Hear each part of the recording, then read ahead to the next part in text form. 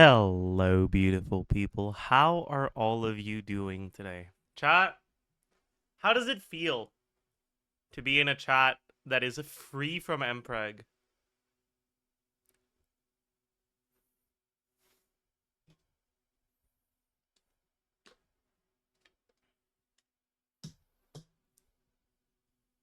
It feels great.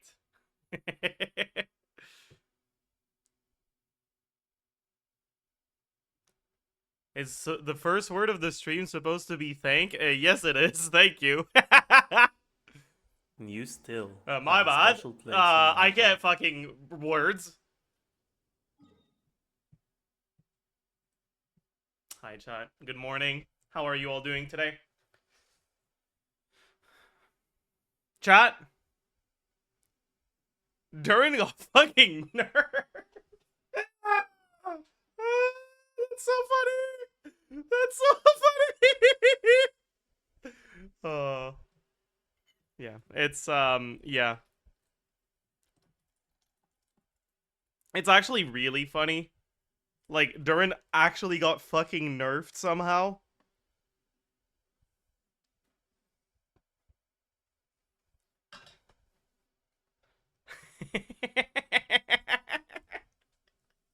Yes, it is. Durin is cool. Like, I'm sorry, but it is. Okay, it really is. But yeah, so here's what they changed about Durin. And by the way, pretty much no one else got changes. Albedo got a thing where like his new additional motion value, the 240 motion value, it used to be that it was 120 on the first hit and then 240 because it was 120 per isotoma. They changed it to always be 240. So it's just technically a buff, but it's not really a buff.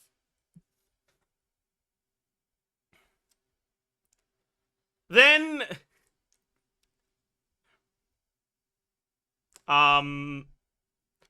let's look at it on HumDGCat. So it doesn't show the old numbers. That's annoying.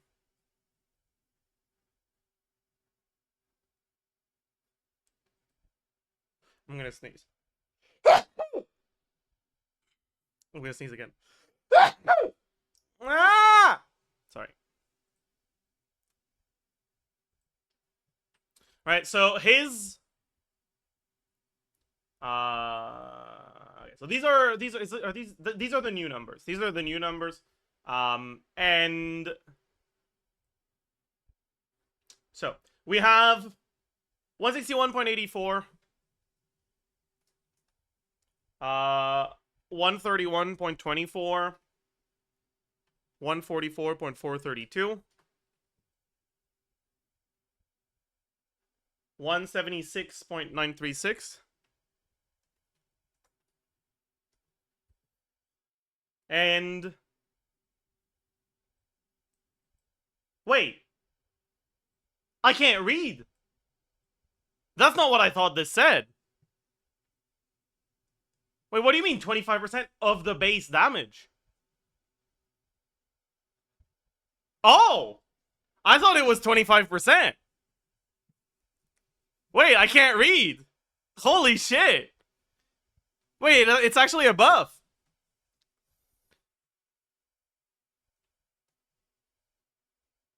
Change the title? Okay, how can I rage bait with a buff?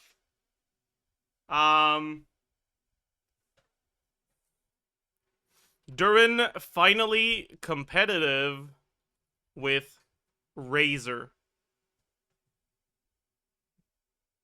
for best. Let's just leave it at that.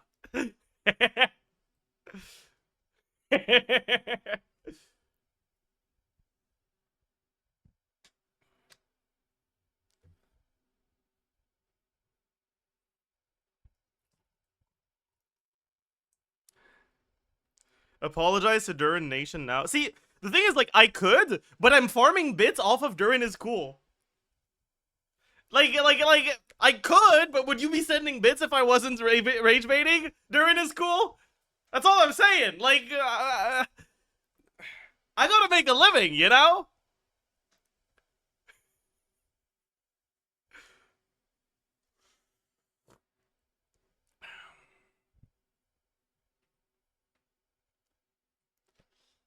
Okay. That's kind of cool then. Um, so he got a nerf to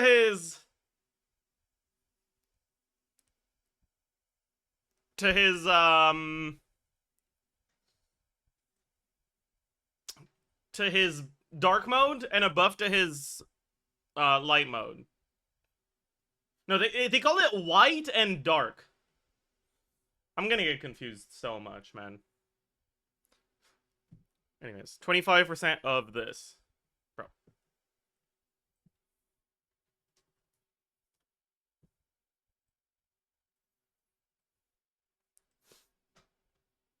Okay, so you would get 1, 1, 1, and then like, I don't know, 18.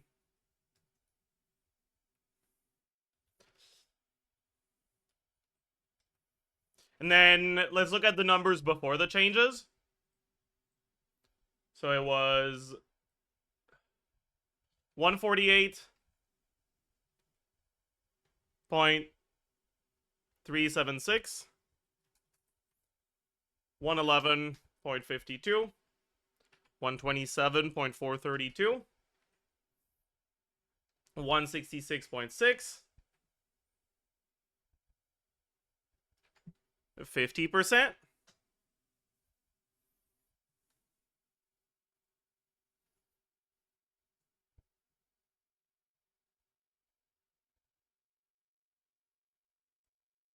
Wait.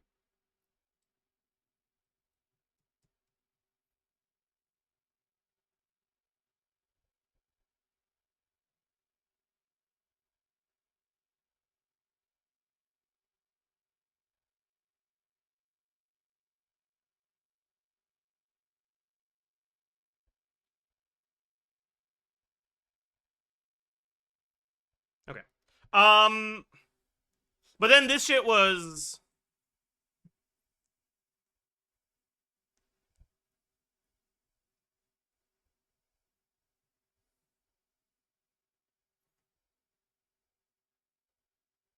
yeah, I guess I should have this times 1.25.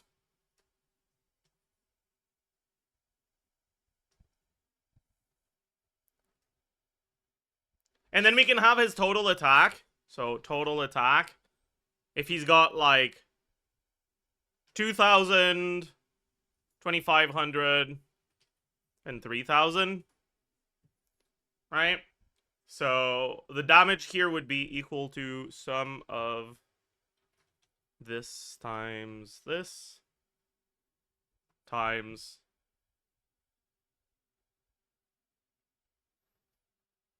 oh, I'm an idiot. Oh, that's really annoying, isn't it?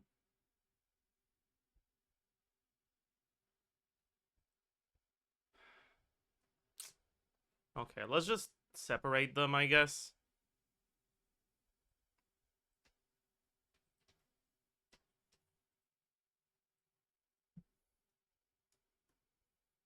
Okay. Sum of this times times total attack.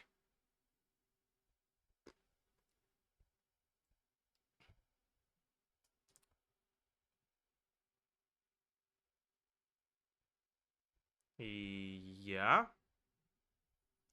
Yeah.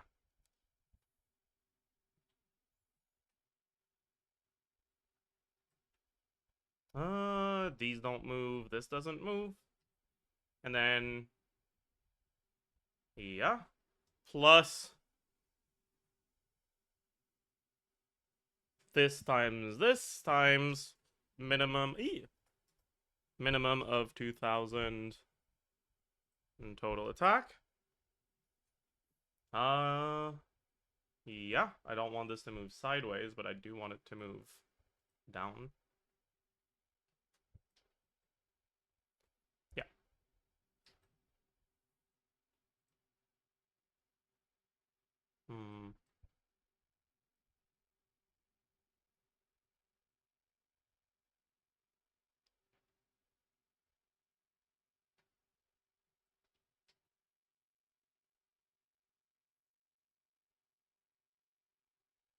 I'm an idiot.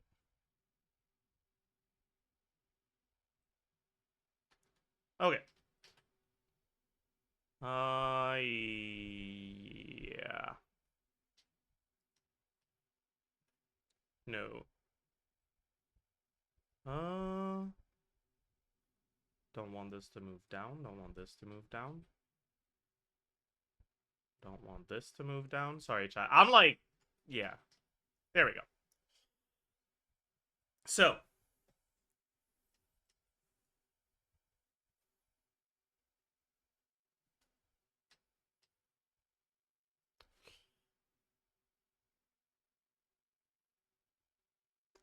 And we have equal max of these two. And then equal this. And then this is the amount of attack. This is old. This is new. Okay.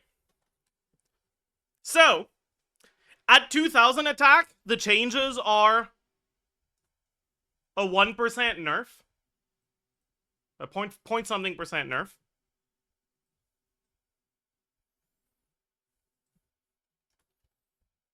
At 2500 attack, they're a 7% buff.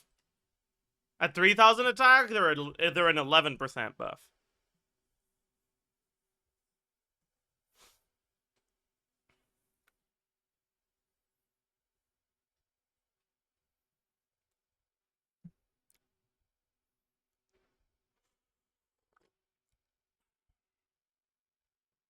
How easy is it to get to 3000 attack? It depends on the team. There are some teams that get pretty close. There are some teams that don't get anywhere close.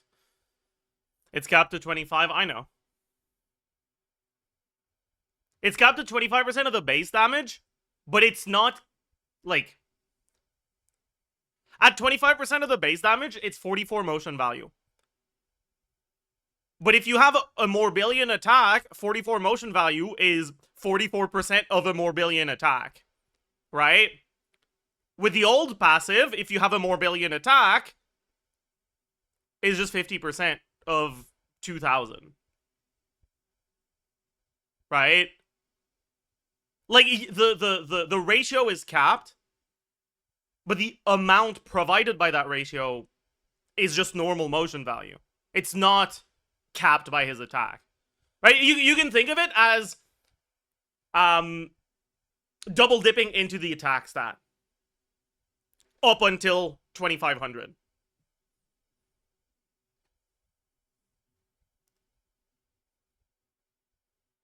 But it's still a buff above 2500, and arguably an even bigger one, because the old passive punished building more than 2000 attack.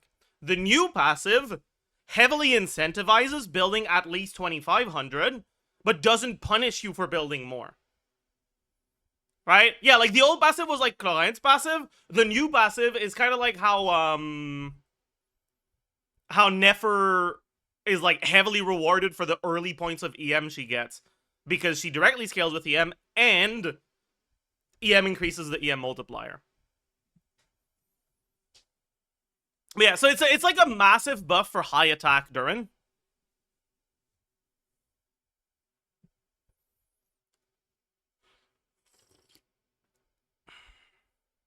Why do we need 3,000? It's not that we need 3,000. The point I'm making is just like, at 3,000 attack, right? You have reached the cap because it caps at 2,500. But 25% of 176.93 or 94, whatever, right? This is 44 motion value.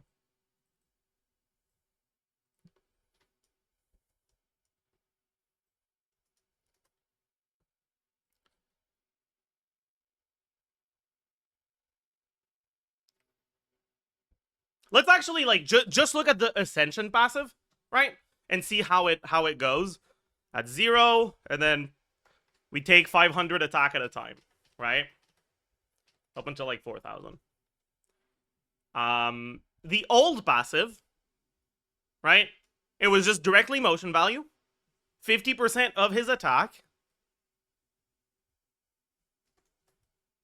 but it was capped at 2,000. So the lower value between his attack and 2,000, because if it's higher than 2,000, it'll take 2,000 instead. No, I don't want this in percentage.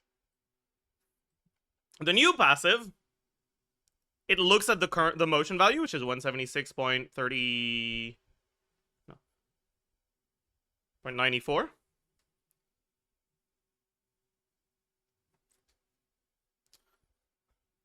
And it increases that number based on his attack.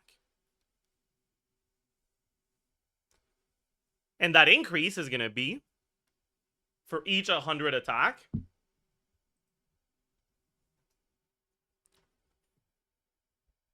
It increases it by 1%. And that's the new motion value. That multiplies his total attack.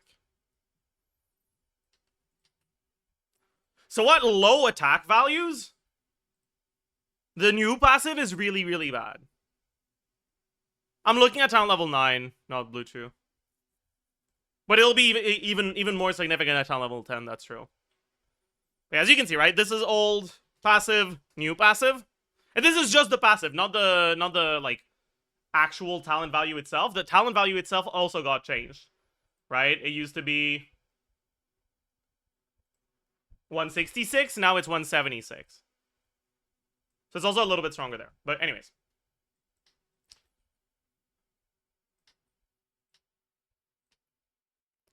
But as you can see,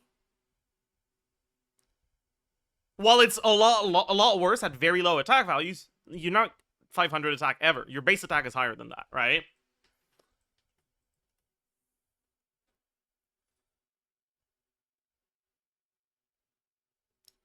If we take this...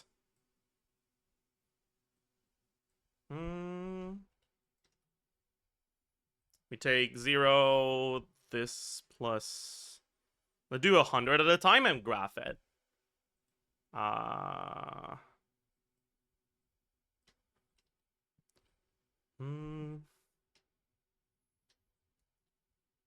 And let's go up to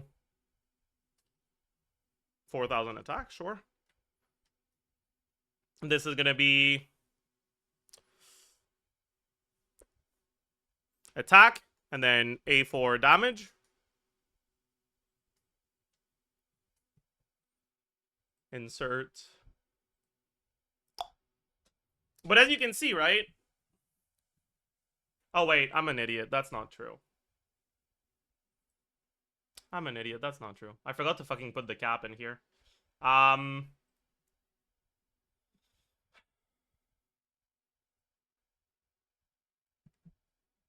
Minimum of this 25%.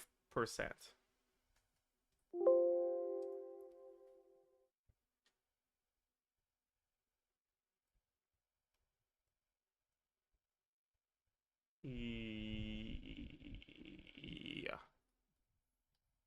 Sorry. Sorry about that.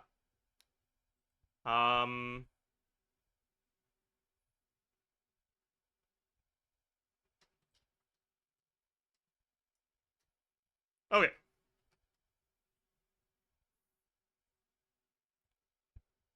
Should I also graph the old one? I might as well, right?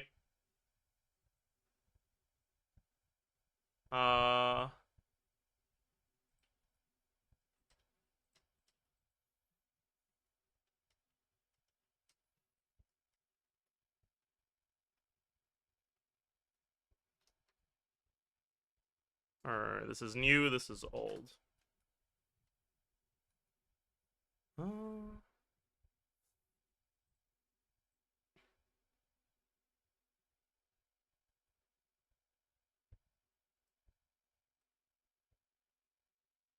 There we go. This is what both of the passives look like, right? The orange one is the old one. And what was capped on the old one was the total damage dealt. And so once you reach a certain amount of attack, it just stops increasing altogether. What's capped on the new one isn't the total damage dealt, it's the motion value. And so once it stops increasing, once it reaches its cap, instead of going straight, it just turns into a slope.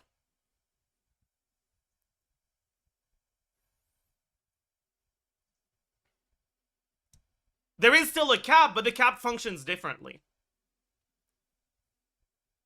It stops increasing, like, exponentially or whatever the fuck this formula is. Is it an exponential increase? It is, yeah. No. It's a quadratic increase. I'm an idiot. Whatever. It stops increasing quadratically, and it starts just increasing linearly. But it's still linear, right?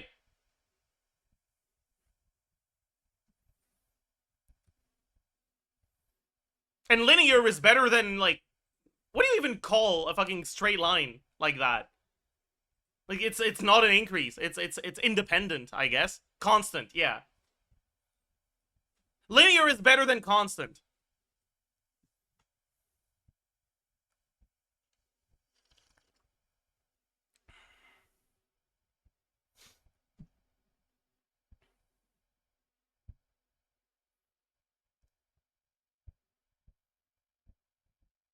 And so, obviously, the gap between the old passive and the new passive will keep increasing at higher attack values, even if it's capped.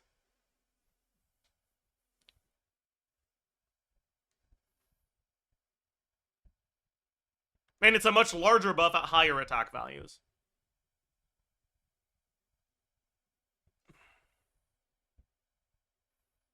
It's also a bit bigger than indicated here if you're using talent level 10.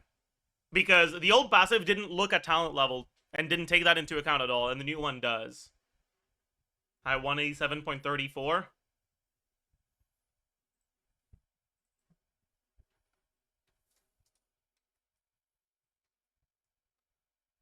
Right? It just makes the gap a little bit bigger.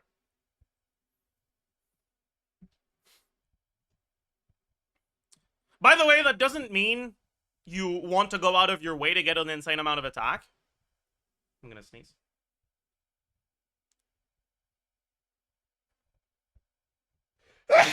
Sorry.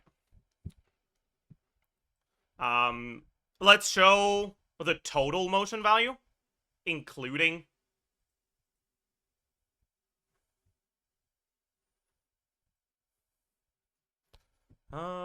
this plus 187.34%. And then this one for the older one at talent level 10.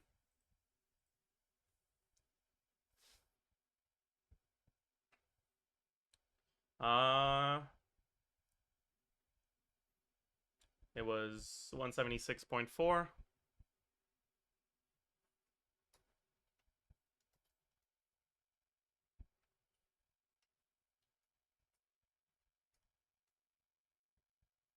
Right?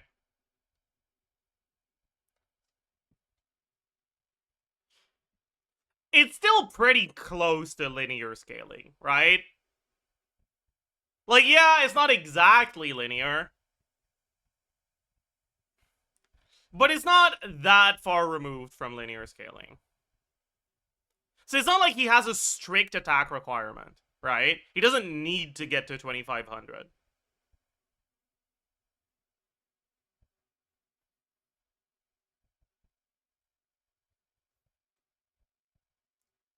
But anyways.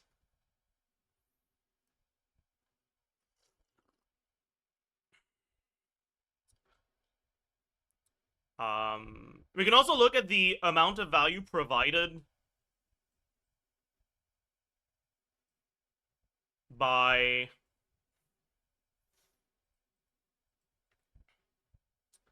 one roll of attack. So let's say he's at 1000 attack, because it's going to make things very straightforward if we do it that way.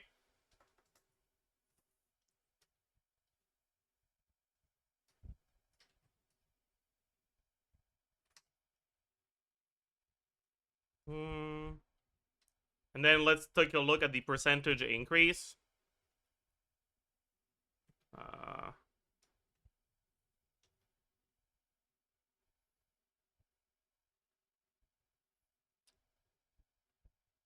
I guess you're kind of forced to at least be at like 1500 just from base stats. So this divided by this minus 1.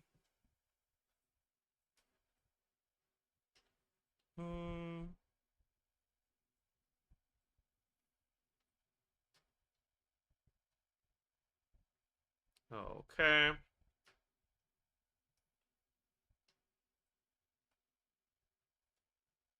And then we can insert another graph. Cool. So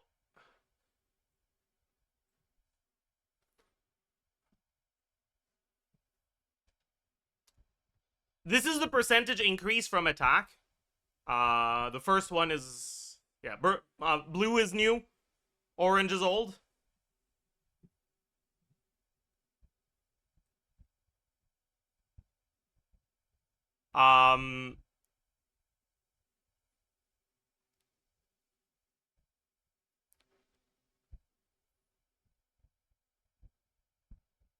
And for reference,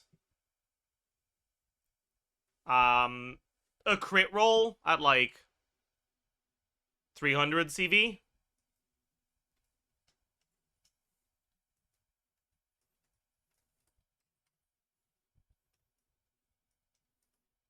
is about 2.4%, 2.3, 2.4%, right?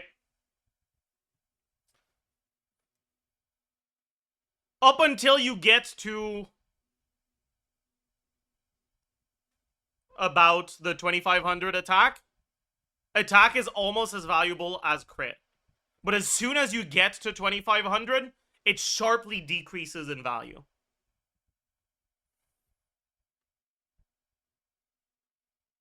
But the thing is, very often you're not going to be exactly at 2500, right? You're going to be at like 2800, and then 300 of that attack is like not that good, you know? Is C6 Grizzly cooked with Durin? Durin will steal the melt. I don't know if it's a DPS loss when Durin steals the melt.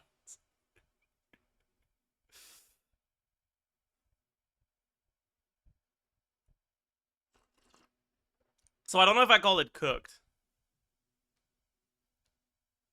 Okay, now we can take a look at how the damage has changed on dark mode as well. Because why not?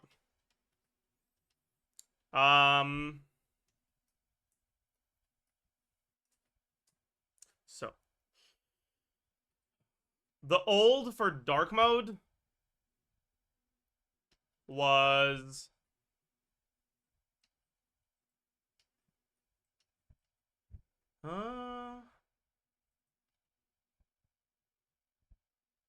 V2, yep. Level 10 for 281.52. And the old and the new for dark mode is 274.608.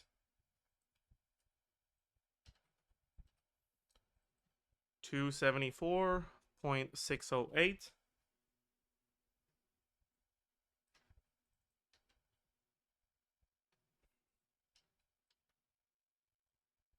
Okay. It is a buff at really high attack values. Okay. Wait. Okay, I think it's a buff as a whole, actually. Because you do get to higher attack on carry Durin.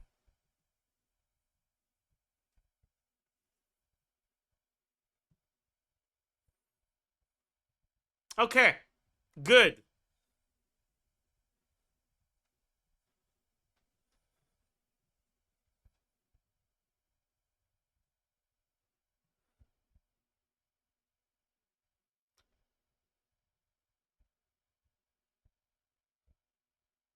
By the way, chat, something that's really funny to me is You know, what are the teams for White Durin that have the most attack? It's teams that have team-wide attack buffs. Who's a great example of a character with a team-wide attack buff? Chevreuse. What team did I calc for Durin Chevreuse?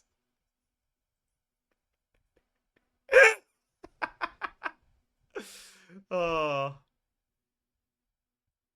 Okay, so it was this one, right? Wait, why is it at 97k? Was it because I changed assumptions? What's the difference between the gilded one? Is it motion value changes? Motion value... What the?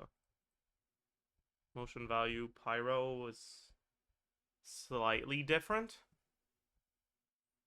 Why is it different? I was doing different combos, right? Yeah, I was doing different combos.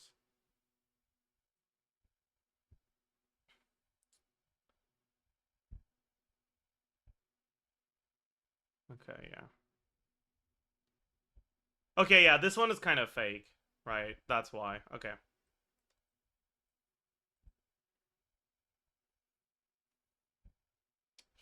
Why was this one... What brought this one back to below 100k? Is Razor C6 necessary for 100k? Do not play Razor if he's not C6. It's, like, bad.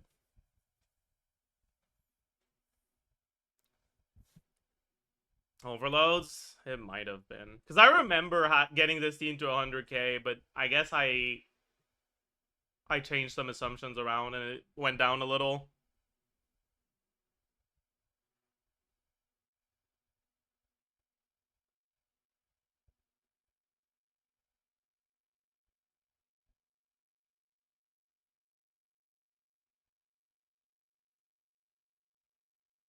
Oh! I put the Durin nerf in, but I didn't put the frequency buff.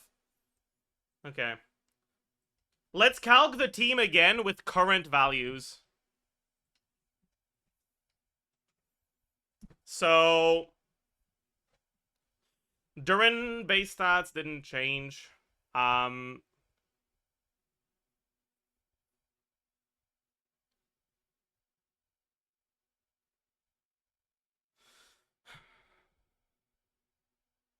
We have Pyro Resonance, Noblesse, Substats, and yeah, okay.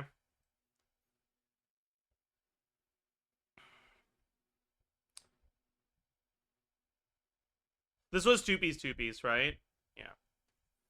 So, Bennett, Noblesse, Chevreuse. I think this one was Chevreuse on scroll, right? Yeah. And Durin on two-piece. And the weapons were Serpent Spine,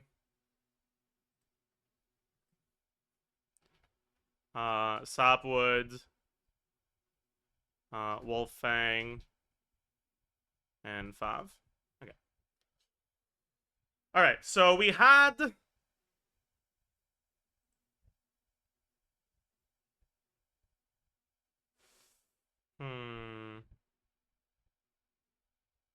Yeah.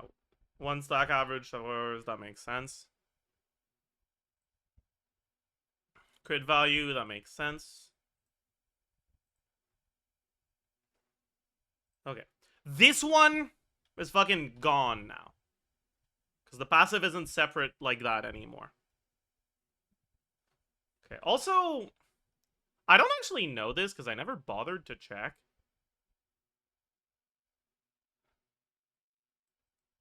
Does this apply to... Does this apply to the initial hit as well? It should, right?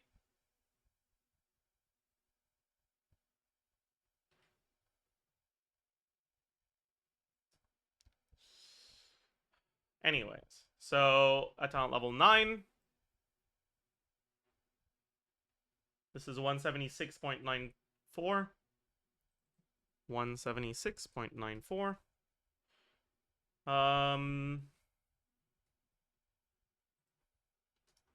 We now have 20 hits. And this is multiplied by 1 plus minimum of 25%. 1%. No. Yeah, 1% of total attack divided by 100. Yeah. That makes sense. We're back. We're so Barack, chat! We are so Barack!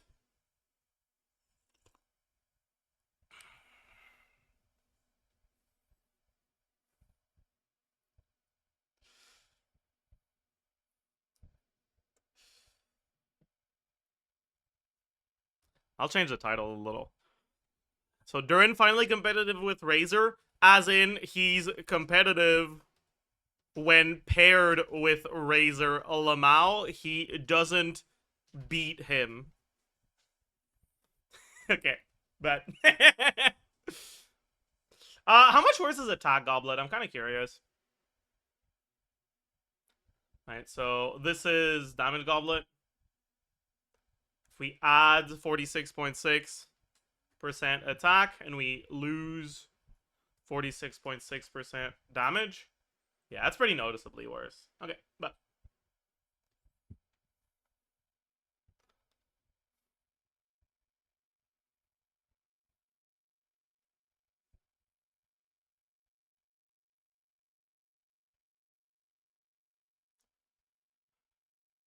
yeah, I guess now we can check Varessa, right?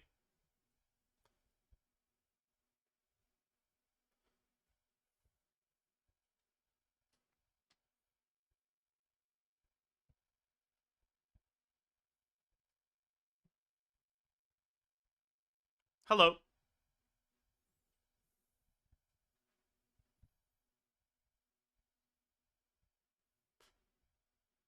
Should be Chiori weapon or Shilonen weapon, depending on how much value you get from the team-wide buff.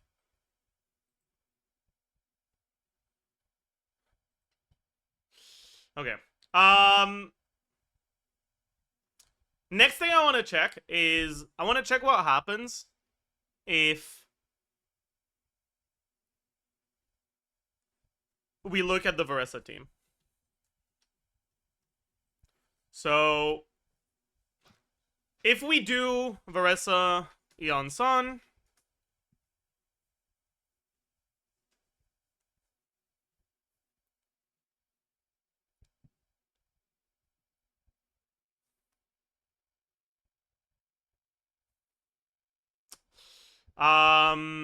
this is gonna be Fav, Widsith,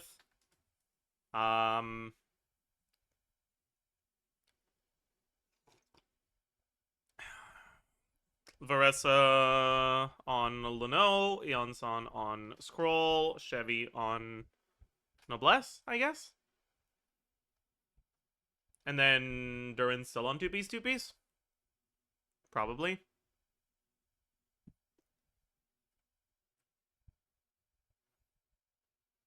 What weapon can Durin use outside of Wolf Fang? If you have some form of healing on your team, he can use Finale of the Deep. If you don't, I feel like you're so goddamn cooked. I mean, I guess you can use the fucking the Moonweaver's Dawn, but it's like, ugh. Yeah, I refuse. I am ideologically opposed to doing any sort of calcs with Song of Days Past. I refuse to add like 5 lines for an artifact set. I just don't want to. You won't make me.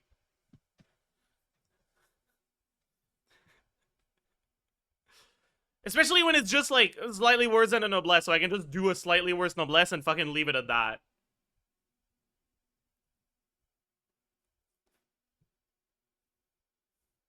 Anyways, so when we don't have Razor Bennett anymore, what do we lose? Here, we don't lose anything for attack. Yeah. For damage percent, we actually gain Cinder City. For crit value, nothing changes. For number of overloads,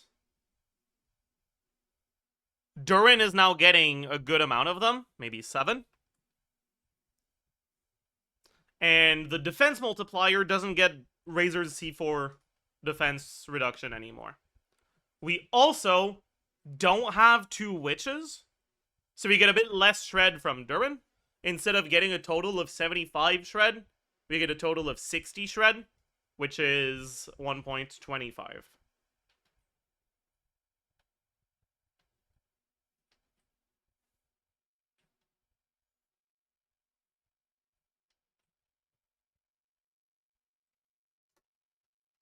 So, we're also doing 18-second rotations here. Probably. Are we?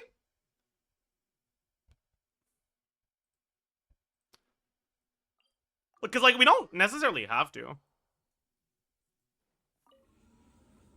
We could have our rotations be a bit longer if we have more time's worth of things to do. So, what does it look like? Eonson, Chevreuse. And we'll do Mawika, pretend like Mawika is Durin. Obviously, your order of things is going to be different on Durin versus on Mawika. So this is not going to be a Mawika rotation that's like what you're supposed to be doing. But it's fine. Heads up! Justice will prevail! Light it up! Light of the blazing sun! Controlled breathing. It's justice o'clock! Okay, so we get 1, 2... Headbutt! Charge!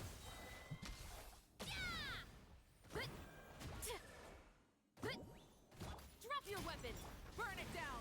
Wrath from the skies! That looks like 20 seconds-ish. We probably could end up with a slightly different rotation that isn't 20 seconds.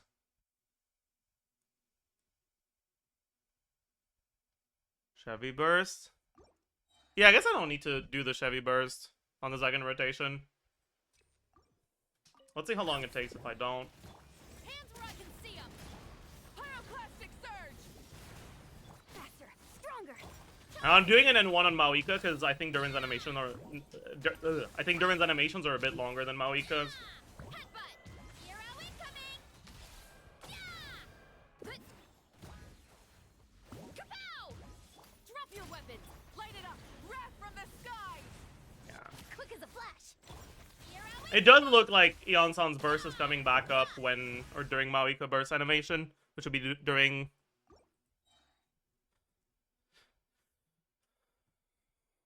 Yeah. What if we do one less charge attack?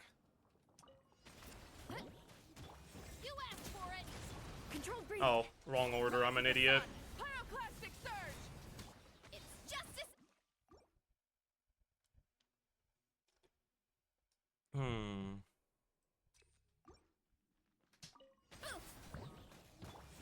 where I can see 'em. Light it up. Light of the blazing sun. Quick as a flash. What the? On my What is bro doing? I thought I was on Veressa. Sorry. headbutt. Justice will prevail. Rise with the sun. Wrath from the skies. Controlled breathing. Hi. Yeah. Yeah. Hero incoming. Yeah. Hero incoming. Yeah. Final warning. Light it up. So we can do exactly 18 seconds if we do this. On my headbutt. It's justice o'clock. Yeah. But it's kind of sus.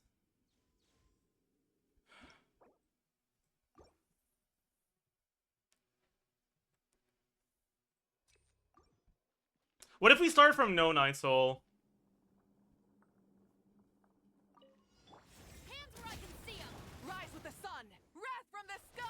Controlled breathing. Headbutt. Volcano kablam! Yeah! Yeah! Charge! Yeah! Stop right there! Light it up! That's a little sus. We have time for one more.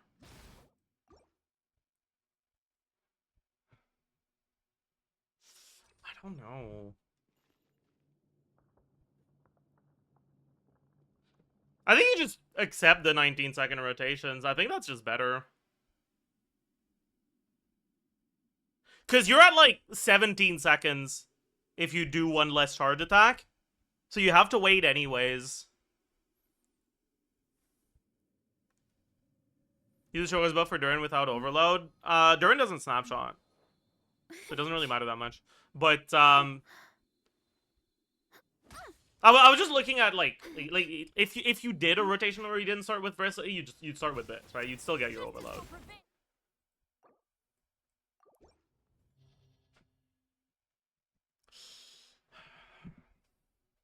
Yeah, so I think you do 19-second rotations that have the full Versa thing, right? So let's make it so that Durin gets 19 hits, and the actually.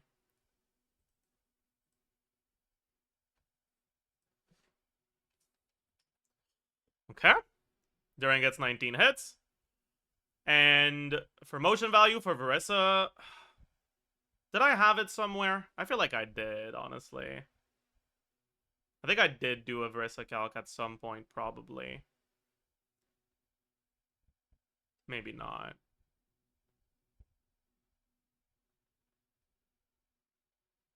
Okay, it doesn't look like I did. GG.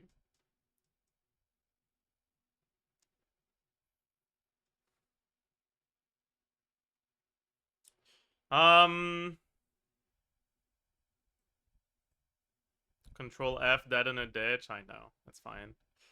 So, I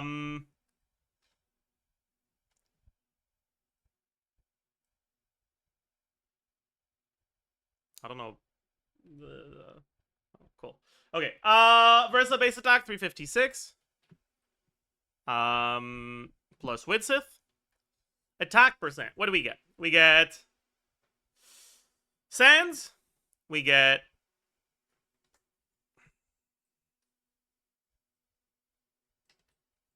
Chevreuse. We get Noblesse. We get...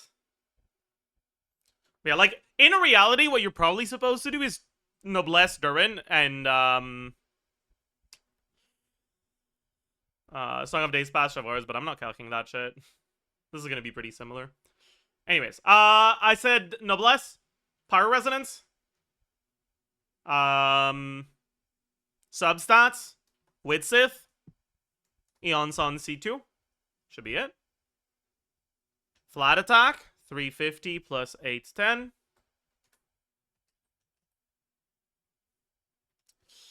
Damage percent for plunges is gonna be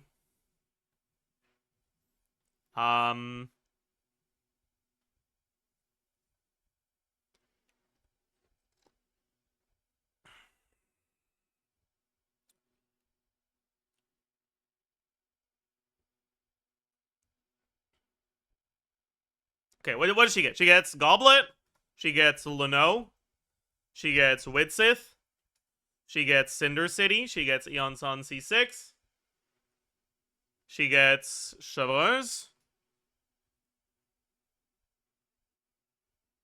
Oh yeah, I did forget the 35% attack from Versa's passive. Thank you. Is there anything else here?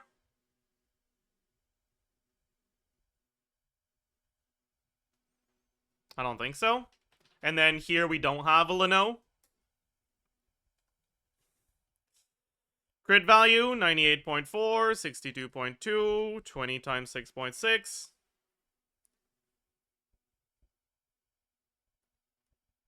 Durin isn't in Witch Resonance here? I know, that's why I changed the Res Shred to 20%. Widsith. Yeah. Elemental Mastery. Substats with Sith. Effective attack for the first one. Yup. For the second one. Okay. Overload proc. Motion value. Okay. So, what do we got? We got... On charge attacks, the charge attack itself, 342.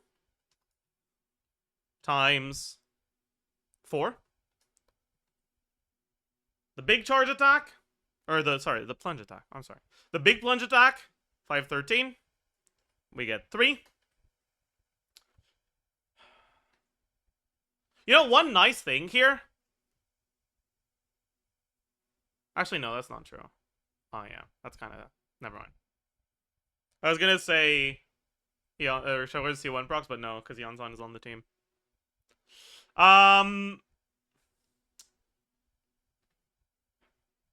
Okay, so we have that. Then we have Collision Plunge, which is 137 times 7. And we have Mini Burst, which is going to be 2 probably. I don't think you'll have enough energy generation to average much more than 2. Right? She gets... what, 6 from her own particles? Is it 2.5 or is it 3? I forgot. Man. Fucking, nice verse, I mean, I am. Fucking not even knowing how many particles her skill generates. It's not even in there. What the fuck? Why isn't it here? What the hell? It's 3? That's what I thought, but I wasn't sure. Anyways. 6. We can battery Eonsan's particles too, honestly. Eonsan gets so much fucking energy here. And we have a lot of wiggle room on the Eonsan buff duration here, too. So...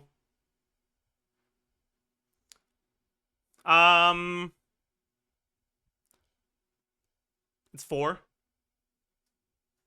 Then we also have Electro Resonance. Probably 2 procs on her. Then 1 on someone else. Then we have...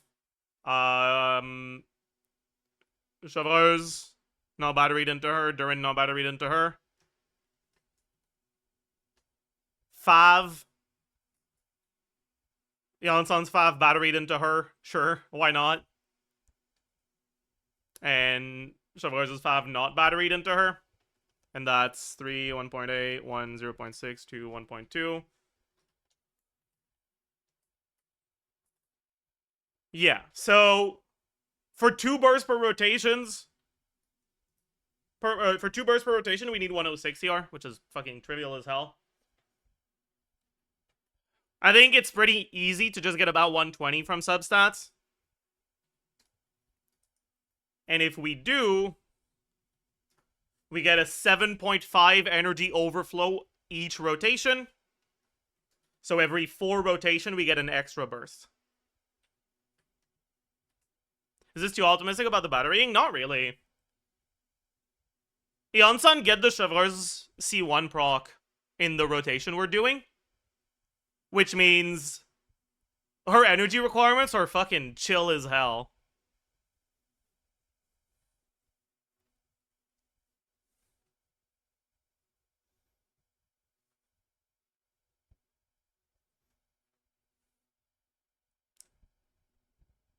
But yeah, so at 20% ER, you get an extra mini burst every 4 rotations. But because of the way that Vreza can store energy, in practice, it probably happens more like every 2 or every 3 rotations. Let's do every 3 rotation. So... 684.5 times 2 plus 1/3.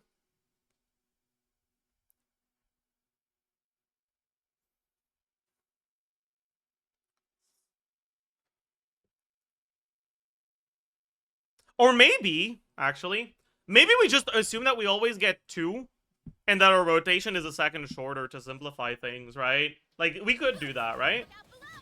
You asked for it. Rise with the sun, light of the blazing sun. Quick as a flash. Hero in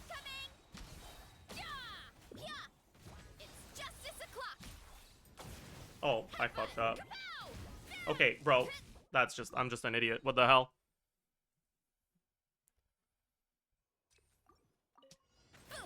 Heads up! Justice will prevail! Burn it down! Pyroclastic surge! Controlled breathing. Hero incoming! Yeah! Headbutt! Charge! Yeah! Yeah! Hero incoming! Drop your weapons! Yeah. Rise with the sun! Wrath from the skies! Faster! Stronger! It's justice! We could, honestly. We could just assume 2 average with an 18-second rotation. I think I like 2.3 average with a 19-second rotation more, though, because it's more realistic. Yeah, sure. Anyways, and then we also have the Ascension passive, so we have 50% times 2 and 180% times 3. Then we have charge attack, 151.8 times 4. We have enhanced charge attack, 157.5 times 3. We have skill, 126.6 times 2. We have enhanced skill, 180.9 times 3. Number of overloads is going to be 0, probably. And then the damage... Yo. What? No, that's not normal. Something... What did I fuck up?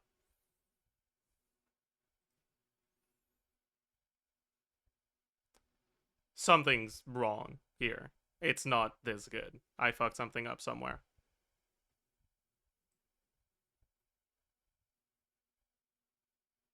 I definitely fucked something up somewhere. That's Widsith base attack. Attack percent. We have Sans, Chevreuse, Noblesse, Pyro Resonance, Widsith, 1/6, Substats, Eon Sun C2, Varissa passive. That's it. Everything here makes sense. Flat attack, Eon Sun. Makes sense. Total attack formula makes sense. Damage percent, Goblet, Long Night's Oath, Widsith, Scroll, Eon Sun C6, Chevreuse C6. Maybe we're too optimistic to assume 55%. We can do 50%. Defense formula where?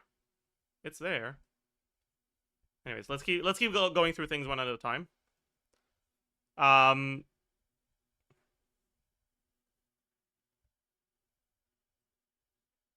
Crit Ascension, Circlet, Substats, Widsith. What's the issue? I'm getting a 130k DPS Varissa team. I don't think that's supposed to be the case.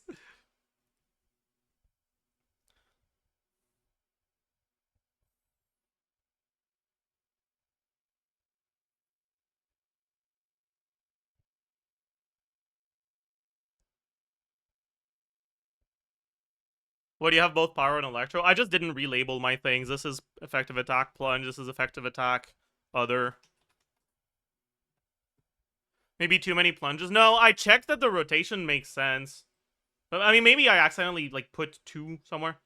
4 normal plunges, 3 enhanced plunges, 7 collision plunges, 2 1/3 mini burst, 2 Ascension 4s of the non-enhanced skill, 3 of the enhanced skill.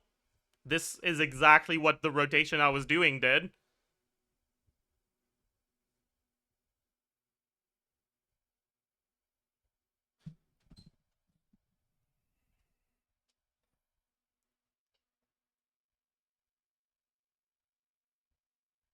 Generally, I do 75% collision plunge. I feel like I've never missed a collision plunge on Varissa, though.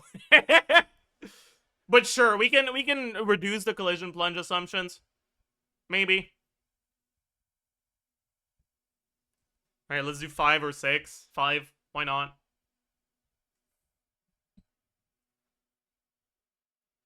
Durin doesn't have a witch on his team. Was the passive removed? The passive doesn't get removed. It just gets reduced, right? Because his passive, his witch passive, is increase the numbers on his passive by 75%, right? But he still gets 20% shred, even without it. What is collision plunge? When you do a plunge attack and you hit an enemy mid-air, it does damage. Let's show on floor 11, because we want an enemy that's not Hydro infused, because otherwise we get a fucking Electro Charge number that's going to make it harder to see. But if you hit an enemy mid-air, you deal damage, and if the enemy is near where you land, you deal damage again. So you get 2 instances of damage. Right? A 16k and the other number that I didn't see. Right? Oh, that one we didn't get it somehow. Weird hitbox, I guess. Okay, what's going on? What the fuck is this with this enemy's hitbox? Huh? Wait, does this enemy have a hitbox that fucking small? What the hell? Oh my god.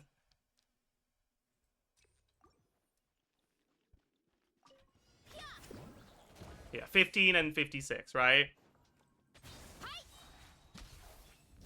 Oof. 17 and 63.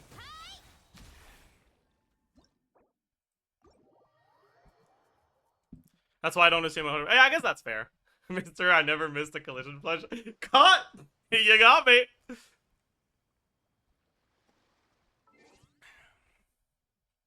But you're never gonna miss one against the boss, right?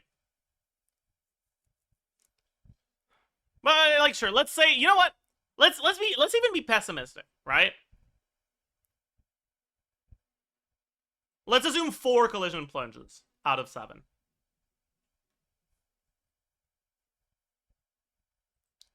The rest is still the same. But yeah, so the shred that we have here, we have 40% shred from Shavars and 20% from non-witch Durin. So that's 60% shred total. Which is gonna put enemies 50% below 0, so times 1.25.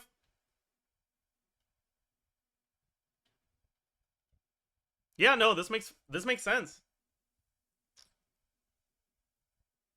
Maybe just do 2 bursts. If you do 2 bursts, your rotation's a bit shorter than in 19 seconds, though. Right, I'm averaging it to 19 seconds with a burst every 3rd rotation. Because when you mini burst, it's like 19.5, and when you do 3 mini bursts, it's like 19.5, and when you do 2, it's like 18.5.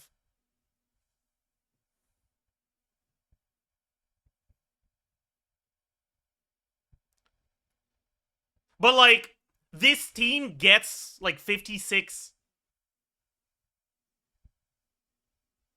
How much is Durin doing? Fucking 600k.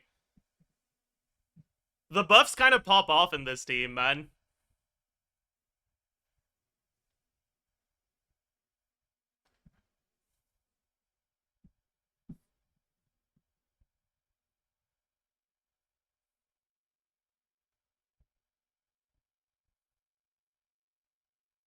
How many hits is that? This is 19 hits.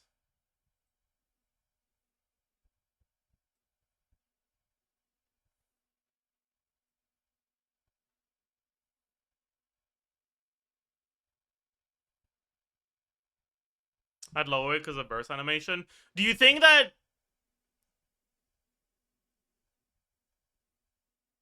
Do you think that the last burst doesn't keep going, like, right before you start the burst animation?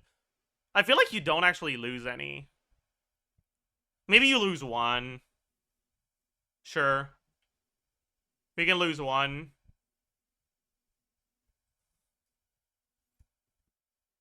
This -1.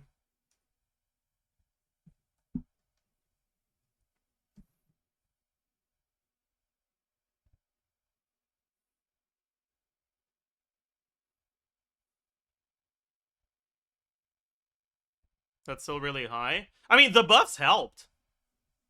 The Chevreuse teams are the teams that are, like, the happiest about the Durin changes, I feel.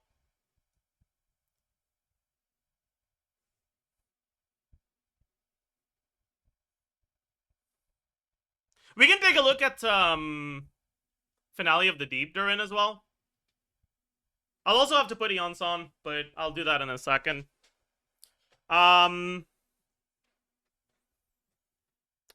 So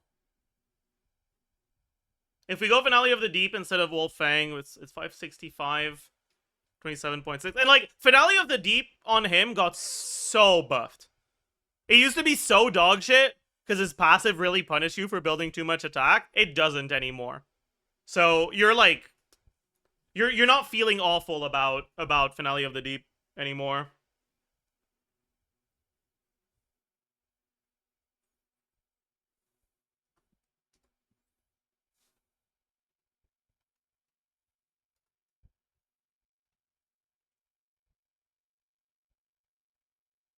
What's the uptime on this shit?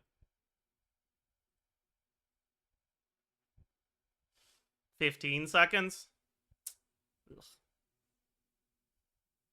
All right. Times 15 divided by rotation length.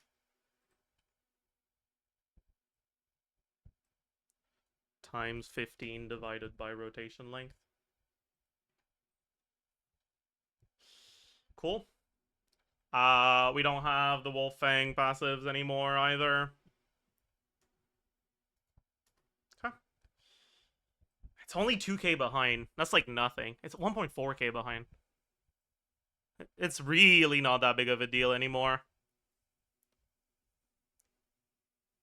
Bro, thank God Javar's heals. Holy shit.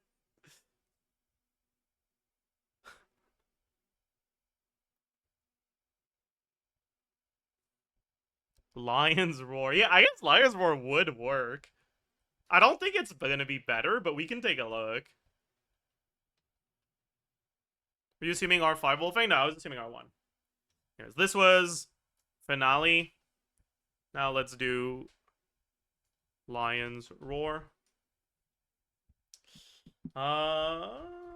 Plus 41.3.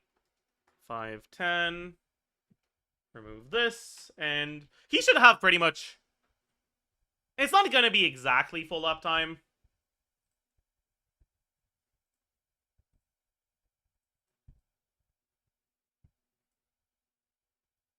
Nah, it's pretty much gonna be full uptime, actually. There might be like 1 or 2 hits that don't get it. But most will. Because it has to be him, like, hitting on no aura. Not just him not hitting on Electro aura. Because Lion's Roar works on both Pyro and Electro. Right? Let's say 35 instead of 36. Right? Why not? Wait a second. Wait. Durin's damage percent might be wrong. Yeah, I think I forgot to take off the 12% from Chevreau's Cinder City on the last calc.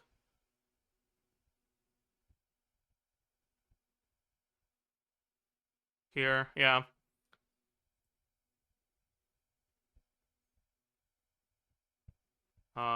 This was Wolf Fang, this was 2B, this was Cinder City, this was Chevreau's.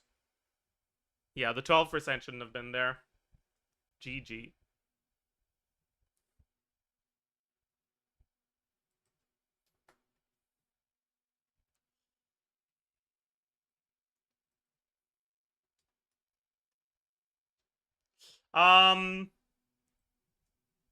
Yeah, then this one.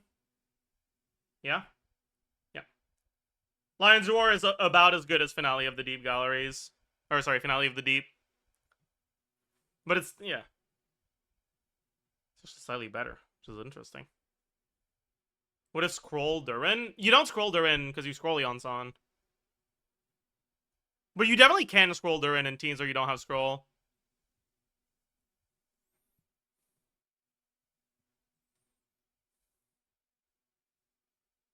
This is R5 Lion's Roar, by the way, not R1. Yeah.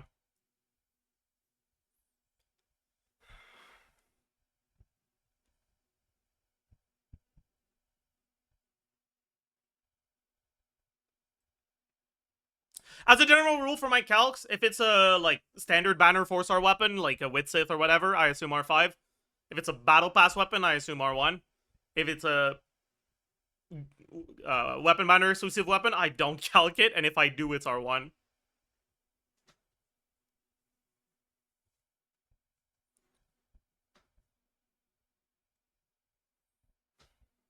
Anyways, let's look at Eonsan damage. Here, Eonsan actually does do a little bit of damage.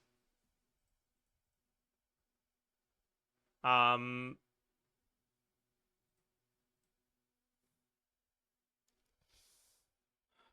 forgot, does Eonsan get her own attack bonus on the burst? She doesn't, right?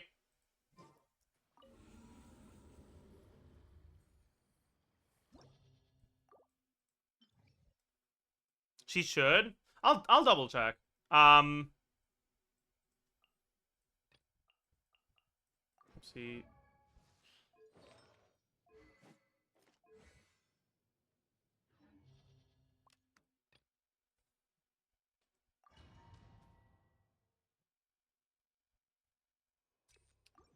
No, I don't want burst damage bonus.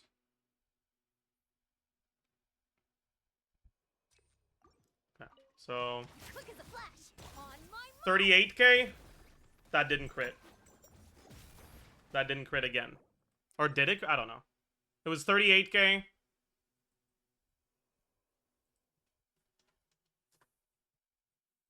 Maybe it did crit, but I got distracted by the 3,300.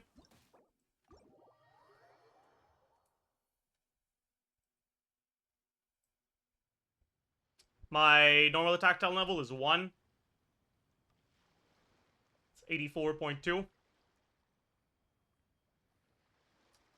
My burst talent level is 13. 914.6. Yeah, it's definitely getting the attack buff. Okay.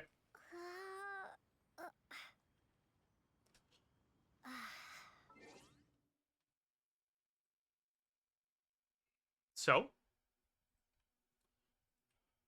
Yonsan base attack 257 5. I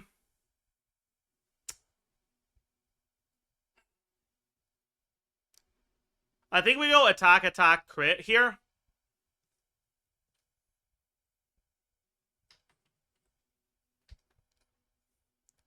Alright, because we have Noblesse. We have Pyro Resonance. We have double attack main stat. We have substats. We have attack ascension. We have her passive that gives her 20, I think. 20% attack.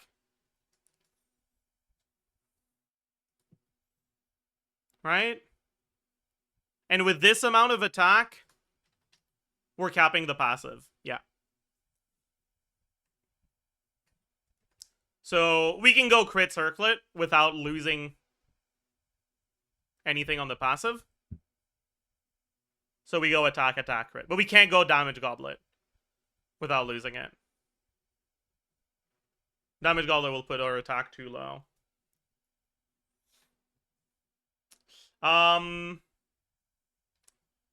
Okay, so that was for the attack required for her buff. So now let's also include attack buffs that she will have when she deals damage. So her...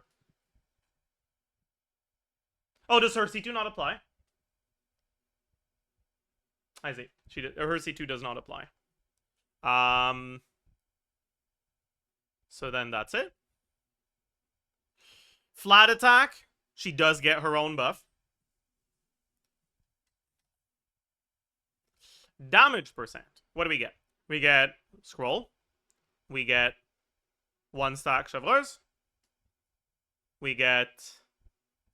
Is that it? Does her C6 apply to herself? No, it won't.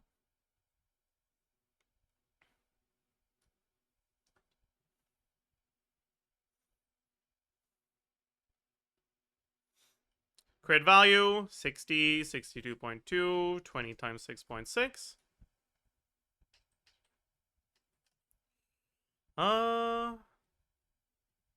EM multiplier, yeah. Effective attack on her main source of damage is just gonna be this. Overload proc. Yeah. Number of overloads. She'll get one. She might get two, actually, but for now, let's just do one.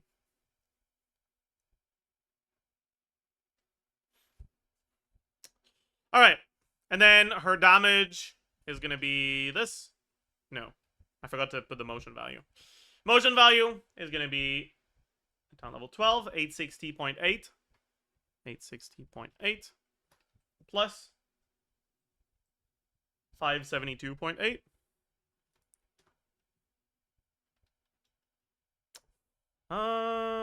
Overloads. And then total damage. About 6k. 5 to 6k.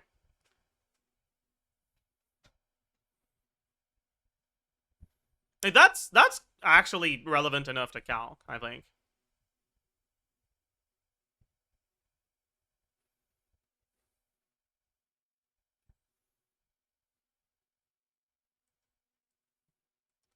Four collisions. 18 durin hits. She does a fifth of Yoimiya's damage. Please don't say that. But, like, that's really good.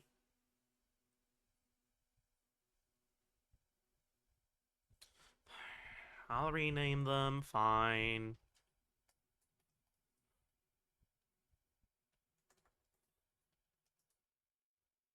Fucking call this tabarnak. Sorry. There you go.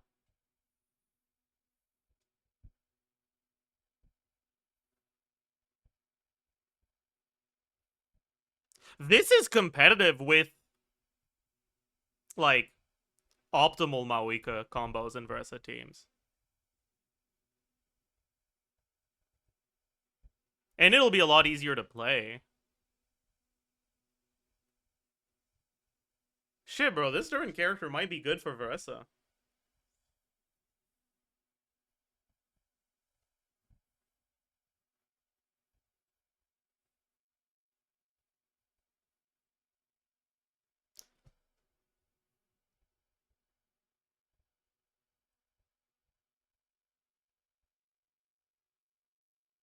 What's the full combo? Start with Night Soul, because your first setup does a Versa E. And then you do just 5 E plunge. And then 2 charge attacks.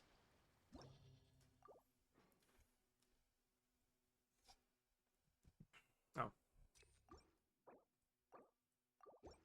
And you actually have time to do all of that in 19 seconds because Durin doesn't spin, and because you swap the Durin before Eon-san, you don't lose Eon-san buff at the end.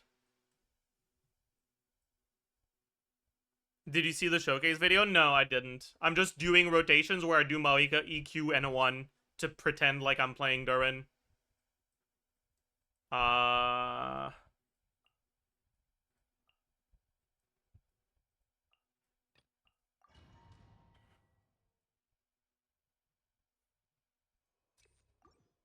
Alright, but like, this is the rotation. You asked for it. Light of the blazing sun. Start the height. Yeah. Heads up. Height. Yeah. Look out below. Hero incoming. Optional burst here.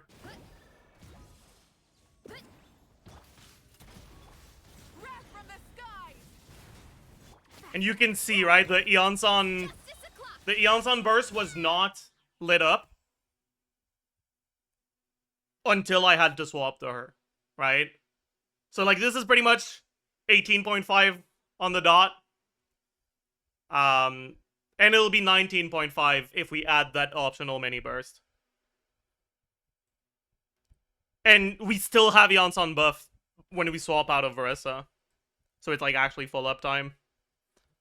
Is the one? Let me take a look. Ew! Okay, that's disgusting. The idea of starting with Varessa N1, it upsets me greatly. Why would you ever do that?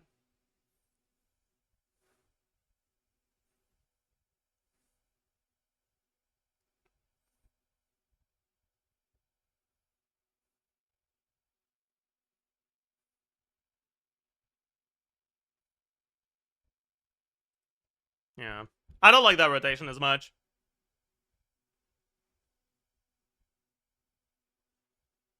I also feel like there's no upside to going durin before Chevreuse. I guess it lets you avoid Chevreuse burst first rotation, but I don't like it very much. Because, you're losing out on the Chevreuse stack on durin, which is actually kind of nice, you know?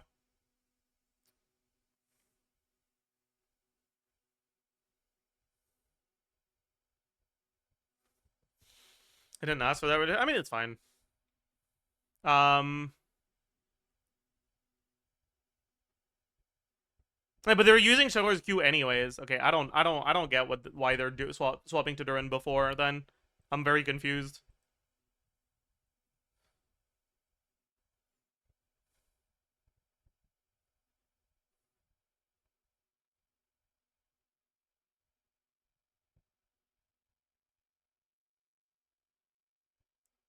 Okay, I don't like that at all. Oh my god. You know, okay. This is someone getting baited by trying to make cooldowns line up perfectly. Like, your gameplay, it's not bad gameplay. That's the thing, though. Right? Like, the rotation is well executed, but the idea behind the rotation is flawed. Right? Because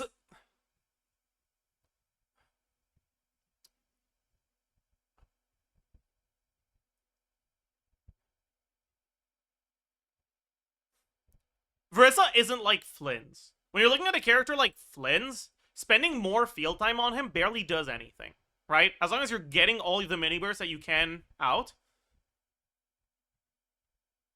your main priority after that is starting your next rotation as soon as possible, right?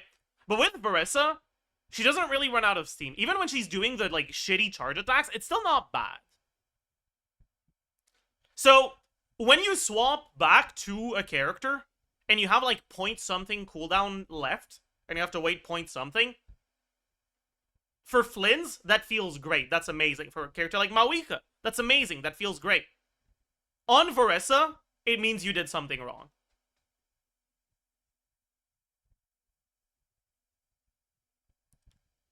Because swapping to durin when you have 0.5 second cooldown left on his abilities versus doing one more plunge on Varessa, it effectively means that that one more plunge on Varessa is getting buffed in animation time by the 0.5 second you would otherwise have to wait if you didn't do it. And if you think about it that way, it is very worth doing. Right? Because your buffs still haven't run out at that point. It's different in teams that have to swap to Yansan earlier. Because when you have to swap to Varessa see it takes longer than 0.5 seconds, sure. But the reason why Varessa CA isn't that good is because it's fairly slow. But if it took 0.5 seconds less, it would be a lot better.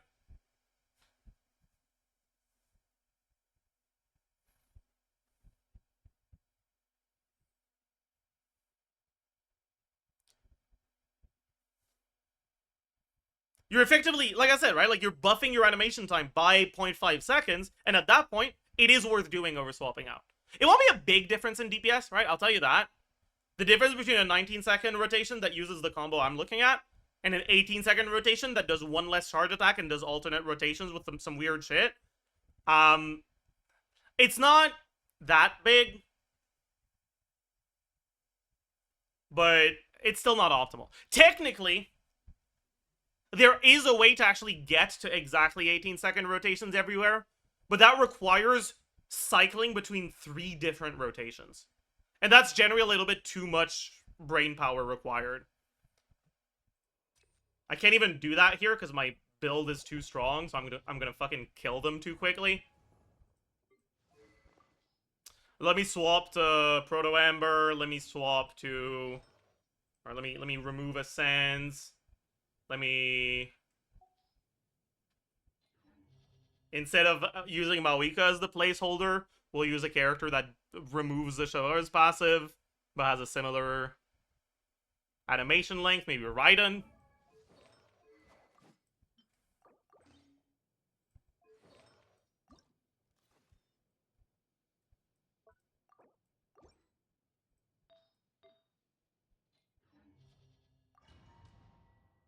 Wait, Raiden doesn't remove the passive. Whatever, it's fine. I'm an idiot. It is what it is. I guess we still don't get it because we don't have off-field pyro, so it's fine. Anyways. There is no escape. Now you shall perish. Justice will prevail. Quick as a flash. I fucked up already. That's not a good start, but it's fine. Headbutt. Charge. Oof. Look out below. Hi.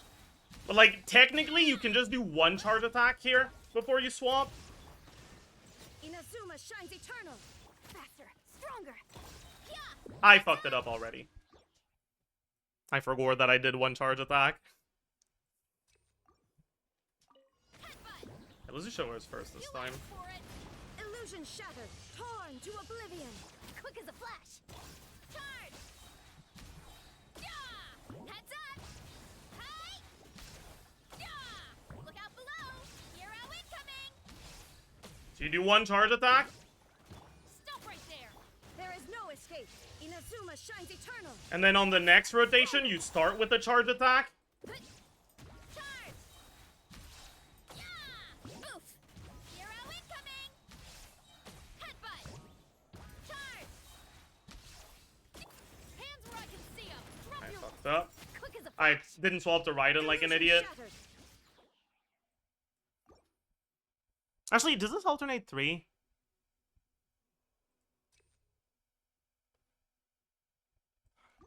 Am I an idiot?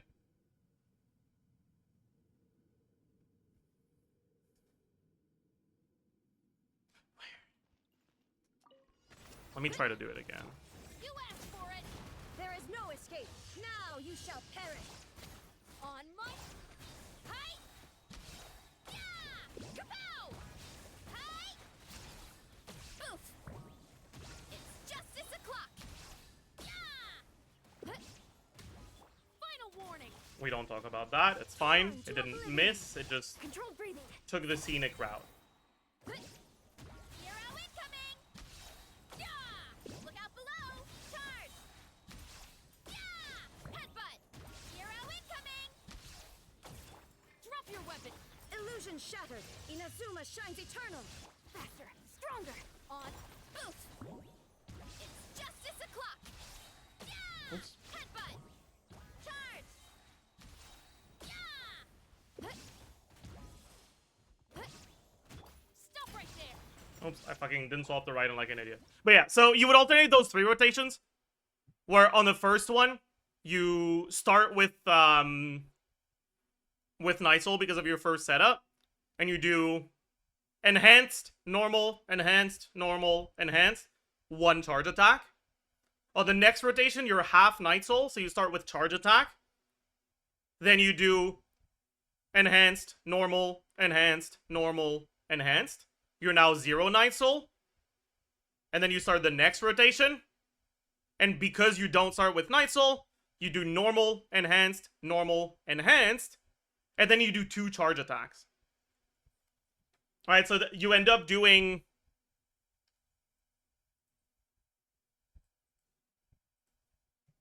Alright. You end up doing...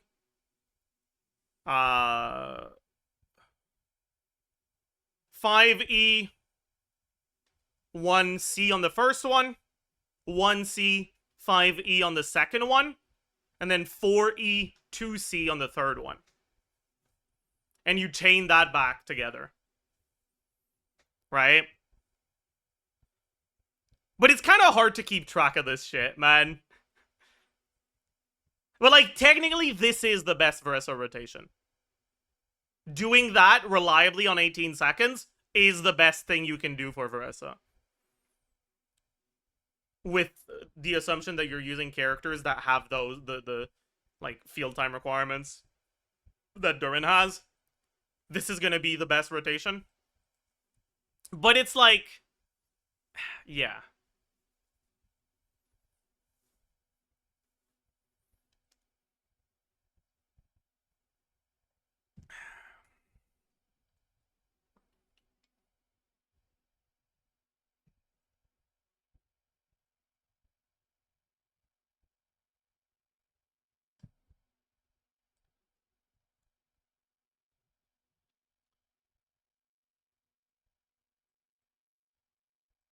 I mean, I guess we can take a look at what it would calc at, right? Hmm.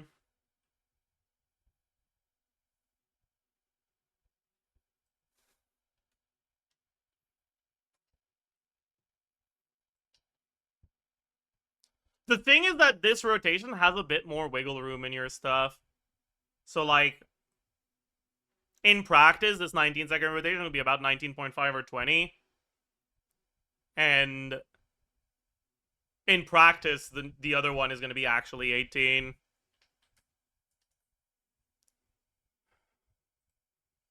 Anyways, 4. Do we always get 4? No. It's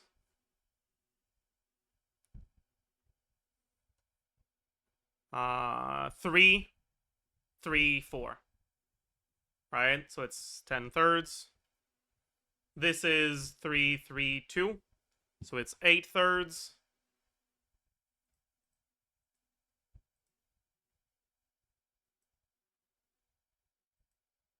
This is still there, yeah. And this is also, I guess, 8 thirds goes to this one too. And this is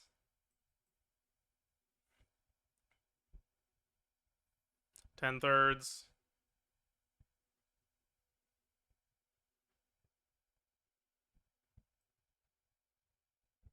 No. Yes. 10 thirds. 8 thirds. 8 thirds. Yeah. But yeah, so if you're looking at perfect rotation with this versus perfect rotation with this, it's a little bit worse. But a slightly imperfect rotation with both, it's a bit better. Whatever.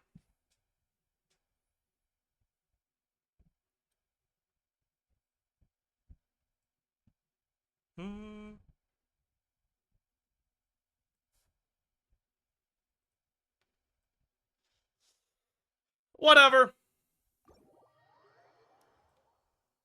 Will Klee be a good character after the changes? We'll talk about Klee today. But I want to take things one step at a time. We're currently looking at a different overload-focused Catalyst carry. A better one. The best one. Dude, this is actually really fucking good, though.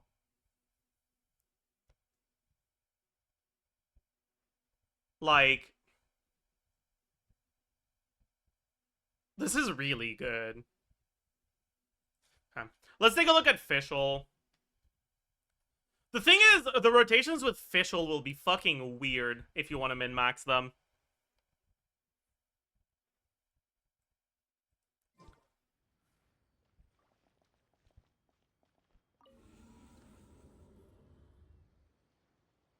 Like, you probably want to do a 27-second rotation that uses Durin Burst asynchronously. So it's actually going to be like a 100-second rotation that does like 4 rotations. It'll be fucking weird, man.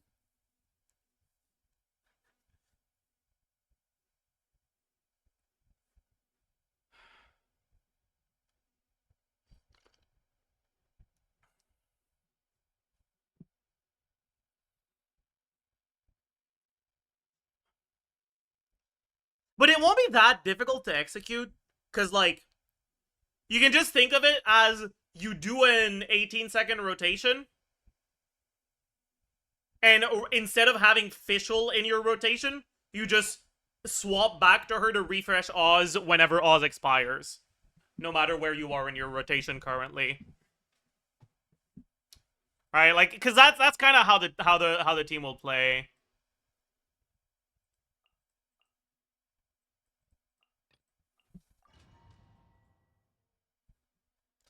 I think generally Fischl's a bit better than C2 Eon Sun. I think the problem with Fischl here is the rotations. Like, if you're doing good rotations with Fischl, I think it is. But if you're not, I think it's kind of cooked. Because her damage disappears and her buff at time also disappears, and it just, yeah.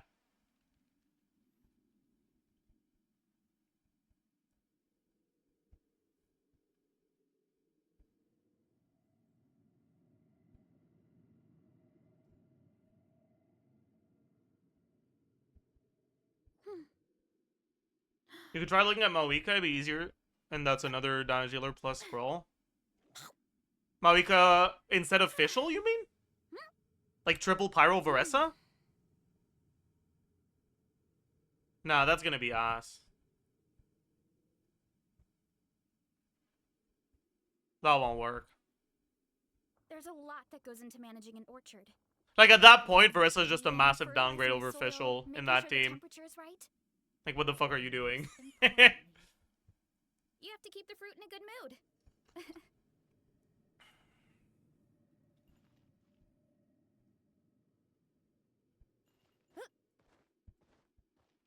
I mean, I don't even need to check the rotations here. Like, I just know it'll just be a matter of how well you can maintain your uptime.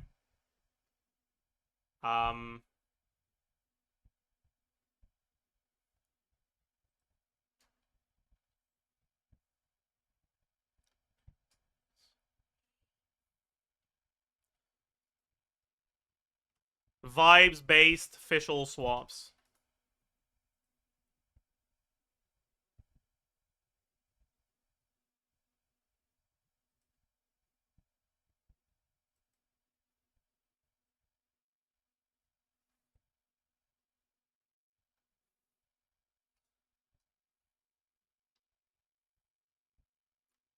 What set would Fischl be on here?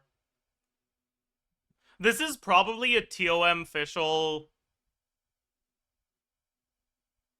scroll durin angle, maybe?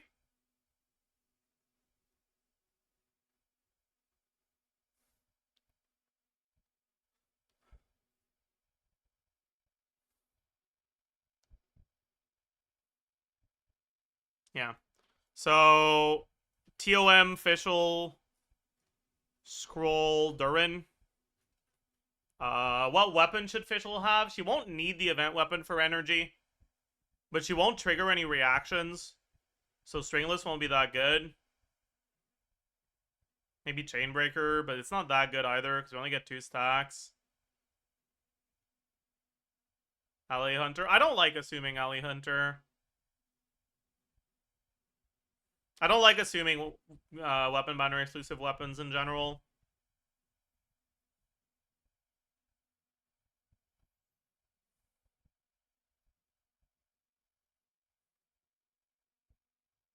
New bow's probably still good. Yeah, I know.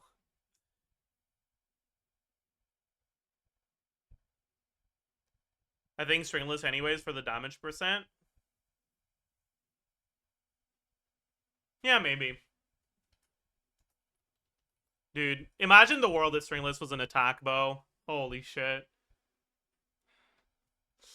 Anyways, what's her base attack again? Is it 244? It is, right?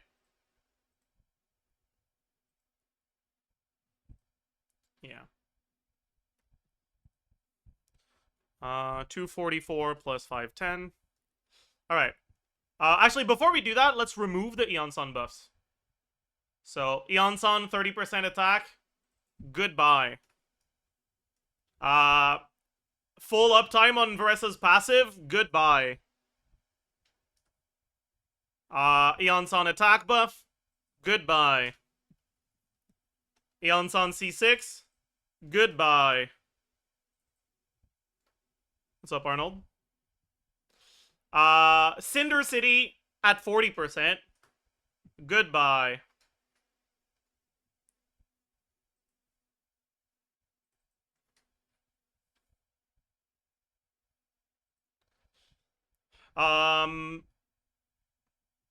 Durin set bonuses. Goodbye. That's it. Okay. Now. Official buff, 45%. Hello. TOM buff, 20%. Hello.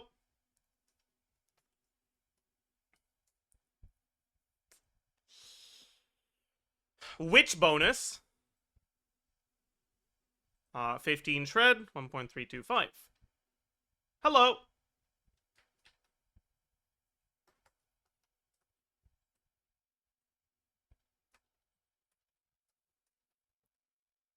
Alright, and now we look at official. Attack percent. Attack percent Ascension. Sands. Can you do Lion's Roar? Lion's Roar was like 1% behind. It's very similar.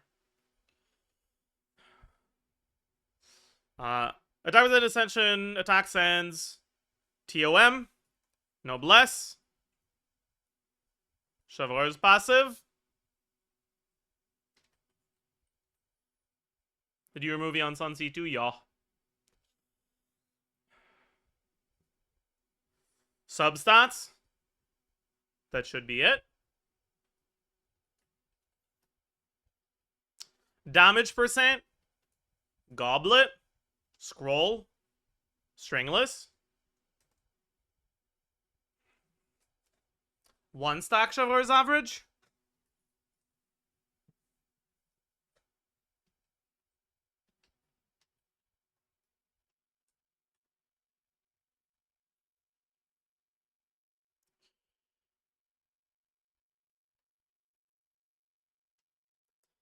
Okay.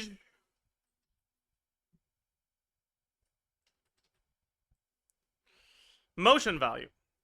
So with these vibes-based swaps, we'd have maybe like 17 out of 19 seconds of uptime on Oz. That's probably reasonable for vibes-based swaps.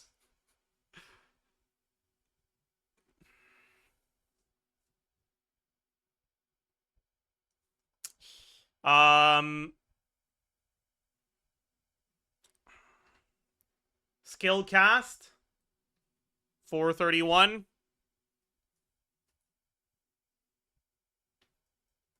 Burst cast 638. Ascension 4. Like 1 Ascension 4. 2 Ascension 4 procs. Maybe 3 actually, because official will still be active when we swap to Durin. And then C6 procs, like 1.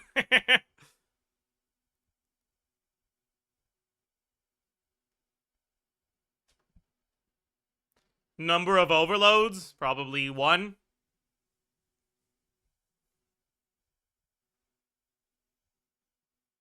Does Chainbreaker work? It should work. I don't know if it's better than Stringless, because she has pretty large amounts of attack percent and not that much damage percent. Anyways. Yeah. 109k. Cool.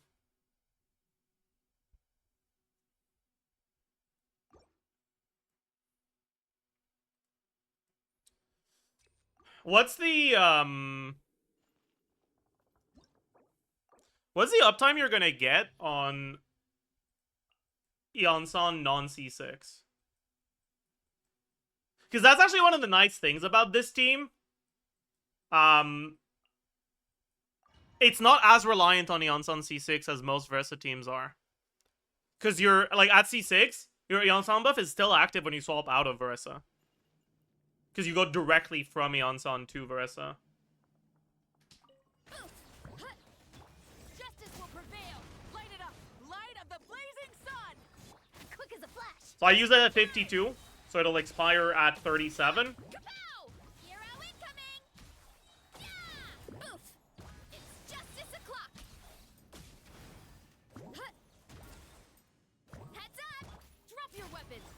rise with the sun. It expired at 37 because we have the C6. It would have expired at 40 without the C6, so we lose the buff on 1 charge attack, right? That's really not that bad. Yeah, heads up. You asked for it. Light it up. Pyroclastic surge. Faster, stronger. We did it at 53 this time, so it would expire at 41. It's justice o'clock. Yeah. Oof. Hi. Yeah. Oh, my charge attack input didn't register, but yeah, you definitely just only miss 1 charge attack or 1 plunge attack, and the charge that comes with it as well. But that's nice because usually non C6 Eon-san has uptime problems with Versa. Yeah, this was other weapons, right? So we can remove this.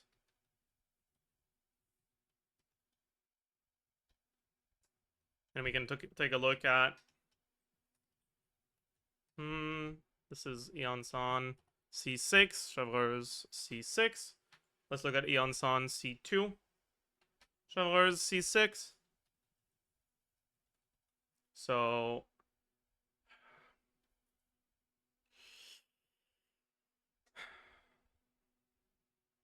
we go 690 instead here. We lose the 25% here.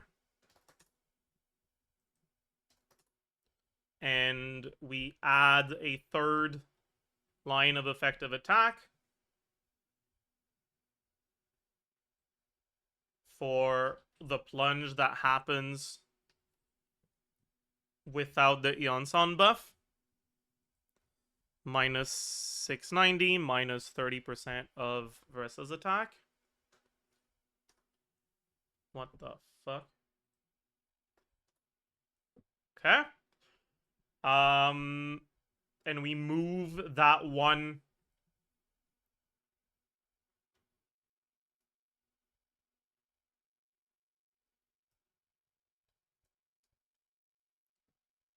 plunge attack there.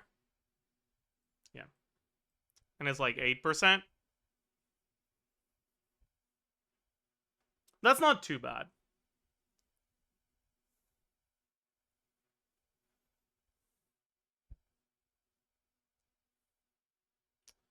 Then C0 Chevreuse as well. Or C5 Chevreuse, because it's not like there's a real difference.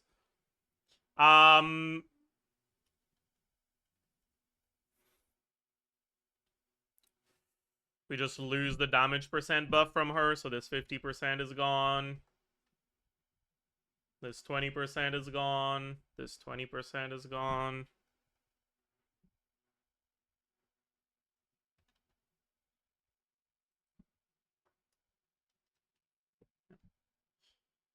Okay. This is still 100k with C0 Chevreuse, C2 Eon-san. That's kind of crazy.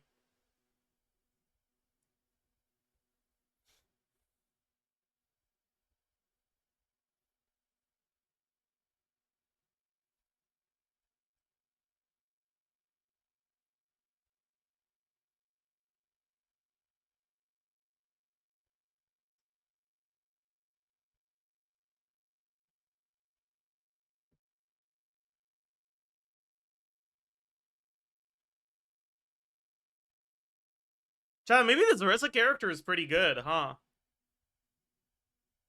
Holy shit.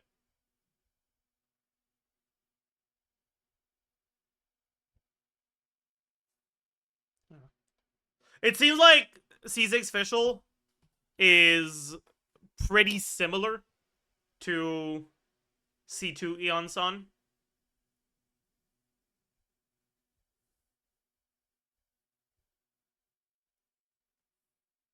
Also, chat, I still haven't spent my resin. I don't know why. I should definitely do that.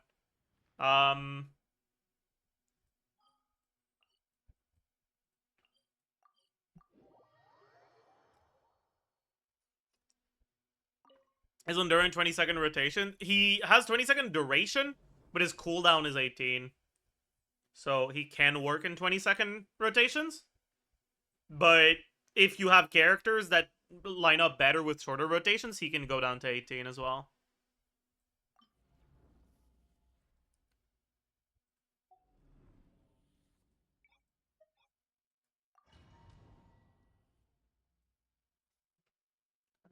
I think I did some Skirk gameplay yesterday, so she's not on the right build anymore.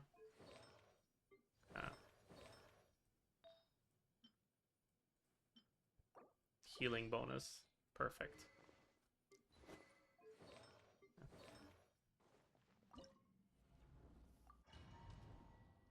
Is there a Versa upgrade or side grade? It seems like it's a side grade to very optimized Maoika combos. So for most people, it's going to be an upgrade. What?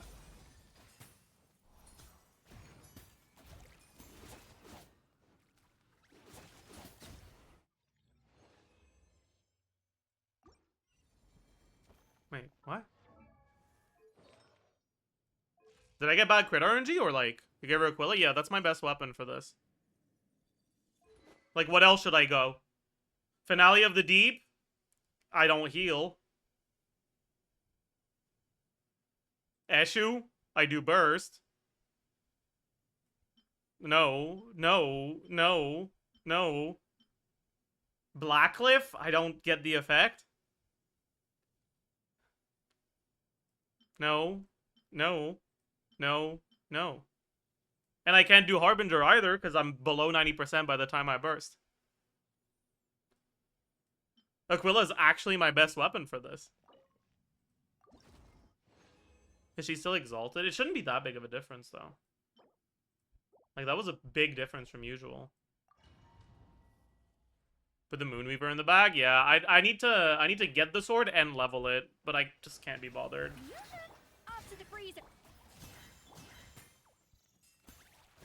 Merciless. Paradigm shift.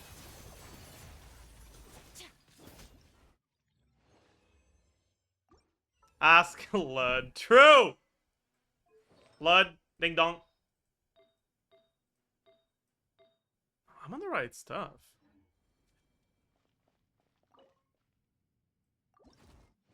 Weird.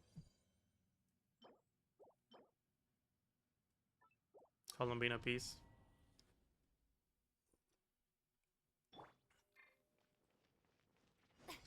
I think I found a 6 melt combo which doesn't rely on the Silali bursting at the start. That's impossible.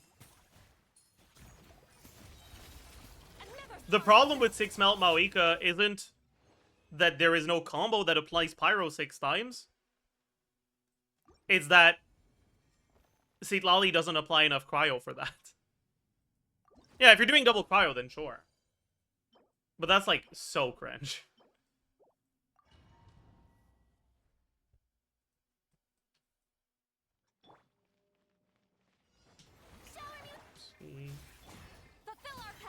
Can you please look at Dark Durin on field with Bennett, Mona, Farina, with charge attacks vaping? Yeah, I guess I could do that, because that should have gotten buffed. That's fair.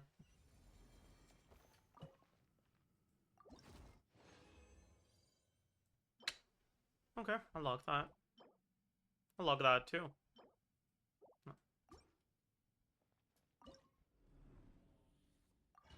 What's your Columbina kit wish list? Okay.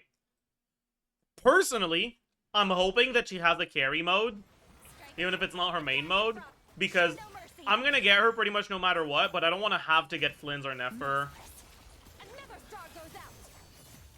Oh, fuck you. Can the last hit stop missing the crit? Jesus Christ. Why does it keep fucking missing the crit, man? Like, fine, man. I'll give you some more crit rate. Yoink the Escafé Goblet.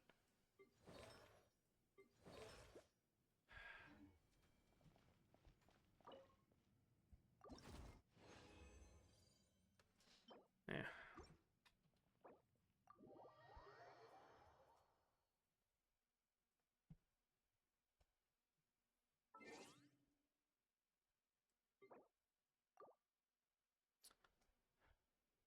Escafé is on the bless, I know. But that doesn't change Scurry's damage, nor does it change her crit rate.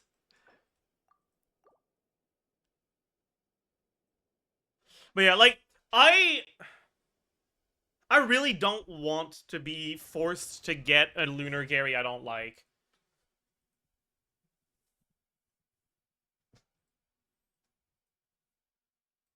So I really hope she has a carry mode and that the carry mode works with Loma and you don't need to get enough for it.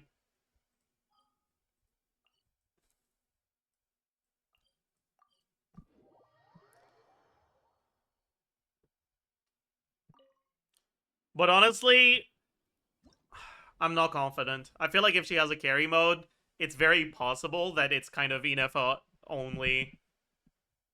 At least for now.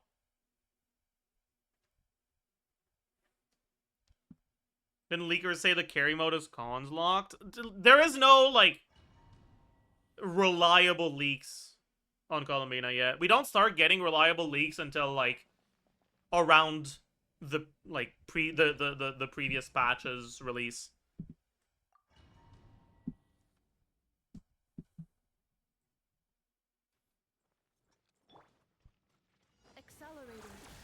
Because, like, even if it's reliable and they're right, it's the sort of stuff that is incredibly subject to change and could, like, not make it to live.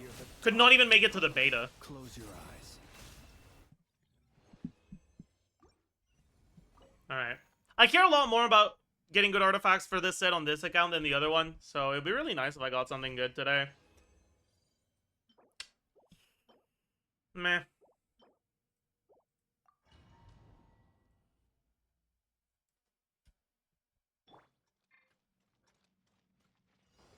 Installation chamber deployed.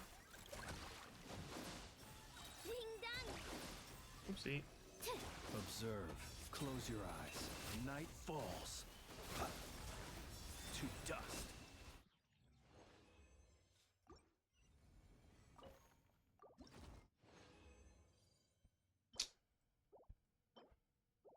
Who knows? Maybe Columbina does want damage percent. Cleanup sequence initiated. Please proc the Fav. I guess I don't need to, actually. Absorption test. Be silent. Close your eyes. Night falls. Be silent. Do you feel? Alright. Surely Columbina scales the defense. She won't, but Syndrome will. And they'll be played together. So it's fine.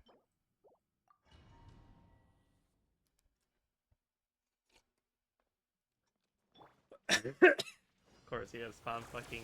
Okay. Stand clear. Night falls. To dust.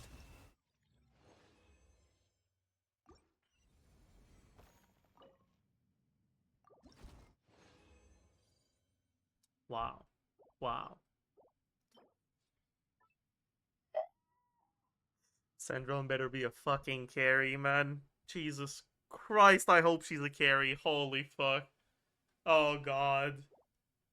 Oh, I manifested this piece, man. I really did. I don't get to complain. I manifested that into existence. I'm gonna level it because I'm kind of curious.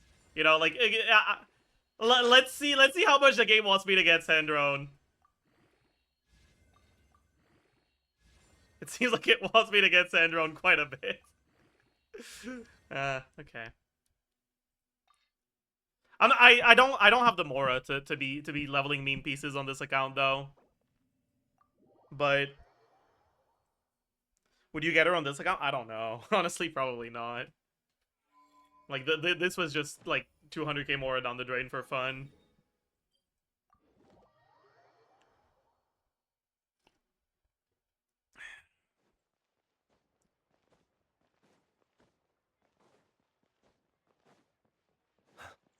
Add as. Thank you for Add as.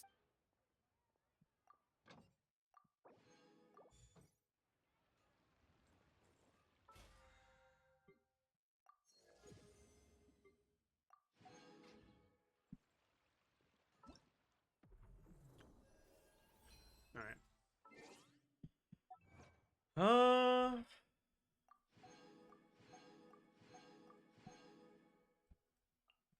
right. What's gonna be the next purchase on EU account? I don't know. Right now, I'm not in a rush to get anyone. I'm not particularly excited about any of the upcoming characters, so I think we're just saving for now.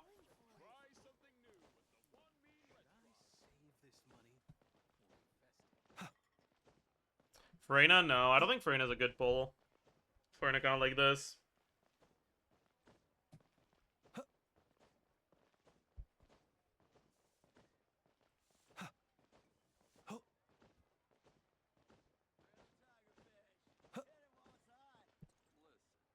Like, what's the lowest cost team that's gonna end up actually clearing Dire with Farina?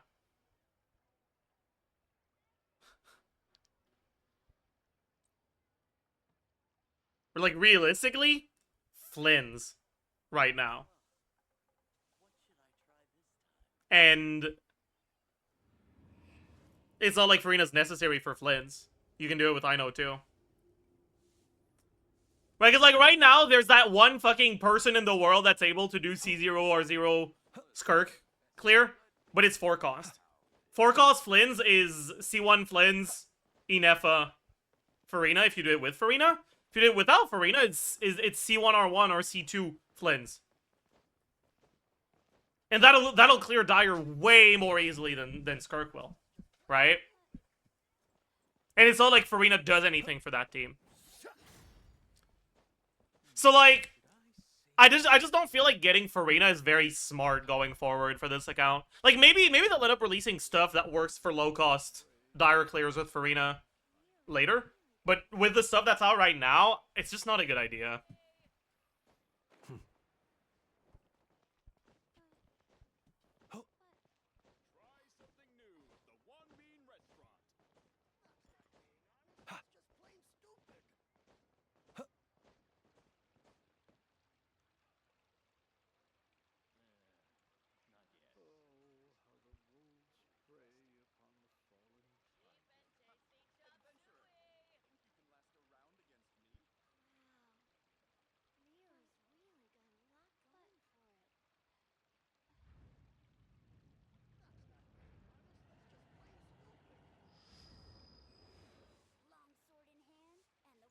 You know, look at Durin Quickburn with Emily Fischl Clawland.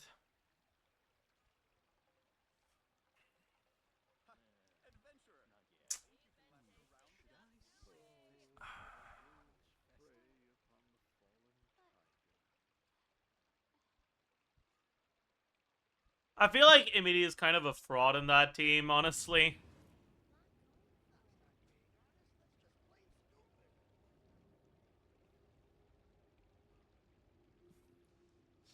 You just don't gain enough value from Quicken. Right? Like, the main upside of the concept of a quick burn team is that you get to consolidate reactions on your Electro character. You get to have your Electro character trigger a bunch of aggravate and also have their EM looked at for your overloads. Right? But, like, Klein isn't an EM scaler. She's not going to build EM in a team like that. So it's just such a small upside because of that. If we had an actual, like, EM scaling Electro carry that didn't suck ass, like Sethos, sorry, Sethos, Quickburn teams would be a lot better.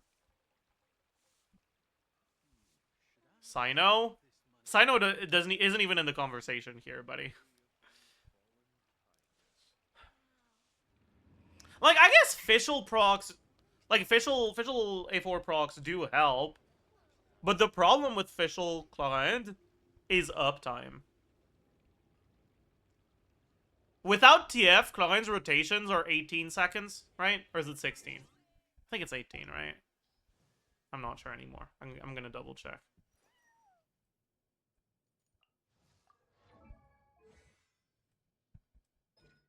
No, it's 16. Okay.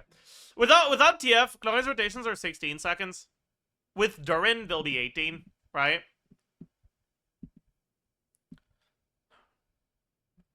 And Fischl in rotations like that doesn't tend to be able to be anywhere close to 100% uptime. You don't really get 2 Oz deploys in a rotation like that, so it's 2/3 uptime. And 2/3 uptime is just so pathetic.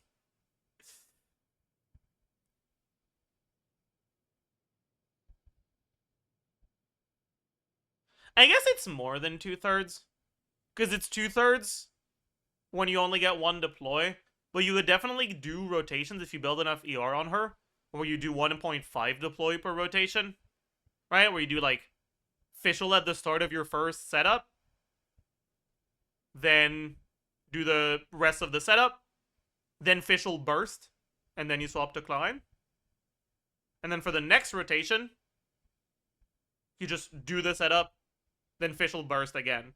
And then you swap to Klein. And then you repeat that.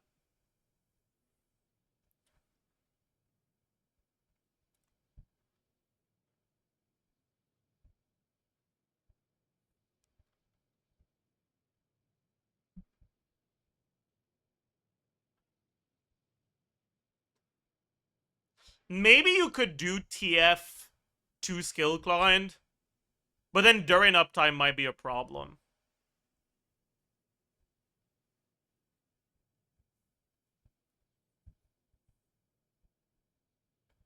Thoughts on Yahoda buff? It's a massive buff. The Yahoda buff is huge. Like, actually, it's an insanely big buff. She's still not insanely good, but she's actually fucking playable now. As a support.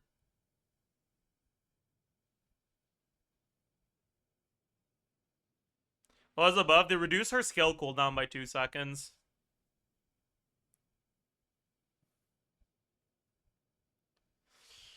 In your cast, when you say 2-piece, you mean 2-piece attack, 2-piece noblesse?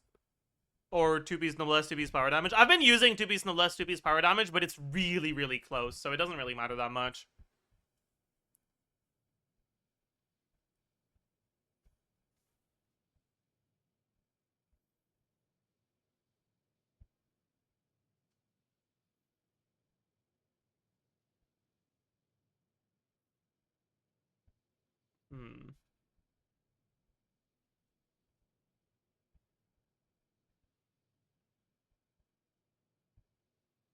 Would you recommend pulling Varessa on her rerun? Meh. Personally, I like Varessa a lot. But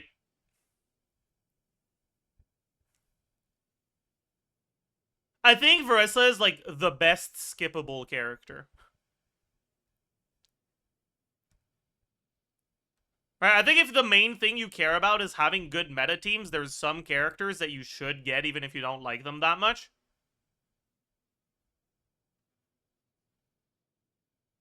I think Varessa is the best character that I think is completely reasonable to skip even if you're only meta focused.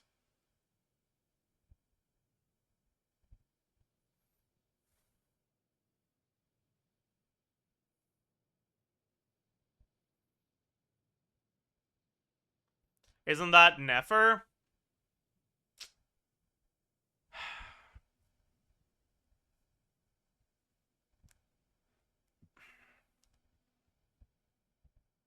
I don't know.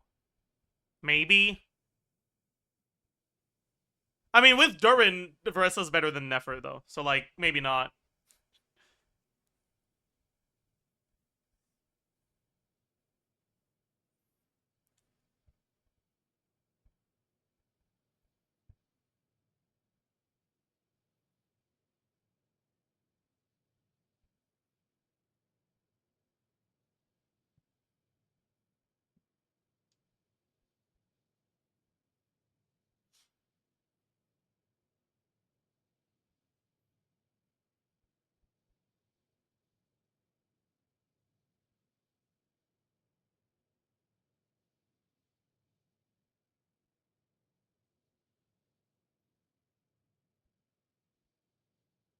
Will you get cons on your Varessa? No. I got her C1 going for C6 on San. Not because I like actively wanted to get the C1. But I don't like pulling for character constellations in general.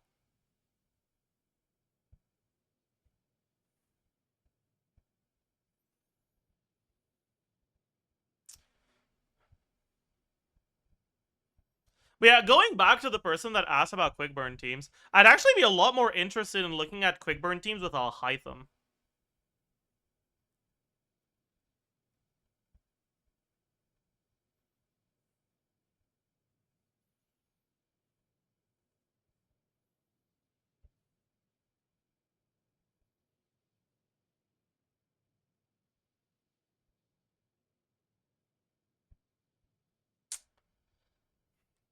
But I guess there's a problem with the lack of healing, right?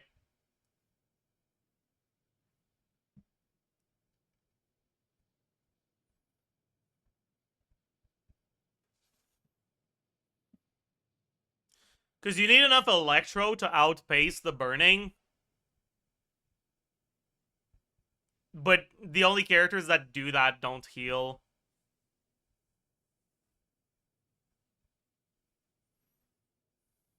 While Hytham, Overload would be useless then. But you could use an Electro character that isn't all that damage focused and build them full EM because they would have full ownership on Overload. And Alhaitham himself would have almost full ownership on Burning. I think people are quick to overlook burning damage because it's kind of a pain to calc. But it's not as bad as you think on characters that actually build EM. And Alhaitham's application is very fast, so he would have most of the ownership on burning. So as long as your Electro app is fast enough to maintain quicken uptime through your burning, that could be pretty cool.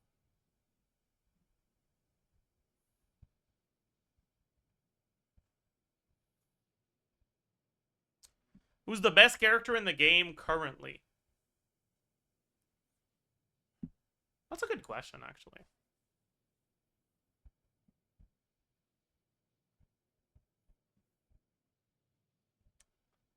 Gene, true!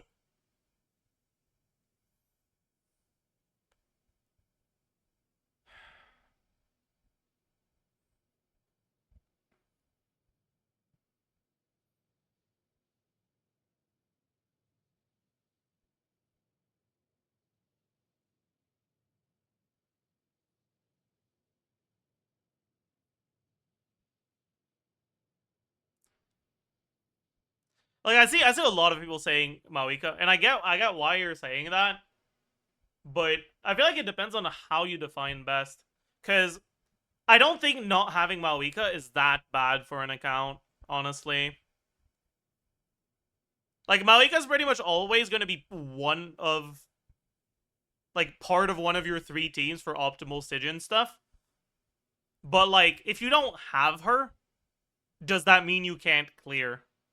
And I feel like a lot of the time, there's an alternative to her that's almost as good. So I think that people are... They tend to, I think, overestimate the importance of having her.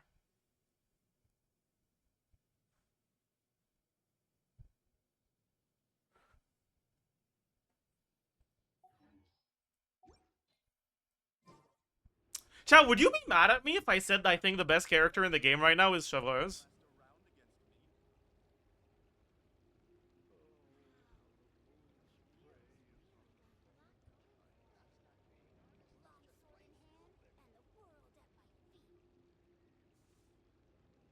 Yeah, C6 Chevreuse, yeah. Not C0.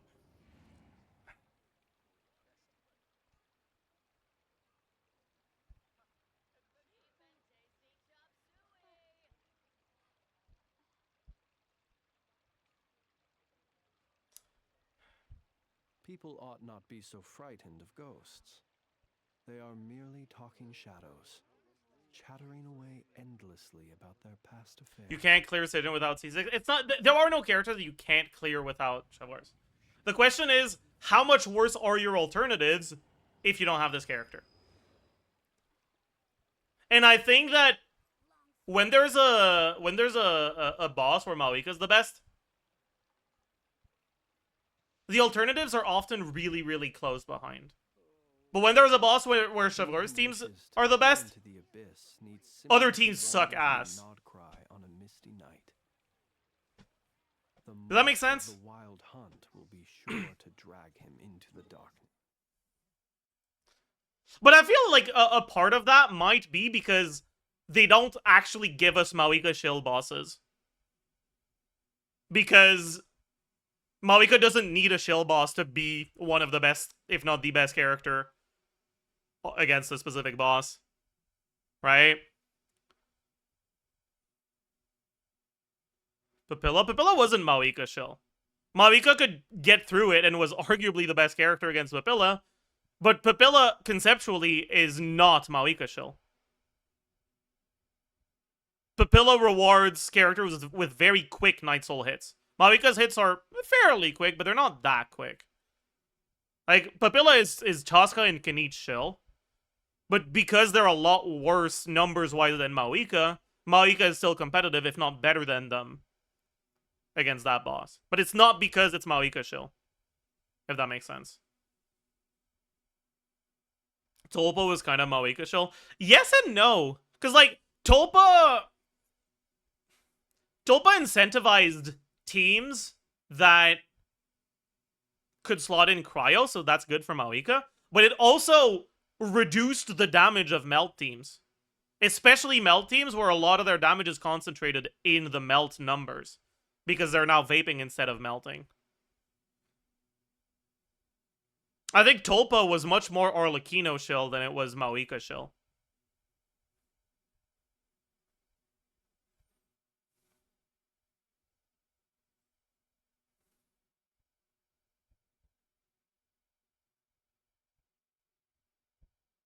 I mean, okay, realistically, it was Citlali shield, right? That's what it was.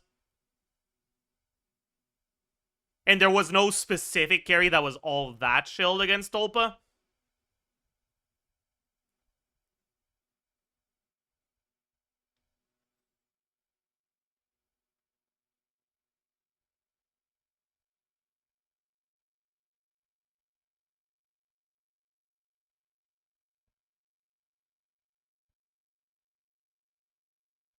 The first Vision Onslaught lineup is so goated. I think that the only people that can say that are people that have Skirk. If you didn't have Skirk, it was not fun.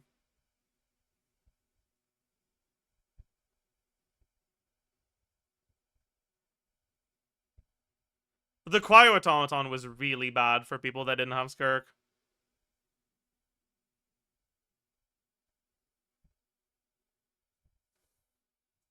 So that video of this Malika combo, is it worth learning? Which combo is that?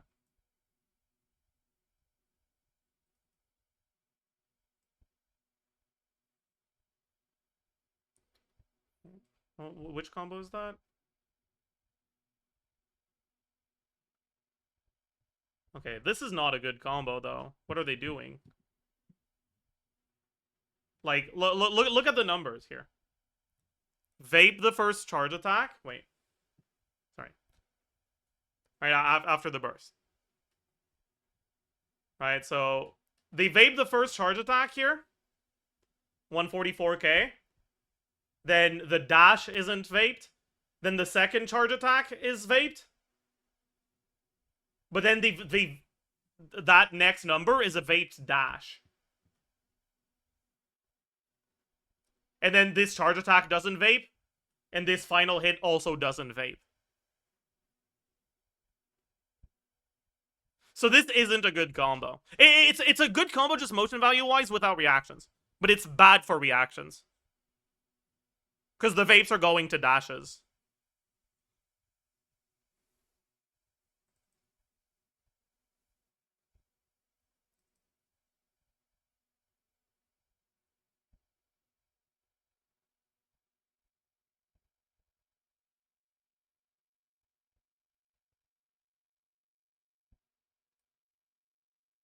Yeah, like... but these combos can be worth learning if you play Maoika and Overload teams, yeah.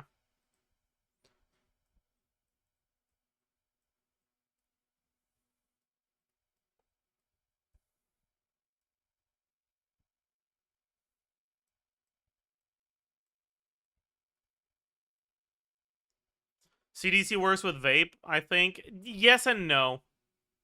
It's you can do combos that include the CDC stuff, but they're not the same as the combos you do for Overload.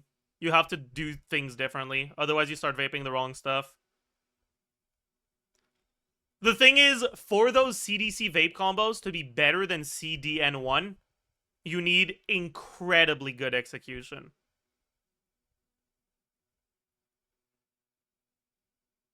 It's the level of difficulty that I consider to be too difficult for me.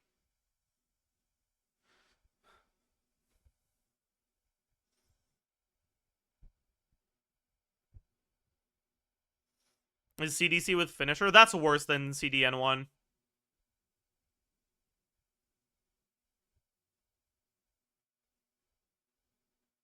Oh, no, CDC isn't with finisher, but the CDC start with that includes finisher. That's good for melt.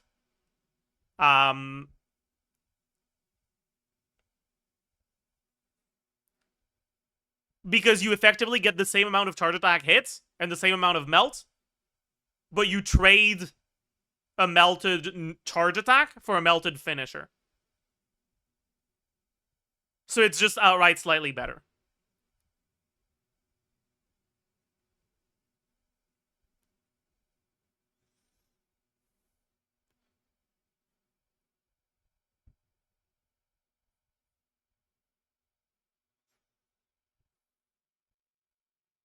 Should we talk about Maoika combos a little?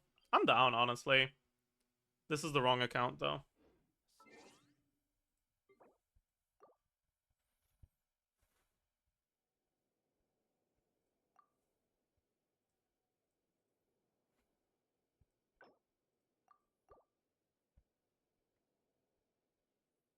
Because I feel like people often talk about the Maoika combos, but they don't explain why it works the way it does.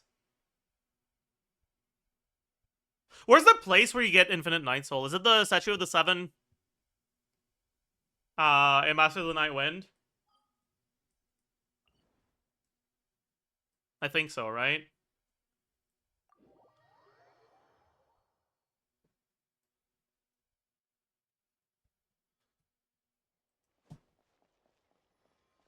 Well, you can go anywhere, actually, but yeah. Every TP gives? Yeah, we just want to make sure we have enough space. Ready to ride. Let me fucking... Full throttle.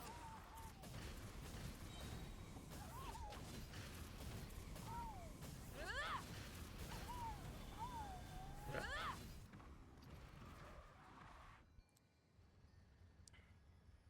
Sorry.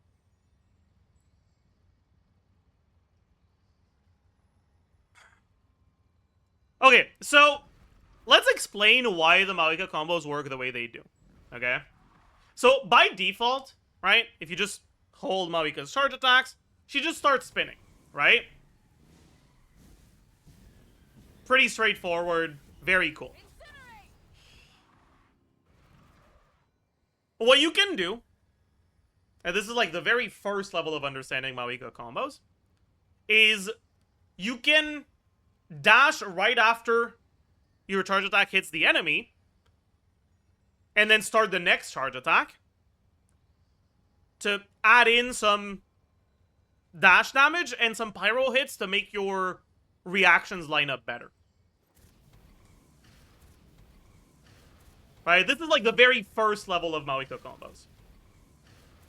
This is the C2D stuff. You can also release your charge attack right after you hit an enemy to add in a finisher hit, right? So here we're going to do C2F. One hit, two, or sorry, we'll do C3F. 1 hit, 2 hits, 3 hits, F. Alright, that's the second level of combos.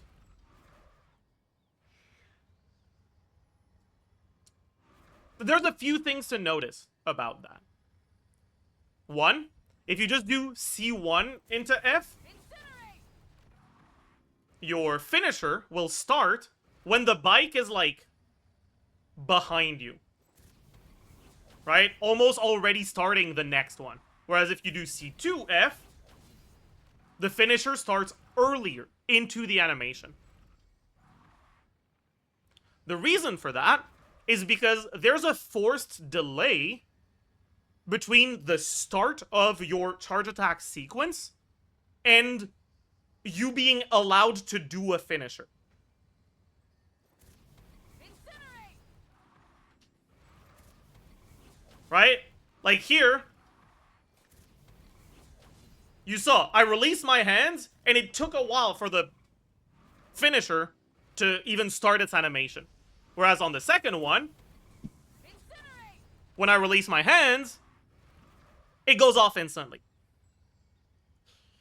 The next level of Mawika combos finds ways to bypass that.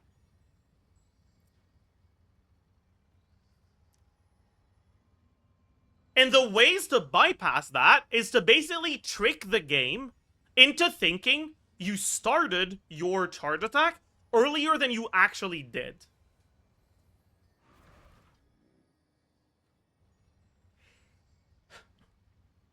In video games in general, very often, the way they code things allows for you to buffer abilities.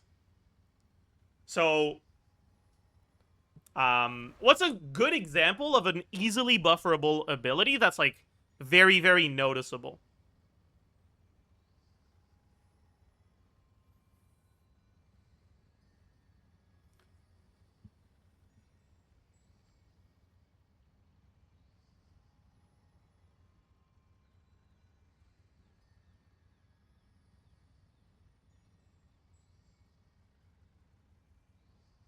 Actually, we can do it with Mawika charge attack.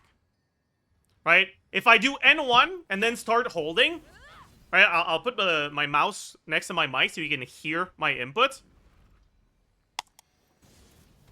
I guess it was kind of hard to see because I was facing backwards. As you can see, the beginning of the charge attack happens a decent amount of time after you hear the second click. That's because as long as you start holding the charge attack during the normal attack animation, after a certain amount of time after it started, the game will be like, oh, okay. The next action you want to take after this normal attack is a charge attack. I'm not going to force you to, like, release the button and start holding again. I understand what you're trying to tell me. As soon as this normal attack animation is over, I will start the charge attack animation that you want me to do, right? That's a concept of what a buffer is. It's you do the input before you're actually allowed to do it. But because the game is coded in a way to be user-friendly, at least to some extent, it understands you want to do a normal attack and then a charge attack. So that's what I'll be doing.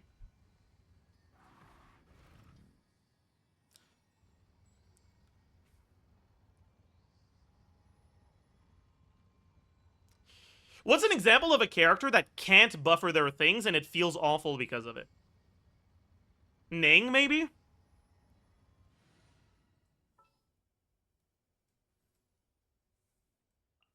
Understood. Right? If I do this? Oh, wait.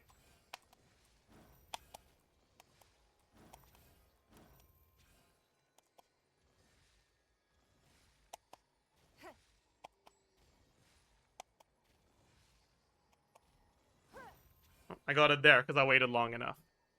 Right? The reason why Ning so often feels so clunky to people is because she doesn't really have very generous buffer frames.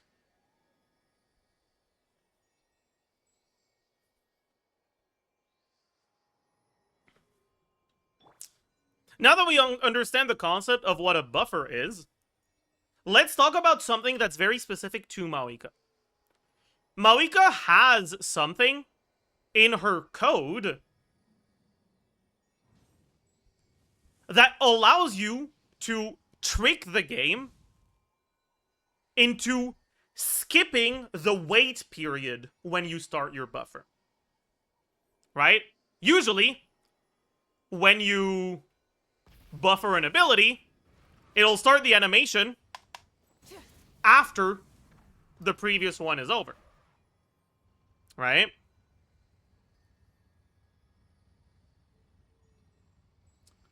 But something that you can do with Mawika is you can do a specific series of inputs that actually allows you to start the next animation when you start your buffer. So, first, I'll show you what happens if you buffer dash into charge attack. Right? You finish the dash, and then you start the charge attack.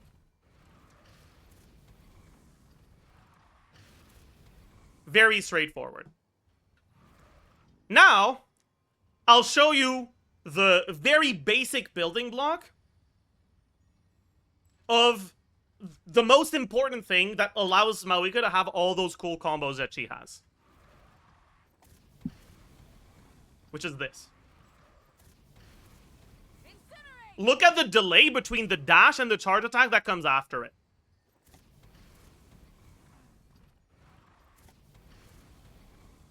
We start the charge attack before our dash animation is even over. And it goes off instantly, instead of having to start all the way backwards.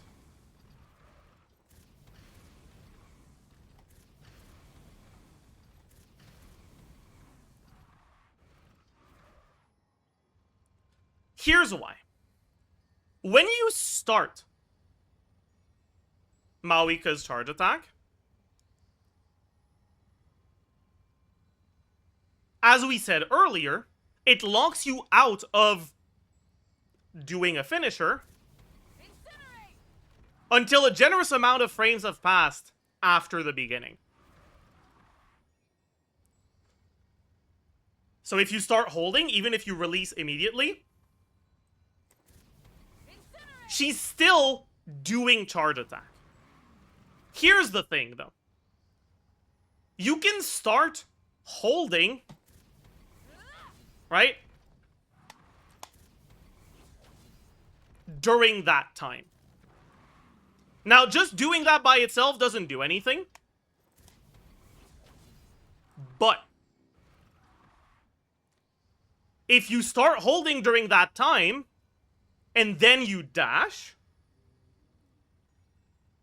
the game will be like, okay, you've done a dash, and you can do dash, like, as soon as you input the dash, it goes through during Mawika's charge attack, right? It's not something that gets buffered, it just overwrites the current action. So you're dashing. But you're already holding the next charge attack. And the game is like, oh, you're currently dashing? But you just started a charge attack. And as we've mentioned earlier, if you dash into charge attack, you can buffer it before the dash animation is over.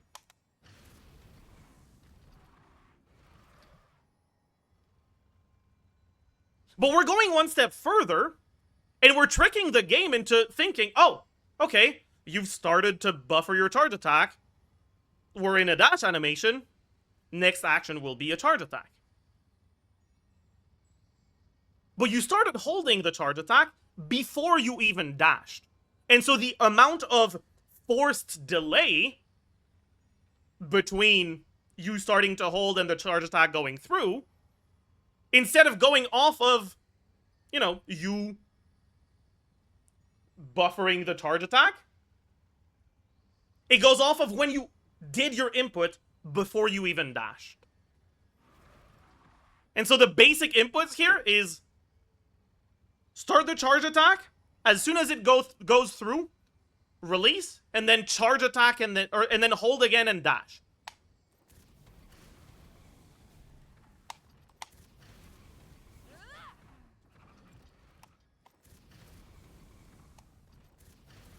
Oops.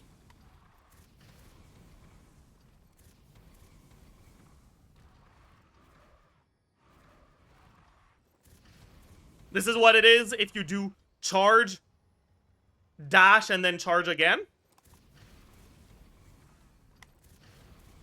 This is what it is if you do charge, and then charge, dash. And as you can see, it's noticeably faster. Right? You're basically using a series of different features when it comes to bufferable inputs for Maoika that individually are all meant to make her feel just smoother to play. But you're combining them in a way where you're tricking the game into allowing you to charge attack faster than you're supposed to be able to.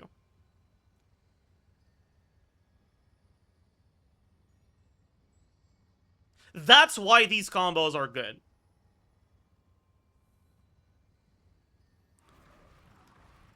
Yeah, and you just keep repeating that of just charge, charge, dash, charge, dash. But the problem is, you can't just repeat that over and over. Because after you've dashed twice,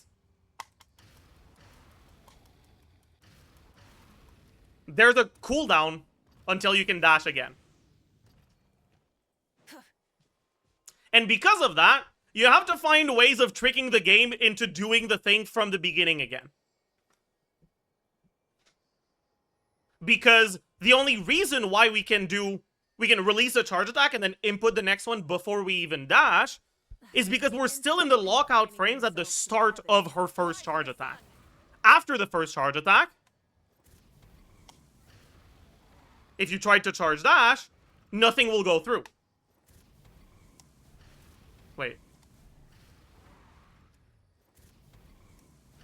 Oh. And if it does go through, it'll be slow.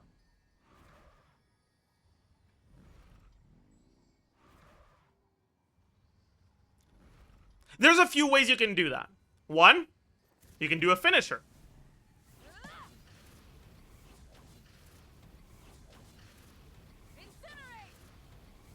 The finisher has the same lockout frames of not allowing you to do anything.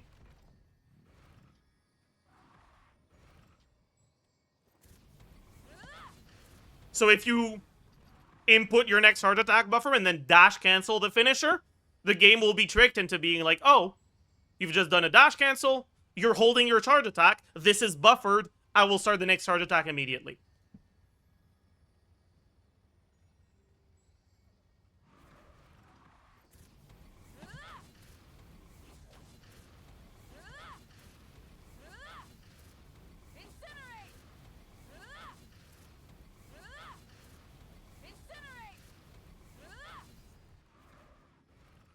That's the first way that you can deal with dash cooldown. The second way is something I learned about, was it yesterday, 2 days ago? And it's the hands-off driving.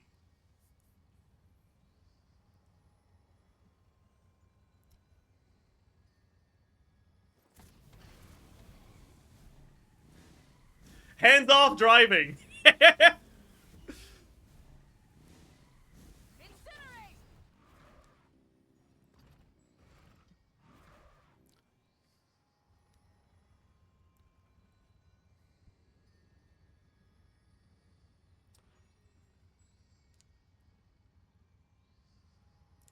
I'm not entirely sure how this is working in the back end, but if you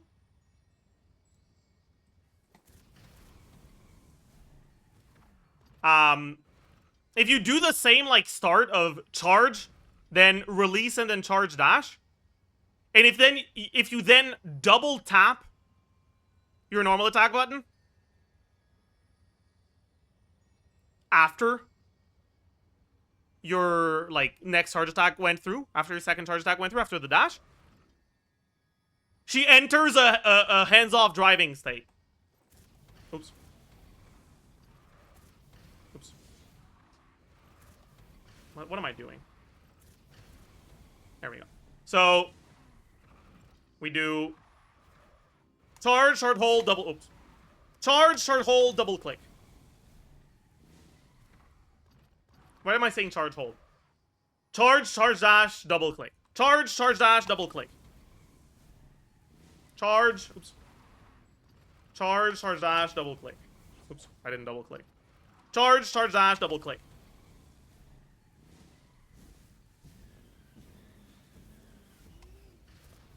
The reason why the hands-off driving state is useful is because from the hands-off driving state, you can do charge dash again. And it'll work. Which is something you can't do from just normal driving.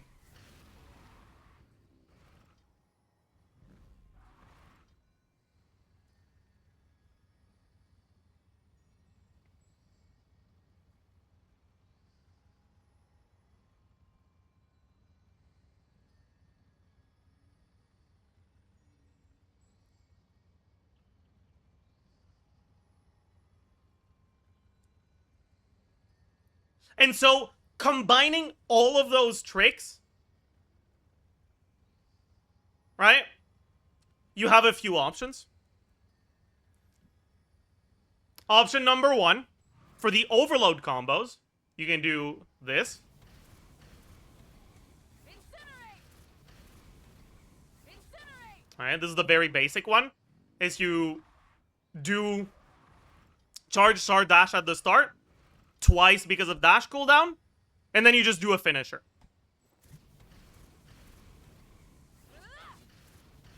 And you do it again. And you can either do C1F for the finisher or C2F. That was C2F. That was also C2F. This is C1F. The C1F, though, is generally going to be worse if you're doing your C2Fs well, because of your lockout frames for the finisher on the first charge attack.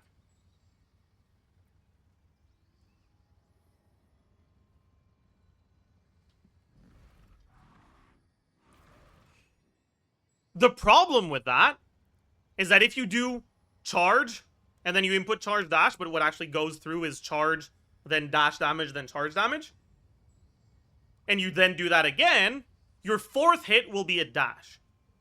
And in reaction teams, the fourth hit reacts. And that's not good. How come your charge attack is coming out before the dash? It's not. The charge attack comes out first, but it is inputted before. But yeah, so those optimal motion value combos cannot be done in reaction teams, because reacting your dash will make you lose more damage than you gain from the combos. And so you have to find different combo combinations that actually do allow you to react your stuff. The most basic one here for reactions is the same start of charge, charge dash, which comes out as CDC. And then finisher, and then you just keep repeating.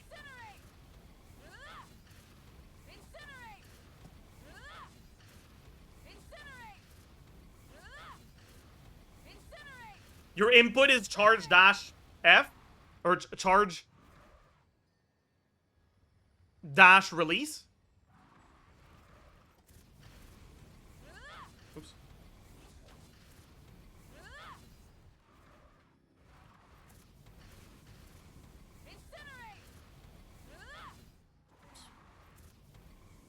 What am I doing?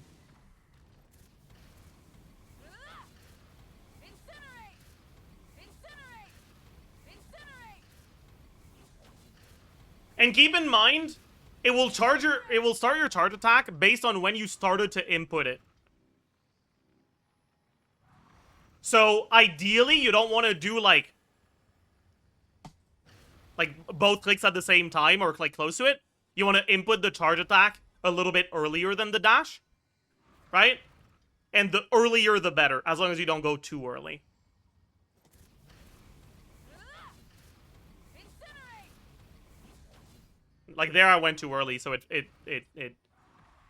I got into an accident. Incinerate! Right? If I do charge and then immediately dash, like this, it's slower than if I do charge and then wait. Oops. I'm not gonna yap, I'm just gonna show it. Fuck. Fuck. Fuck. Fuck!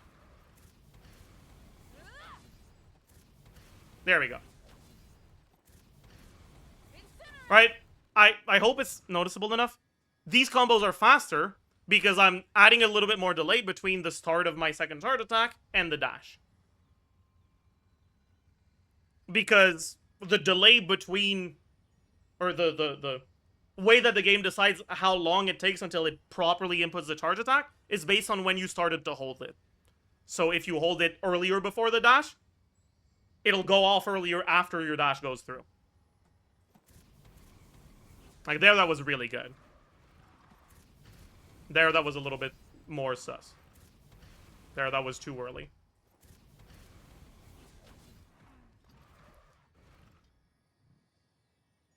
And the better you are at the execution of this, the more hits you'll get before your burst buff runs out.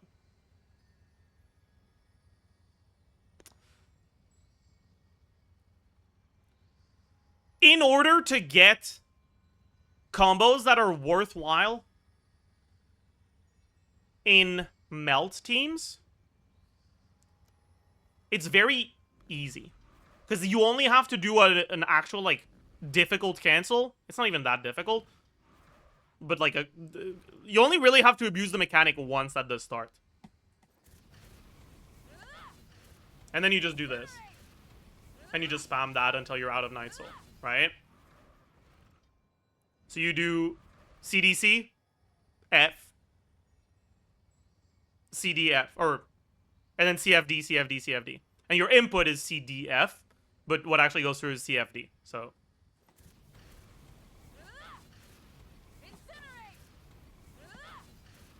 But like, listen to my mouse click. It's just hold the charge attack, then the dash, and then release both. So it's very straightforward inputs-wise.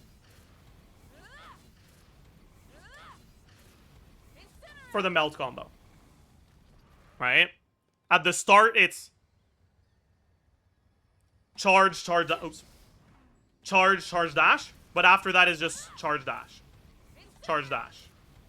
Charge, dash. Right? So this one, which is the basic melt one, is very easy.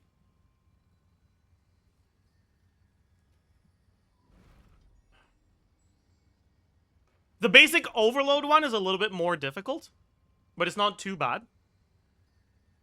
Right? It's just charge, charge, dash, F. Charge, dash, F.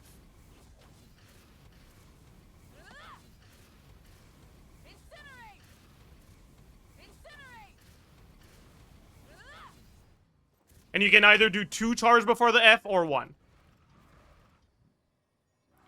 It's a bit more difficult, but it's not too hard, as long as you've practiced it enough to get the muscle memory down. Right? The problem is the melt combos and that are against Terra, or the vape combos in general. And the reason why those combos are a problem is because what you can do with Infinite Aura or in vape is you can do charge, dash, and 1. And charge, dash, and 1 by default gets 6 reacted charge attacks. But in order to get a combo that reacts 6 charge attacks with these cancels, you basically need to be frame perfect on everything. And it has to be pretty complicated combos that include the hands-off driving. Where you have to do, like,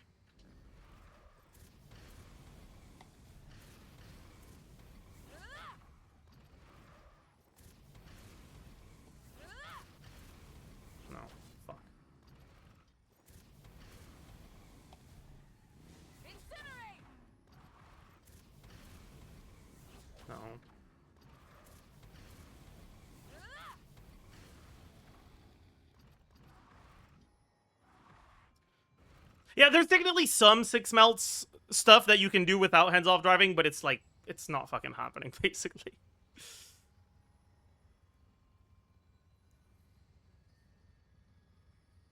Well, what combo are you doing for 6 melt, actually, without hands-off driving?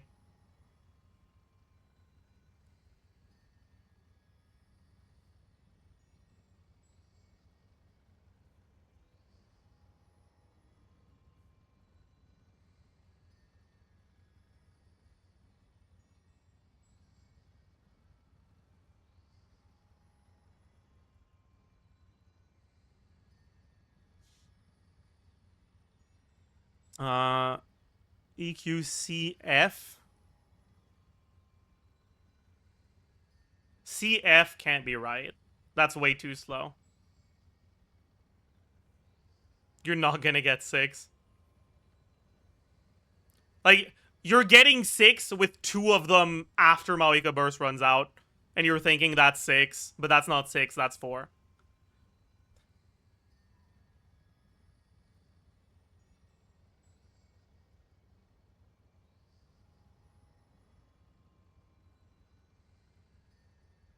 CDCCF.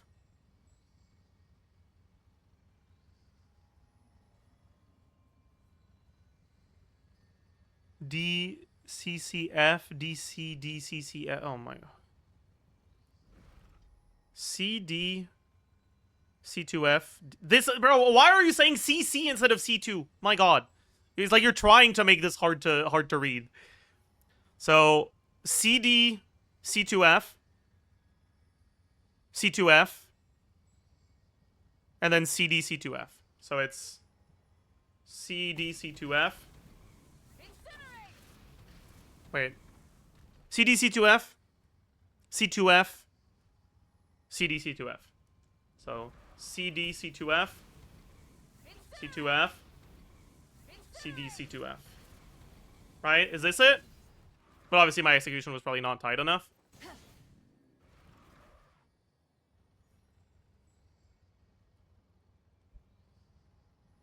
Yeah, if you have a video example of it, you can send it.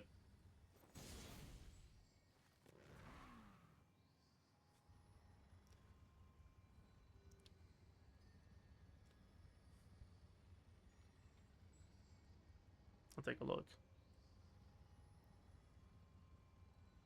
Okay, but that's not. So is this a double Cromwell combo then?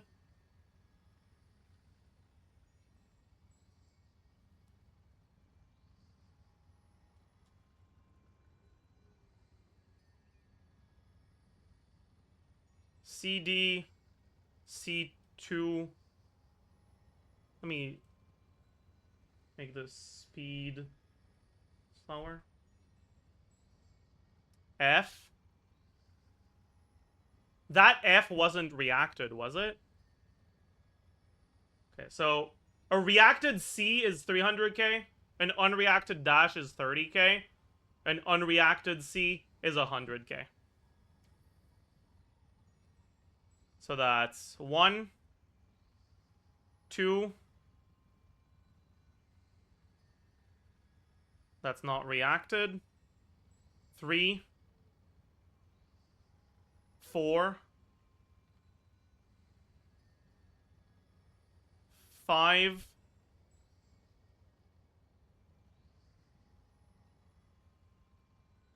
Okay, that was 6.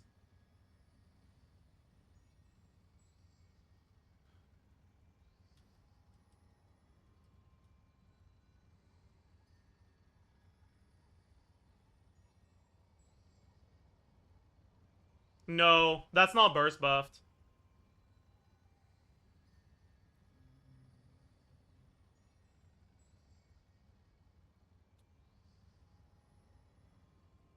Yeah, that 184k isn't burst buffed. So that's not 6. That's still 5.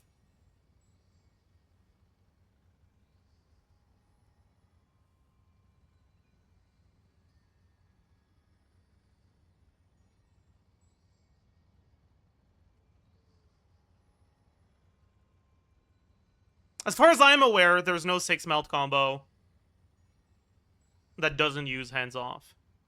Other than just CDN1. Wasn't the last finisher melted but not crit? Let's look at it again. So 1 melt, 2 melts, 3 melts, 4 melts, 5 melts, and then this is... Okay, is this 6? Wait, is that? Okay, wait, I guess it is 6. Wait. Ugh.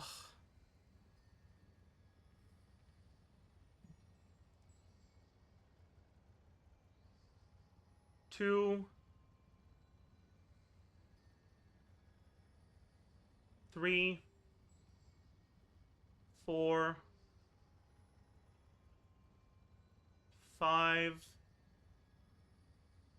Yeah, it is 6. No, you're right. It is 6.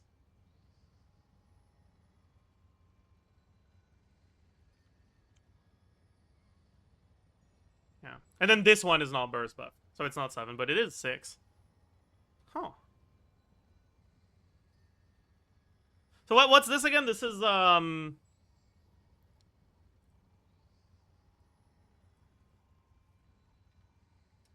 CDC 2F C2F. I wonder if I can do this. I might be able to, honestly.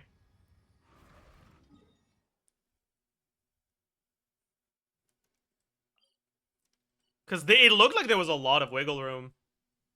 I think the timing thing is not on the at the end, it's at the start. Wasn't that 7? No, it was 6.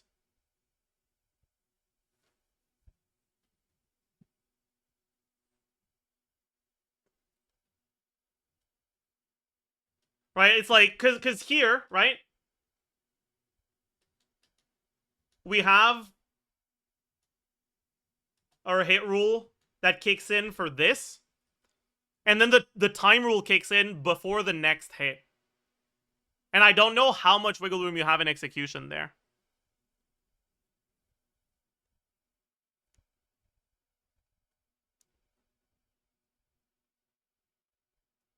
Have you seen the solo cryo section of this video? I feel like there's no point. Because your combos for solo cryo are gated by your cryo app. You're never going to get more than 4. You're going to get 5 if you get the fucking Seat Lolly RNG bullshit. Otherwise, you're going to be 4. Let's give it a shot properly, though.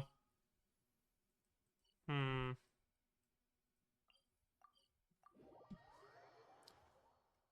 the last charge attack, melt, but not crit. The last charge attack, melt and crit, but it wasn't burst buffed.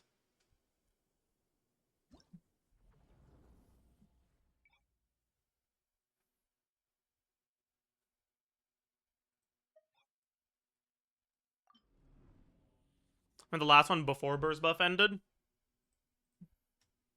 That was the 6th one, right? So 1, 2, 3, 4,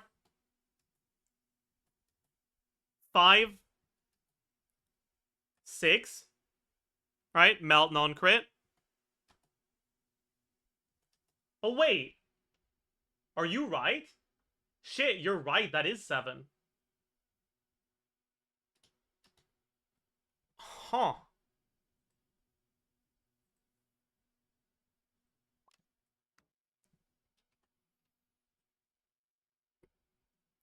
Okay. I think the execution window for that one is really tight.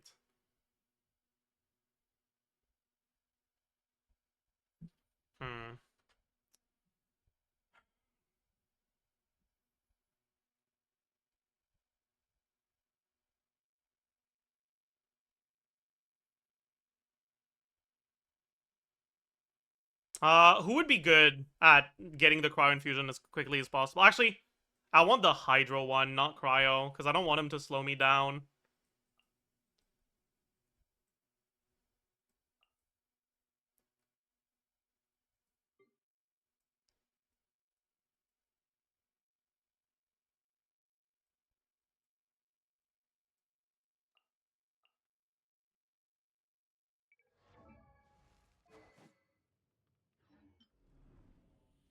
I think it'll be faster with Zhongli.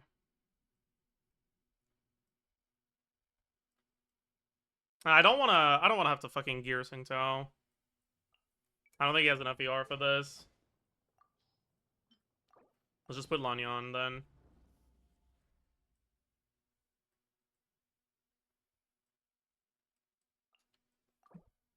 Wait. No. I need Night Soul.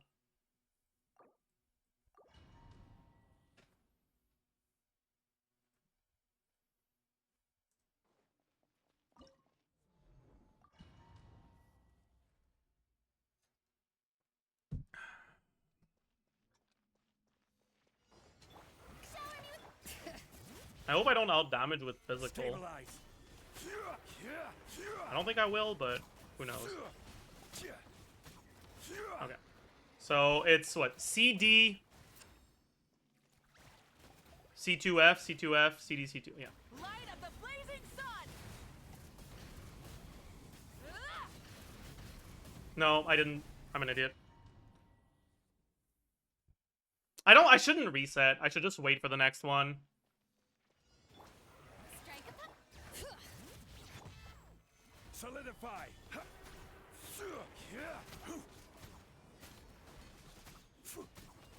Pyroclastic surge. Oh, that was fucking awful. Yeah, okay, we start that over. Well, I clicked retry again. Fuck! Bring it.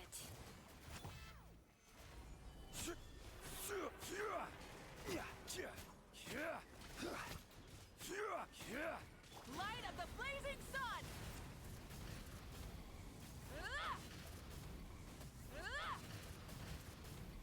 Incinerate. Yeah, we got like... That was very bad. Fuck, I clicked retry again. Like, our order of abilities was good, but we weren't tight enough, so we missed the time rule reset. And that made us vape some dashes. Wrath from the skies. Incinerate. Incinerate.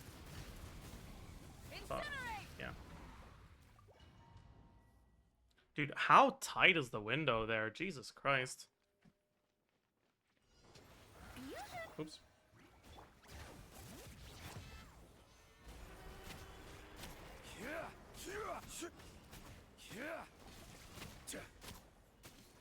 Light of the blazing sun. That was bad. Ah, stop retrying! Dude, my muscle memory of retrying is so fucking bad.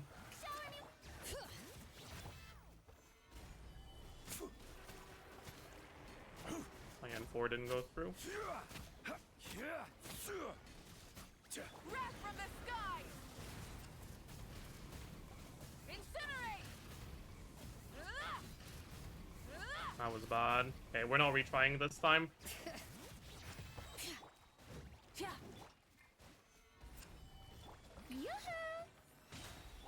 Pyroclastic surge. That was bad. He dodged one of our hits, so it's over. Bring it.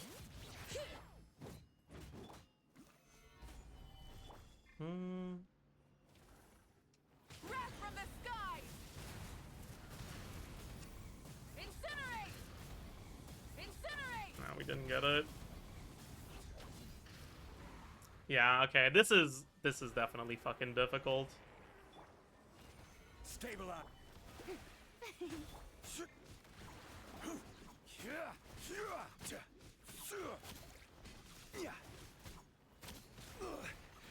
Emergency countermeasures. Because it's not just that it's hard.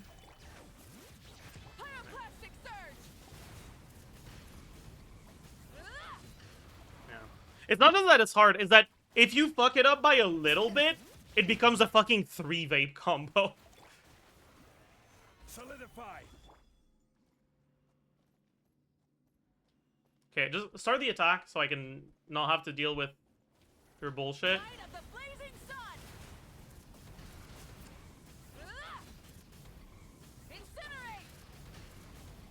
Incinerate. Yeah. No. Because, like, that's the problem with this combo, is that if you're 1 frame too late, I don't know actually how many frames of wiggle room you have, but, like, if you're, like, 3 or 4 frames too late, you miss your time rule reset, and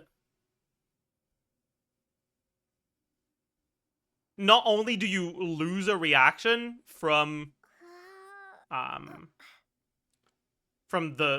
time release kicking it too early, but you also start reacting dashes. CDC hands off is easier. I mean, I assume that it's got more wiggle room to it, but it's mechanically, like, the input combination is more complicated. And it's too much for me.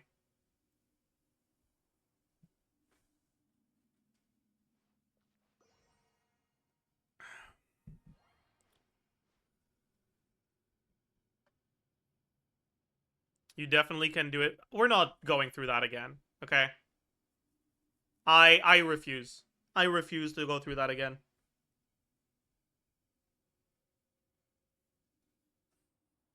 No, I can't do it.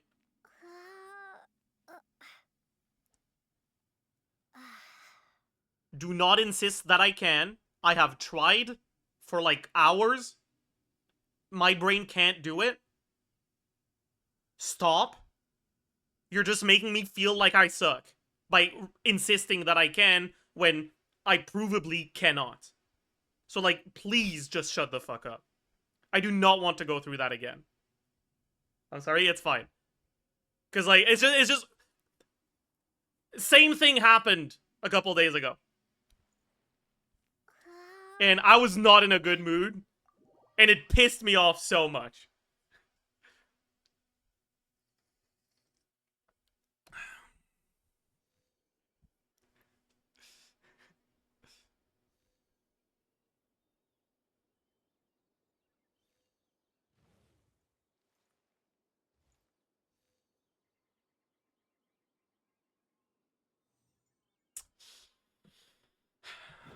Anyways, but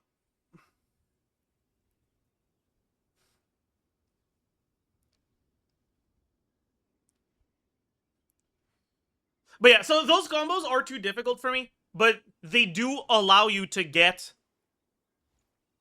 take advantage of pre-buffered combos in reaction teams without it transforming your dashes into reactions.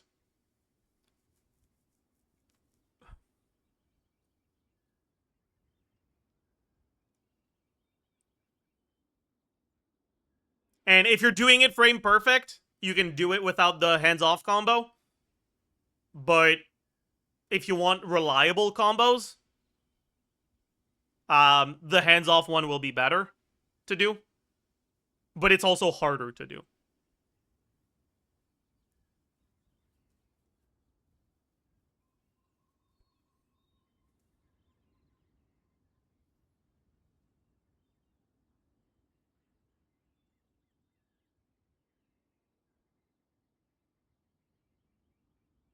Like, it's harder to learn it, but once you've learned it, you land it like 90% of the time.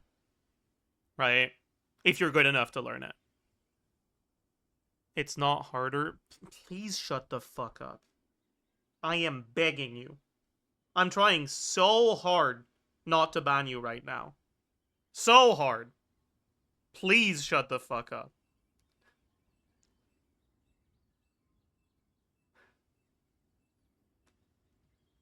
I literally can't do the one without hands off. every element of the one without hands off is present in the one with hands off. You can do the input order for it. You just aren't doing it frame perfect, so the reactions aren't lining up. Right? Which is what I'm saying. Mechanically, the series of inputs is easier to do, but the margin of error is non-existent. So, if you're like me, and you just aren't physically, mechanically gifted, to follow the light, and humans are the same. Except we call that light. Learning the one that doesn't use hands off and just repeating until you finally get a frame perfect input will be easier. But if you're actually good at games, learning the hands off one will be easier. Right up my alley. But I can't do the hands off one, so I can't show it to you.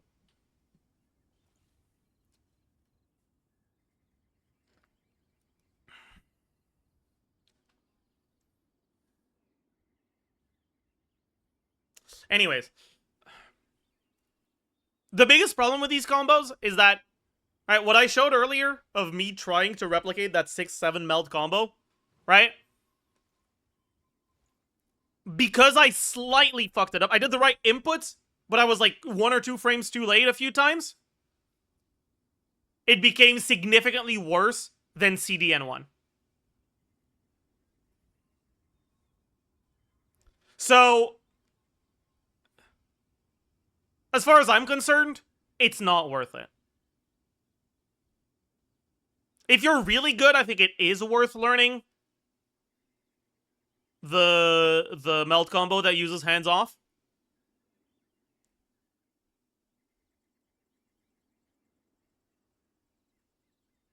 But I don't think that these ones are worth it. Because if you're good enough to get them reliably, you're clearly good enough to do the hands off one too. Because you're not supposed to be able to get those frame perfect shit reliably like that. Badge, I just stick to C3F, yeah. That's fine. C3F isn't much worse than the CD CFD spam.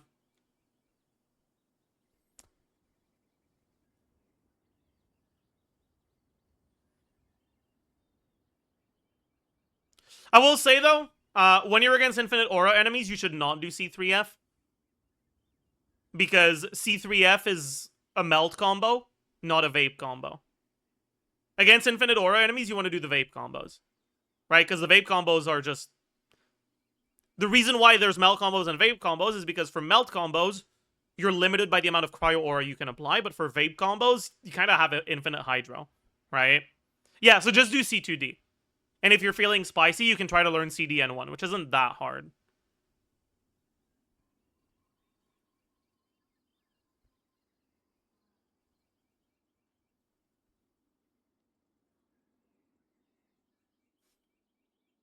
Can you show the easiest to learn? The easiest combos to learn that I think are like very much worth learning are for overload combos. Overload combos are the ones where you get rewarded the most for, like, hammering in the muscle memory for the basic, like, more difficult combos. So I think if you're struggling with difficult combos, just don't play her in overload teams or in, like, non-reaction teams. Other than that, the default combos that you should know for vape and for melt. So for melt with limited application from Seat Lally, you can just do C3F, 1, 2, 3F, dash C3F, 1, 2, 3F. It's very straightforward, and it's not that much worse than the, like, slightly more optimized ones that are gated by 4 cryo applications. Dash away or into the enemy, it doesn't matter. Your dash shouldn't react. If your dash is reacting, it's because your F is coming out too quickly after your third charge attack, right? If you do this, your dash might react. So just delay it a little bit. Oops.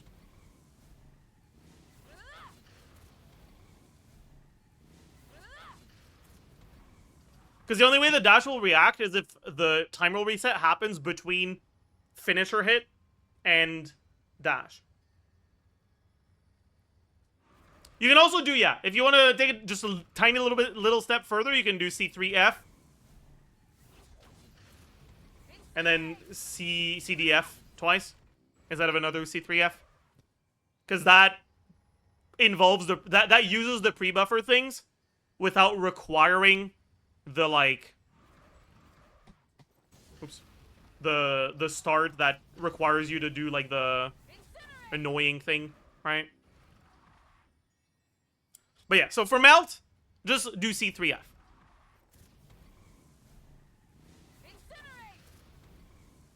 And if you're struggling to get your reactions with C3F, D, just do C3F and then C3F again.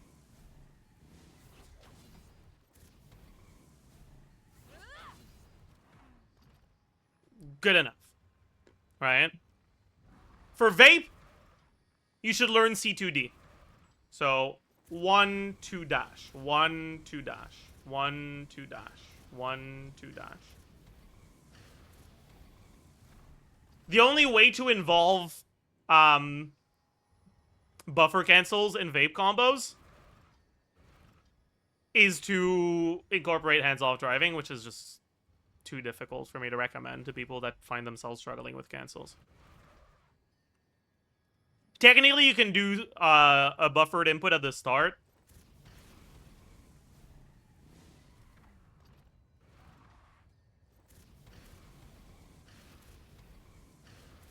No real reason not to, but, like, yeah.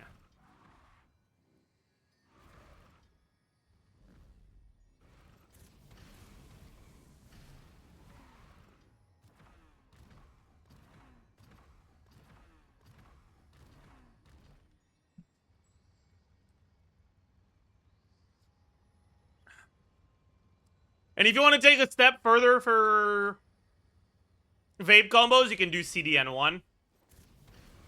Oops, that was CDN2 like an idiot. So you charge attack, then you dash, and then you N1, and then you repeat.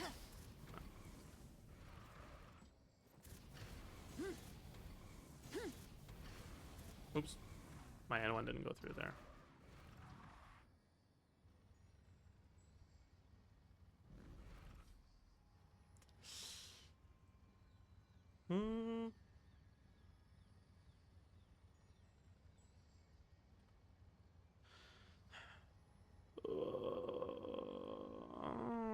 Okay, what rotation is that?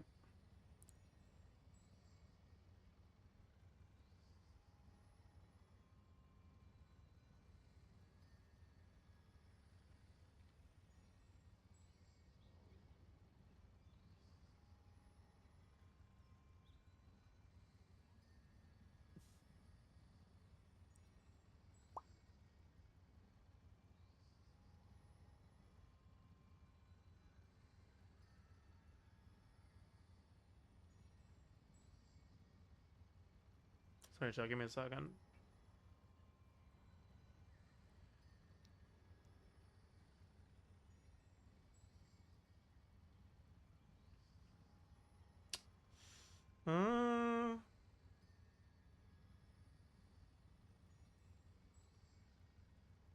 Okay. I'll be right back, chat.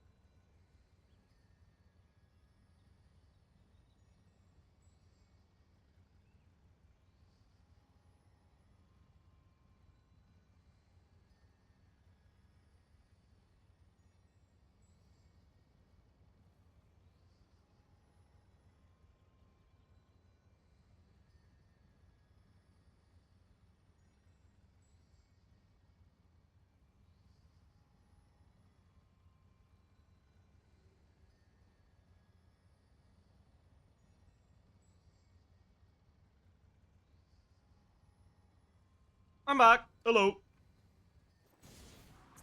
All right. That's enough Mawika Yap, though. I'm fucking tired of talking about her. Uh...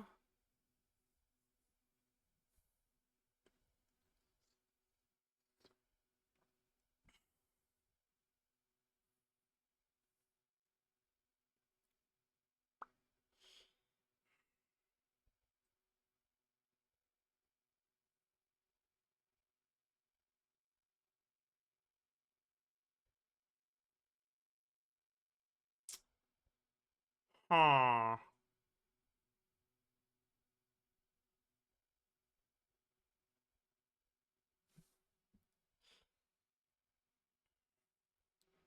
Is it worth to farm Song of Days Past for Chivalrous at C1 or just Noblesse? Does it change to C6? It doesn't really change based on con. Personally, I'm glad I farmed Song of Days Past. Because it's not like she needs good artifact quality, right? You just pretty much just need the main stats and a bit of ER. You don't even need ER necessarily. And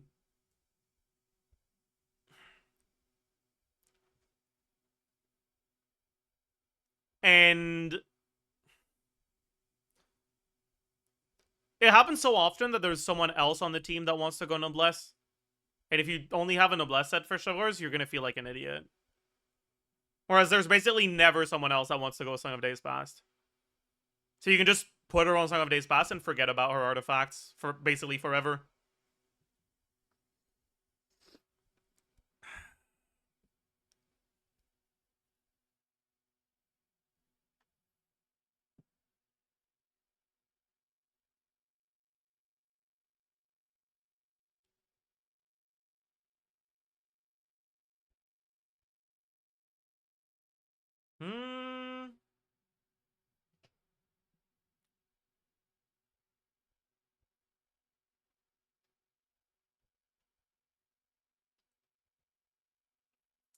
Okay.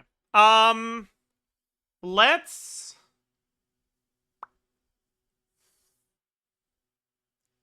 update our calcs for Dark Durin.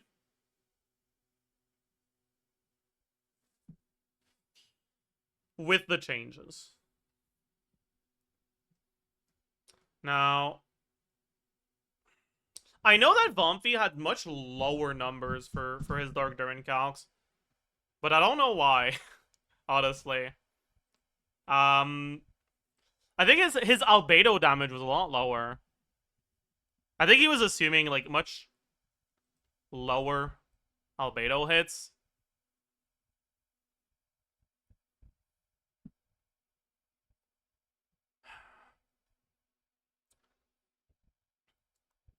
The thing is that in this team,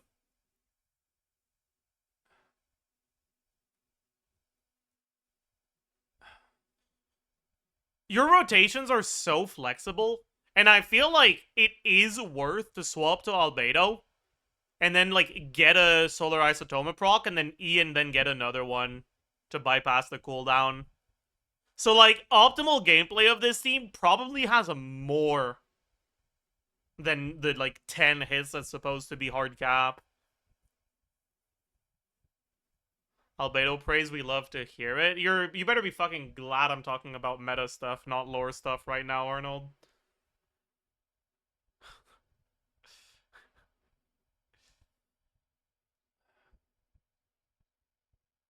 I don't know. I heard that apparently the C6 proc doesn't go through with dash cancels.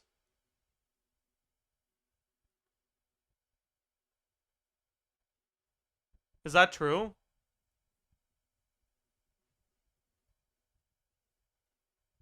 Yeah. That's so dumb, by the way. Yeah, I guess you don't dash cancel.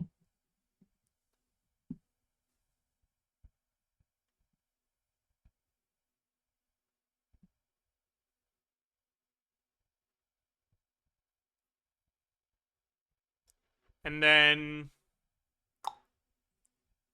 what the fuck do Baiju's constellations do again? Bro, who knows these things? I know he's got like AFK thing.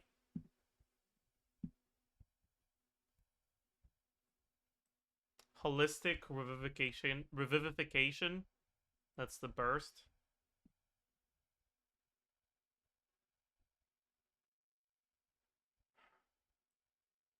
Oh. The damage will be worse with Baiju, but like you're not gonna want to die. So if I were you, I'd probably just use Baiju.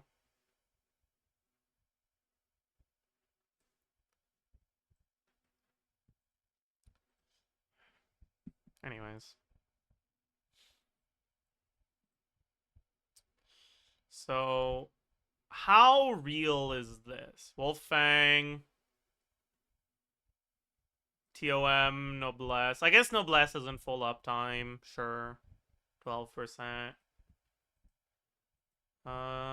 Damage percent. What do we got? 2/3 uptime Mona. Cinder City. Albedo buff. Wolffang, Goblet, Noblesse. Yeah.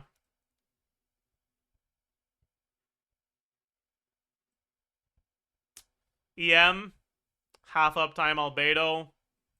Substats, Mona C2. Yeah. Yeah, multiplier Vape. Mona C1. Mona new passive. His passive. Yeah. Crit value. Ascension, substats, main stat, Wolffang, and Mona C4. Yeah. 2/3 uptime, Mona C4. Effective attack. Yeah.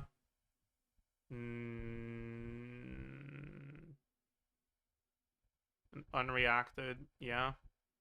These things are gone. Motion value.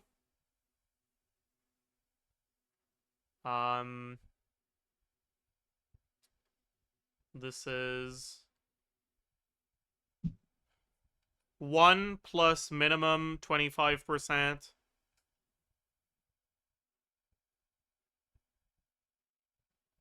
%1 of attack divided by 100 times this.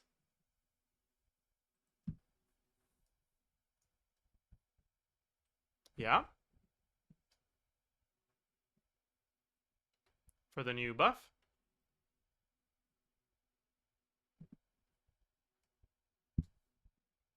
And then the numbers are also a little bit different.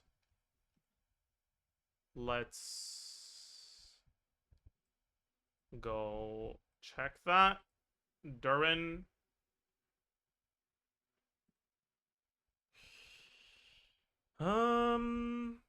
Okay, so we have 170.5.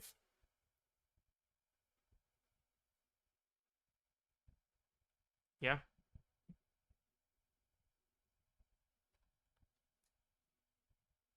Also, I'm an idiot. 122.8.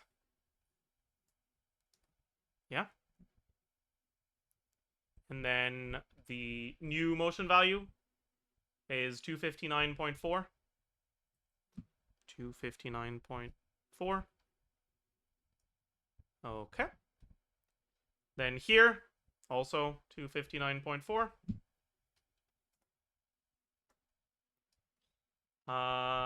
Initial hits, 138.4.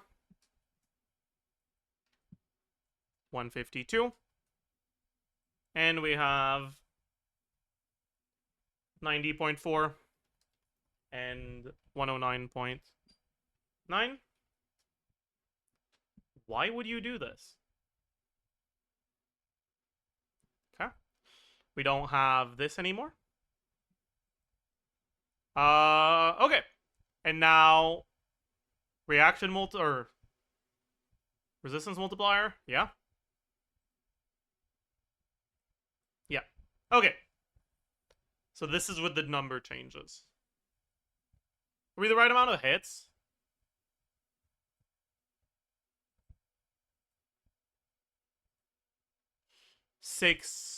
10. That's 16. I think that makes sense. This is with C6 Mona.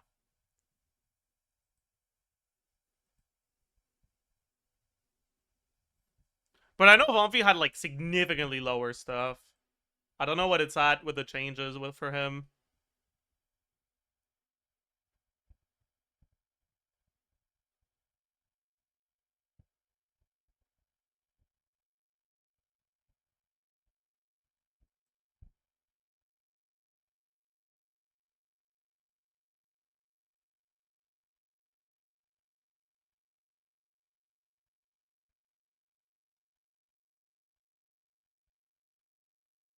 We can also take a look at lower constellation Mona for these things. Right? So let's look at Mona C2. So we lose the C6.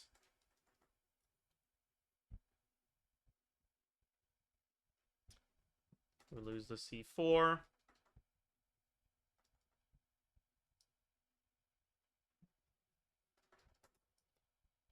We lose the C6 additional stuff.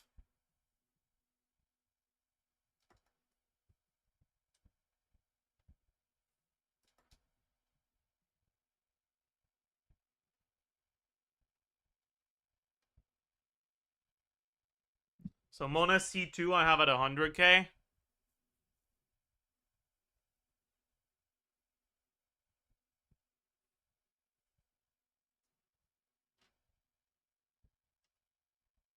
Mona C0.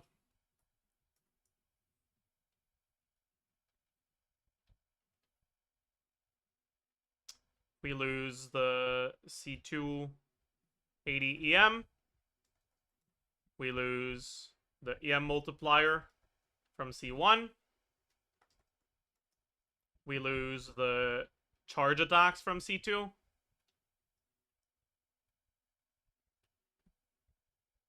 And it's at 89k.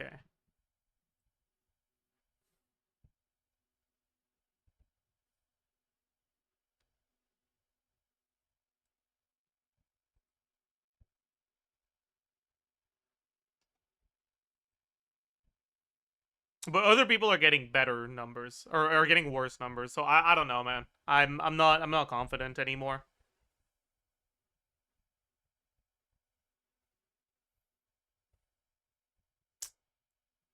Huh.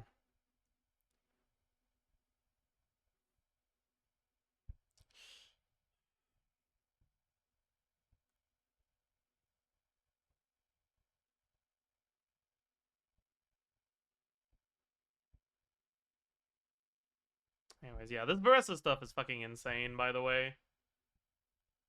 Like, these assumptions are pessimistic. Optimistic assumptions have her above 130k in this team, for sure.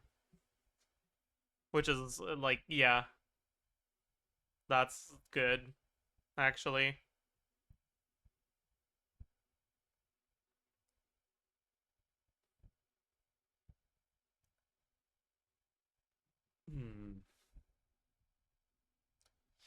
How's the difference between C6 and C4 so big if Durin is vaping? You get one vape charge attack on Mona.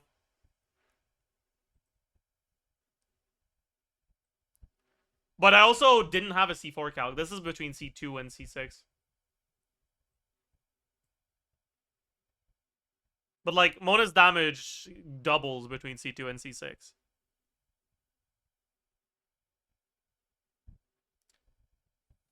Because, like, you don't have really good off-field hydro, so your setups allow you to vape one charge attack. Because when you swap to Mona, the enemy doesn't have a reaction on them, so you can do... you can just start with a charge attack.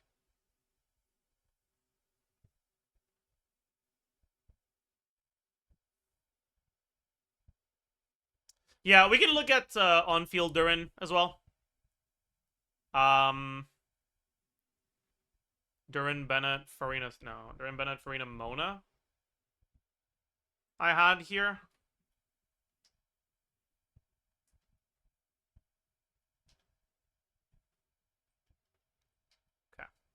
So, um,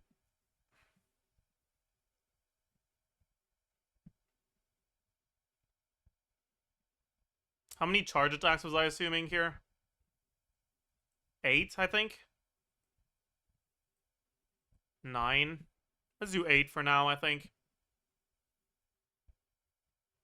Just because it's very, very straightforward.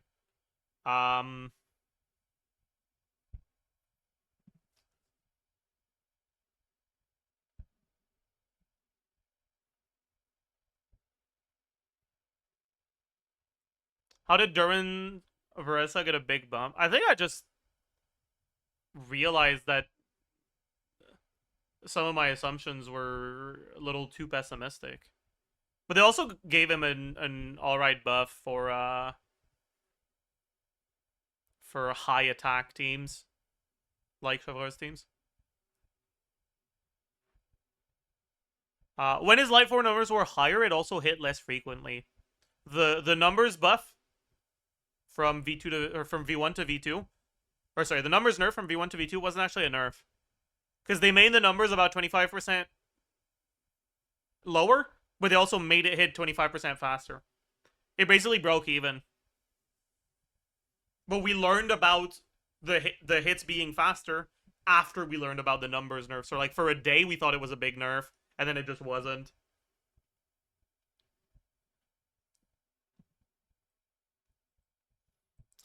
How did his passive change?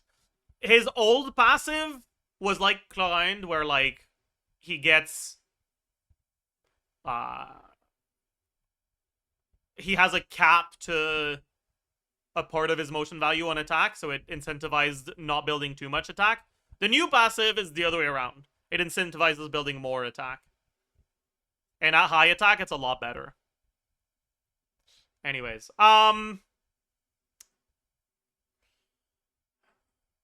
yeah, nothing should change on the assumptions for the rest of the team. It's just his motion value that should change, right?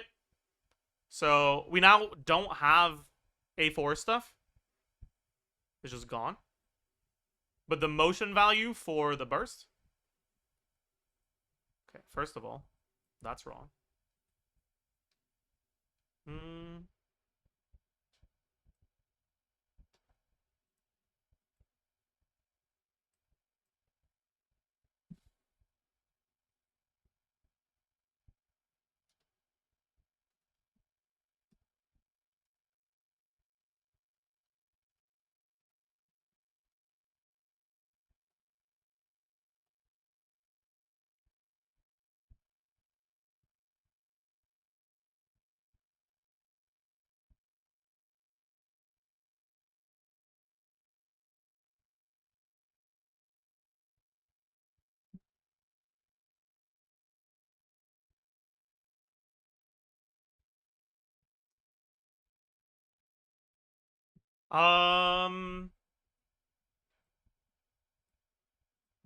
Okay.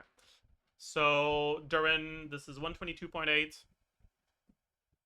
122.8. And 90.4. 109.9. That's just because I'm an idiot. Okay.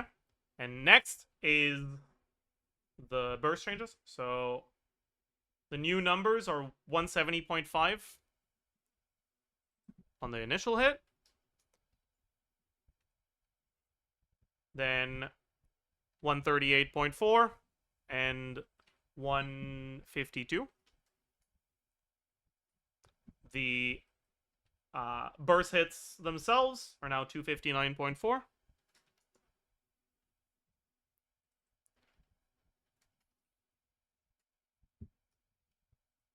Fucking Carlis.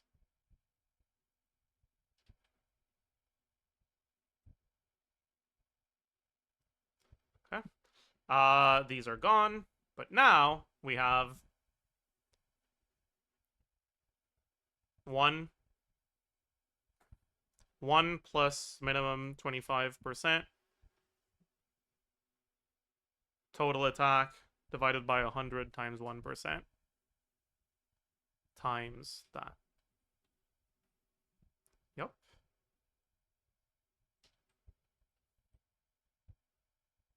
There we go.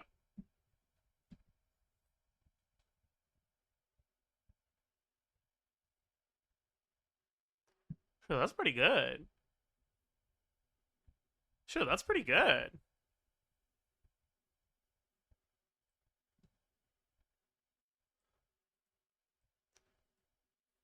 Sure, as it turns out, being able to give Durin a set that doesn't suck complete ass is pretty impactful. Huh.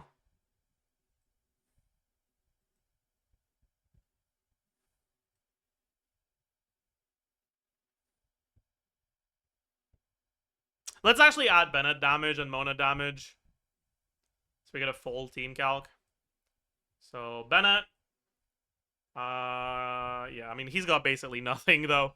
So we've got TOM. We've got Noblesse. We don't have Sands. Substats. Power Resonance. No weapon. No TTDS.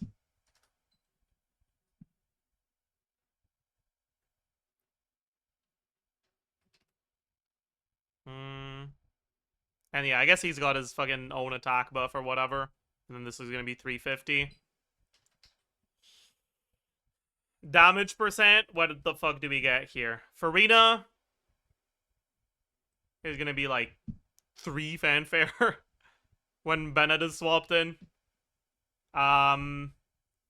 Mona doesn't have her effect at all. And we've got Pyro Goblet. Sure. EM. I guess it's 38.3, huh? And this is going to be 250. 120. Substats. Mona.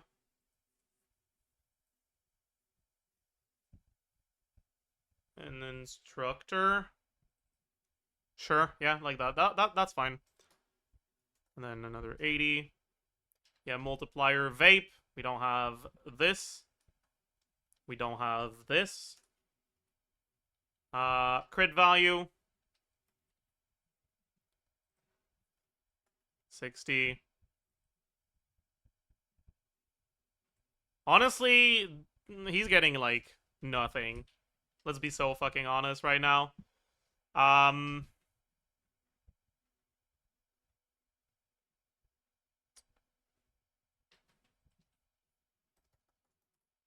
Okay.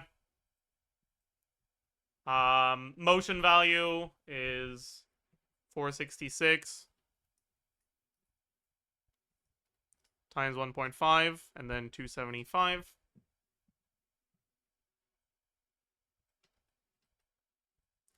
$1.4k DPS. My goat. Finally, we have Mona, who is certain to have also very relevant damage. Plugi.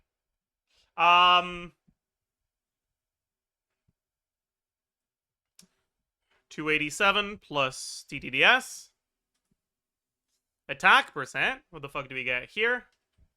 We don't have the Bennett buff like that, but we do have 350 plus 139% of this. Yeah.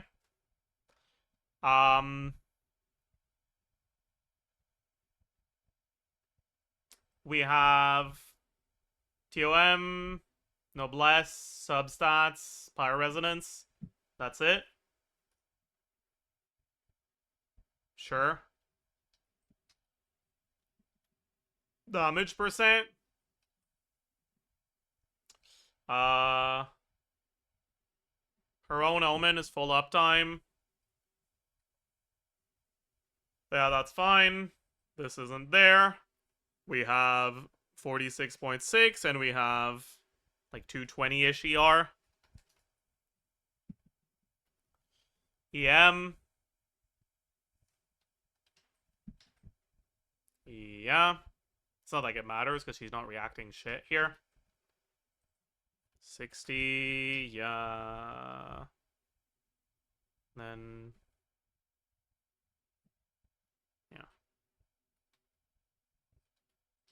Okay, and then motion value. I guess I should separate. Have the same thing for C6. Or for charge attack hits. Motion value here. What constellation was this? This was Mona C2. So we have 63.9, 61.2, 76.2, 95.5, 54.4 times 4, 226, 752.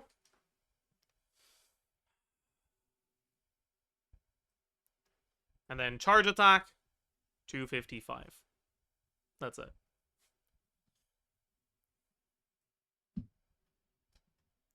Yeah. So that's 180. Wait, that's actually kind of good.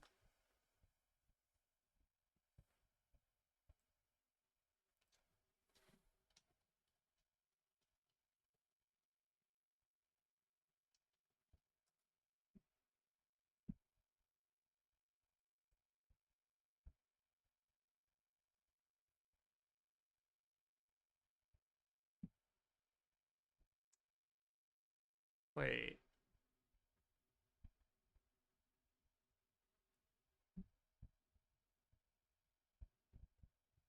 I guess.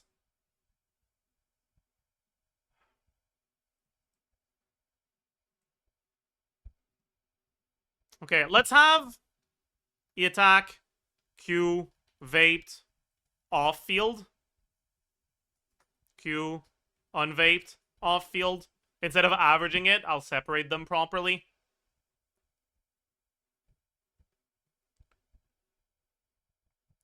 Right? So for this, we have this. We have 48. We have this.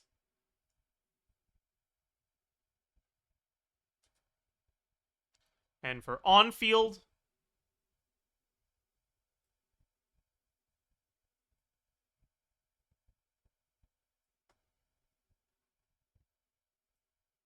it's this. And then unvaped is this.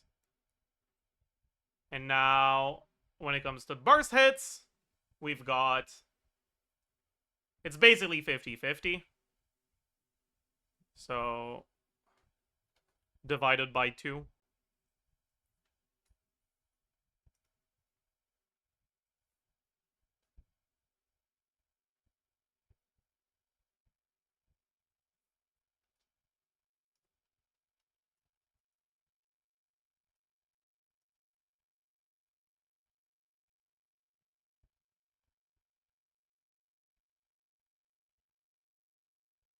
Yeah.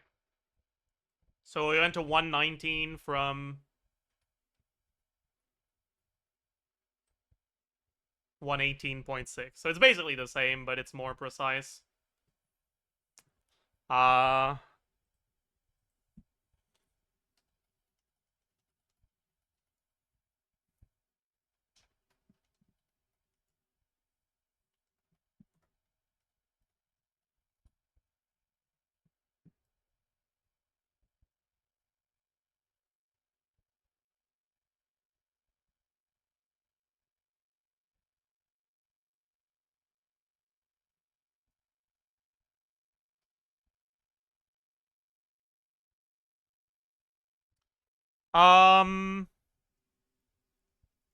I haven't looked at con stuff.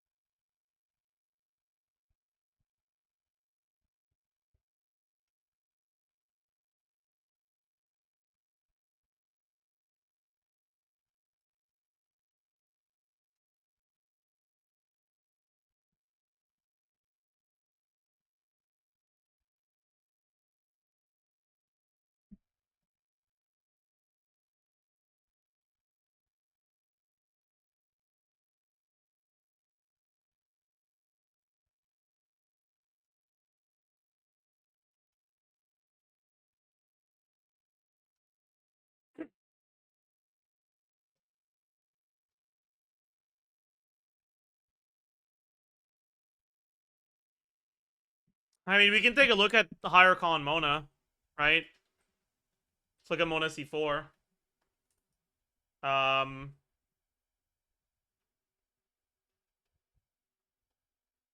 Yeah, bro just gets fucking full value from this shit.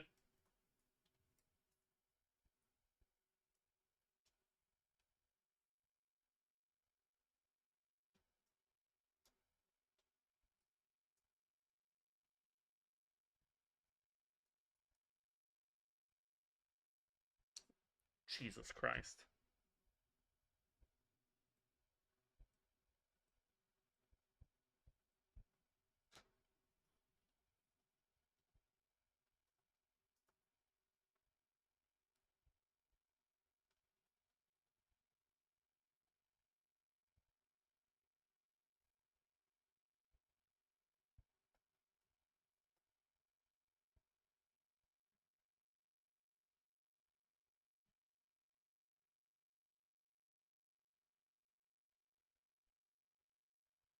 Was this Black Durin? Yeah.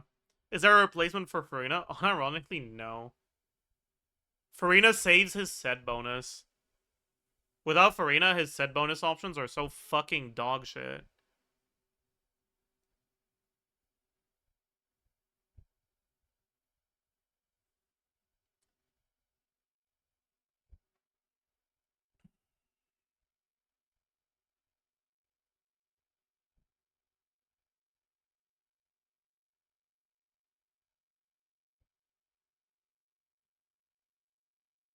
Does it apply off-field? This is an on-field Durin team.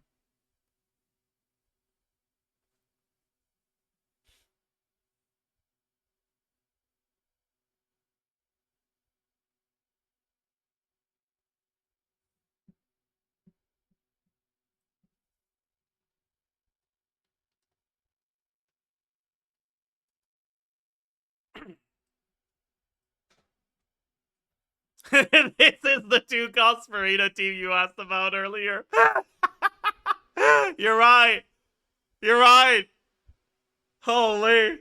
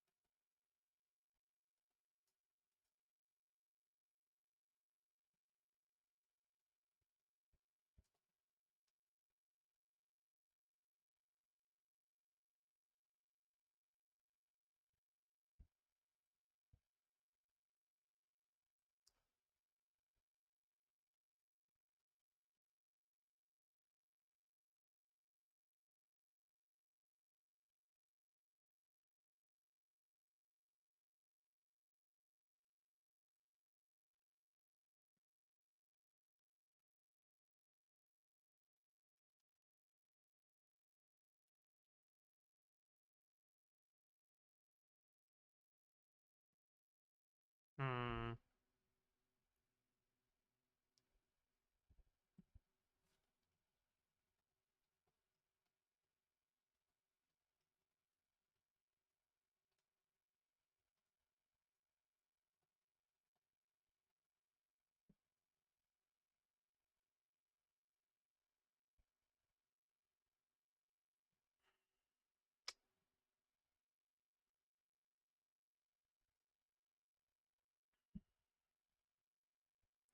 Klee for Durin here.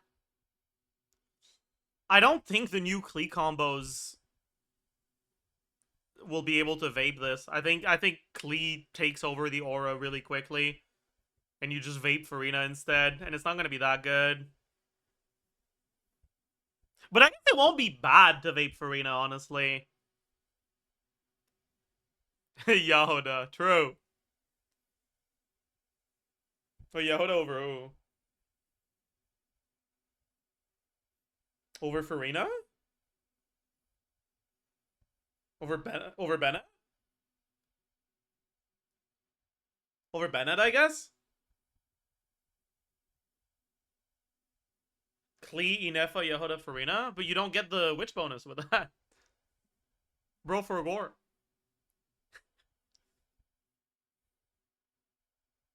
No witches?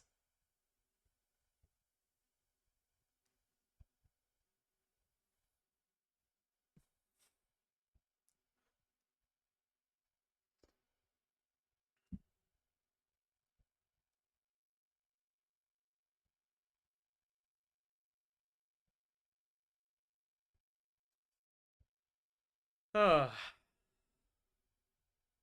Is C6 Yahoda better than Sucrose for Flins? With the buffs, she might be. I think she probably is. But it's not even going to be that big of a difference. The main thing is that you get healing.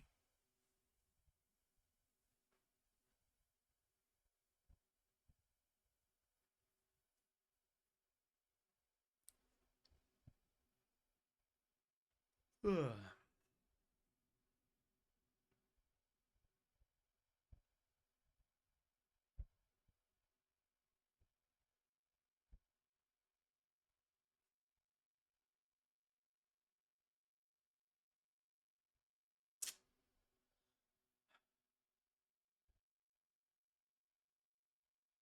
What's the difference between Finale and Wolfang here? Wolfang won't be that good because, like, almost half of his damage is coming from normal attacks and charge attacks. It's not half. It's like 40%. A little bit more than a third, but, like, yeah.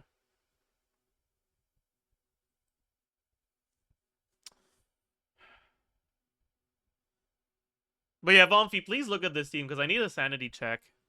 This seems too good. Is Durin's charge attack vaping? His charge attack shares ICD with his normal attack. So I'm assuming that half of the charge attacks are vaping and half of the normal attacks are vaping.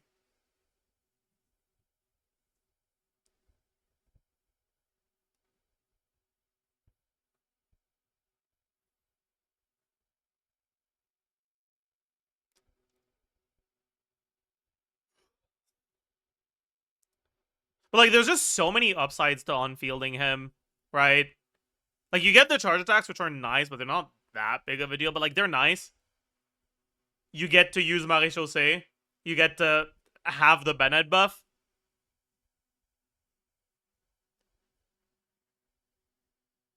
It's just so nice.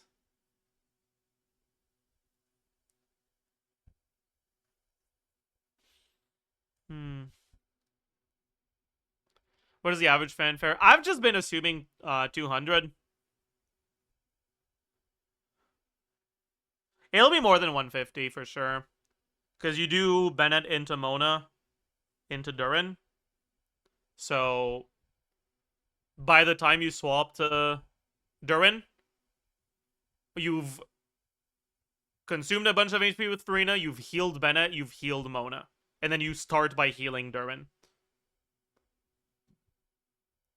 So for the half of the rotation that's him on field, he's going to be like 250 to 300.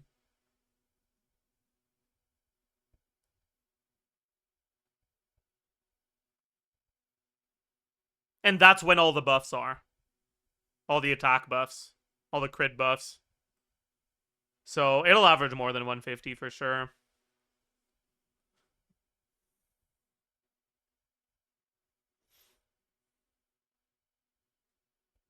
Is Albedo Sucrose good instead of Freyna? It doesn't work. You need the Hydro.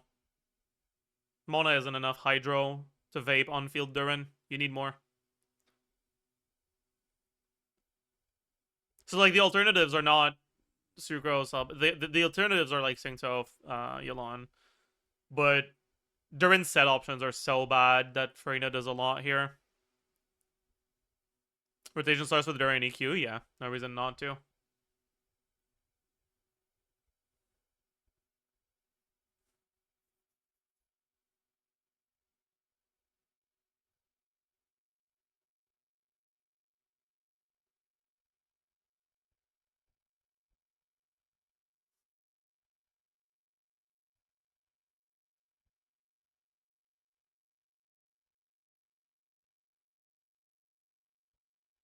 Although after the first setup, you use your next E as soon as you can. And then for the second rotation, your beginning is just Durin Q.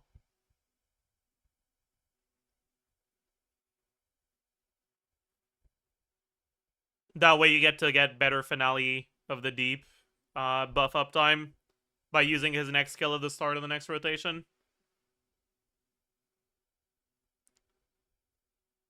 Is post buff Mona going to be any good for Hu Tao? The problem with Mona with Hu Tao is that in order to get any value from the buffs, you need a second witch. And there's just not that many of the witches that fit well in Hu Tao teams.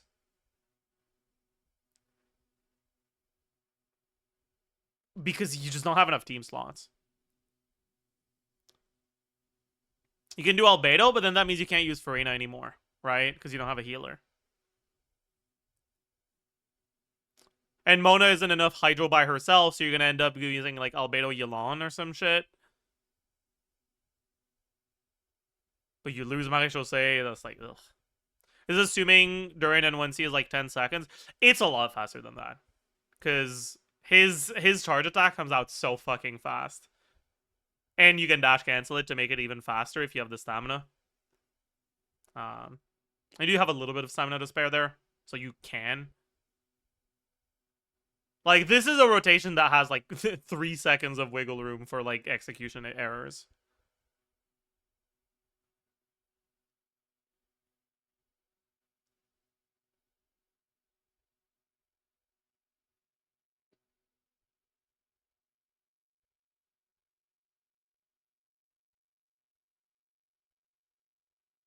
How about on-field Mona? This seems a lot better.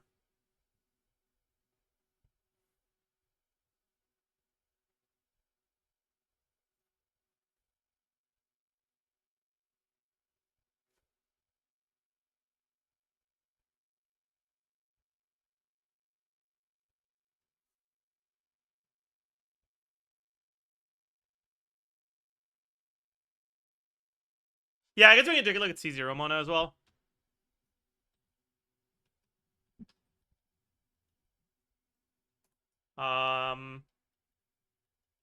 Minus 80 EM.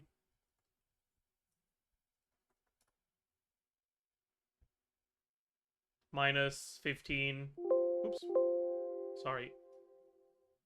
Minus 15 reaction damage.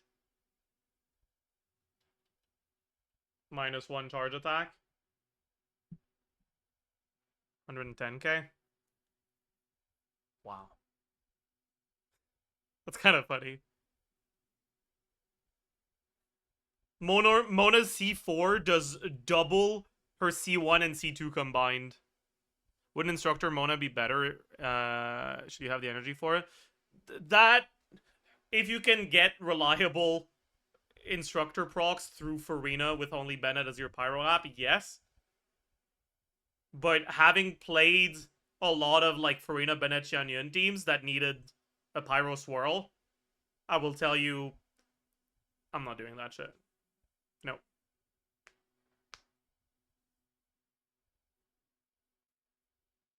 I mean, honestly, maybe we just go scroll Bennett. I was assuming 40 EM average on Instructor.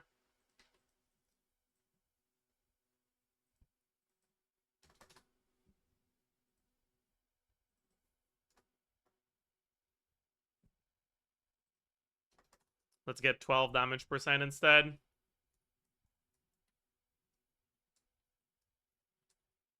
I could also increase Bennett's stats, but I can't be bothered. It's better. Yeah. I'm not actually that surprised.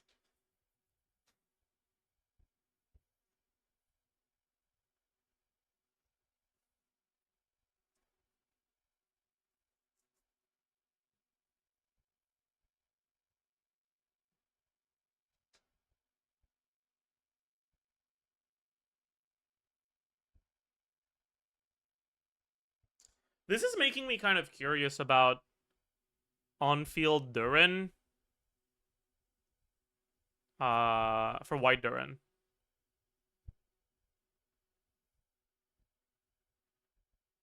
In non-reaction teams. Like in overload teams and shit.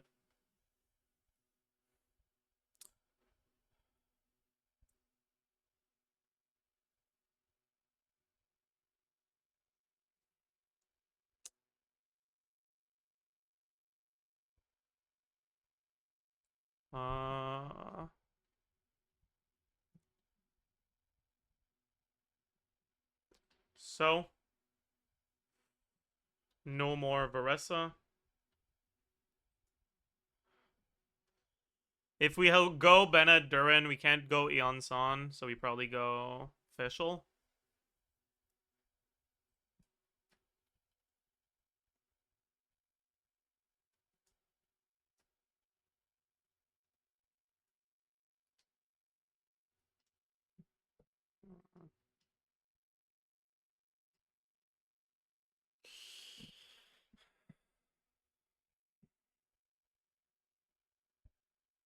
So we go Durin, Bennett, Fischl, Chevaliers, Sapwood, Noblesse, Stringless, TOM, Fav, Scroll.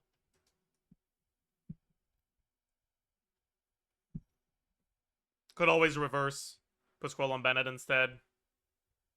It's easier to have him proc it in the setup. I'm too lazy to figure it out.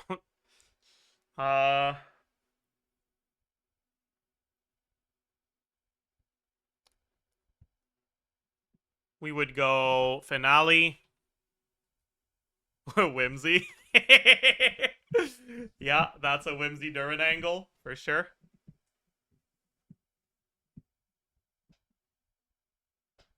Wait a second. You don't get Bond of Life from the Fontaine Claymore, right? So you can't do that on Razor.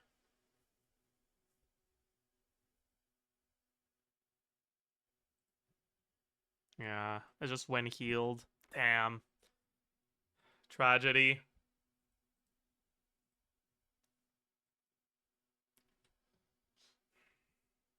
Tragedy. It's fine. Okay, so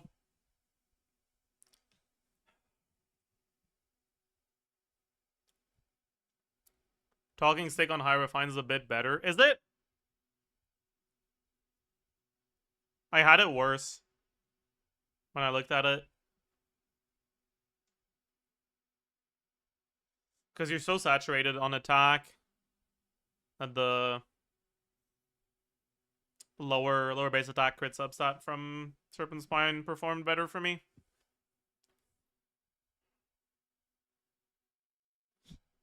Anyways, 565. Attack percent.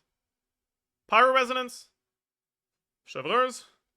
TOM. Noblesse. Sans. Substats. Whimsy 2-piece. Finale. Finale. Is that it? Yep. Flat attack. 350. 139% of Bennett. And about 220. We'll calculate the all-field damage separately. Bennett base attack, 191 plus 565. Jesus Christ, that's a lot of attack. Did I include Fischl? I did not include Fischl. 45. Fucking hell, that's a lot of attack, man. Holy shit. Okay. What's gonna be... Dude, the fact that Chevaliers healing isn't big enough to insta-proc the finale effect is such a big deal. Because it gives you one more stack of Whimsy. If she healed more, you would only get 2 stacks. But because she doesn't heal enough to one-shot the Bond of Life you get, and it takes her 2 ticks instead of 1, you get 3 stacks.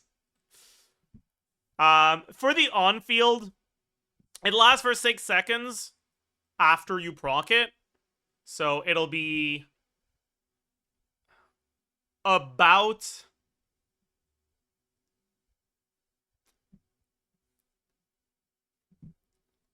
40% average, I'd say. Maybe a bit less. Let's just assume 2 stack average. Isn't Bennett healing? Only if you're low HP.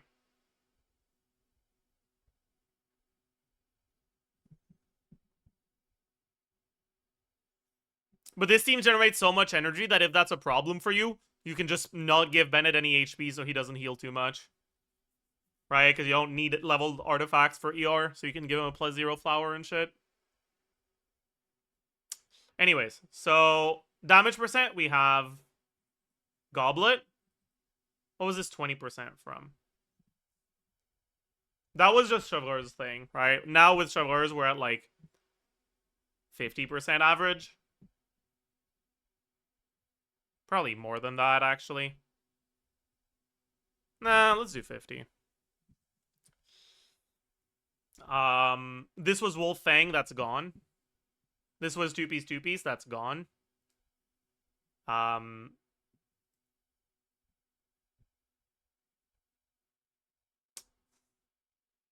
What was this? That was the Ansan. That's gone. But you get 12% from the scroll. You get 15% from Bennett. And you get about 2 stacks average. How much is a stack again? It's 18. So 36%. Let's do 54% times 2/3 so I can remember that it's whimsy. Okay. That's... yeah, okay. Crit value. We don't have this anymore.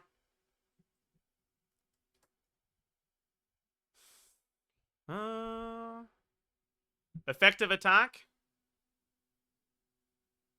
Yeah. This is for the on-field damage. Then for the off-field damage, we lose. We lose Bennett buff.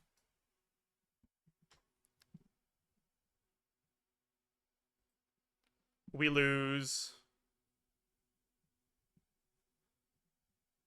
Noblesse.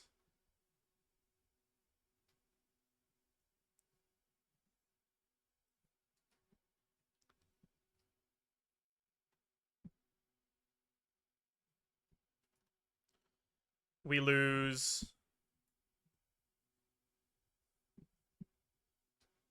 what else do we lose? We lose the Bond of Life, or the finale effect. That means we also lose the 220. Okay. And I think that's it for attack. Everything else we still have. We lose Fischl as well. Fischl.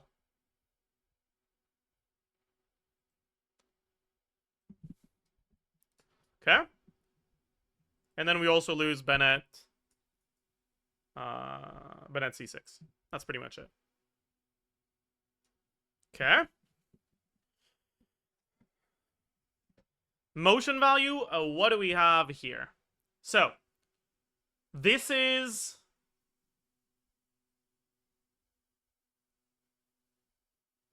okay. We'll just copy this for now. For the off-field damage, we don't have the initial hit, right? So this 148, 111... right, that shit's gone. This 179, that shit's gone. And we just have this. And how many off-field hits do we have? Let me think about that for a second. We have... the rotation is going to be Chevreur's, Bennett, Fischl, Durin. And then Durin stays on field for like 12 seconds. So let's say 6 hits off field. 5 hits off field, 18-second rotation. So 5 hits off field. On field, we have 12 hits.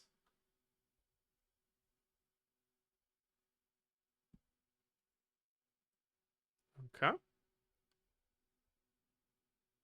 And we have N1 C spam. We can get 10. No problem.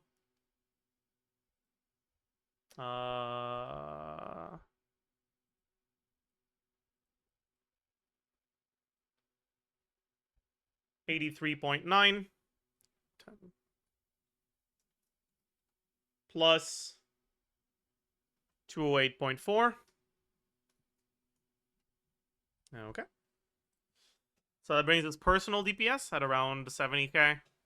That's not that good.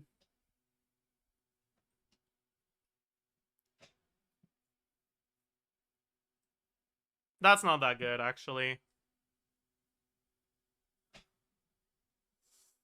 Oh yeah, I didn't increase the shred. That's true.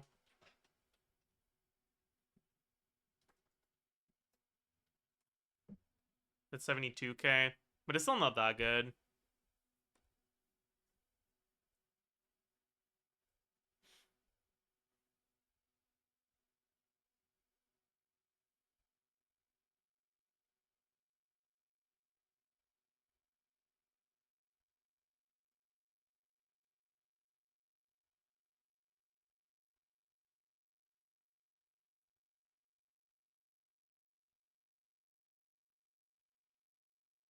Like, we do need to add fischl damage to this, but it's not gonna be that insane.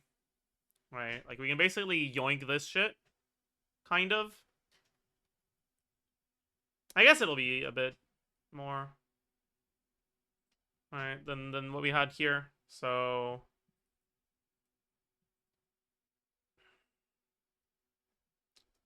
45%. Oh, did I forget the fucking 45% here? I did. Yeah, whatever. So... that's all we got, right? We got the same shit. Yeah. But here we now have Bennett buff.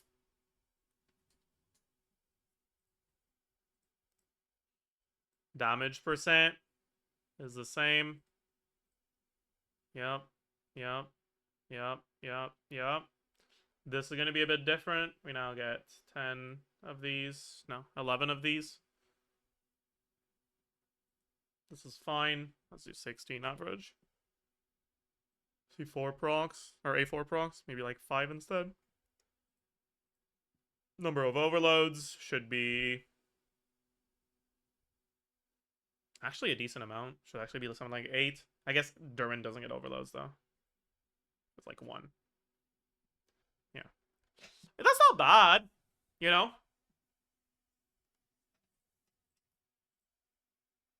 Bennett damage is gonna be like 2k. So it's like 105k.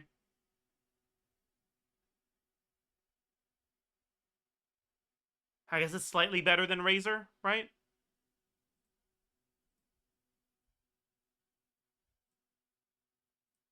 Once we had Bennett damage, but it's basically similar. Actual questions: in what teams are is Durin 100% best in slot and makes the team better by a decent margin? I don't think there's any.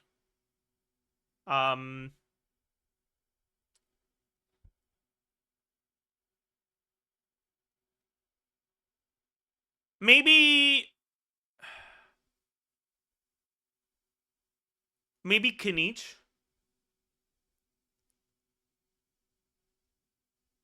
Actually.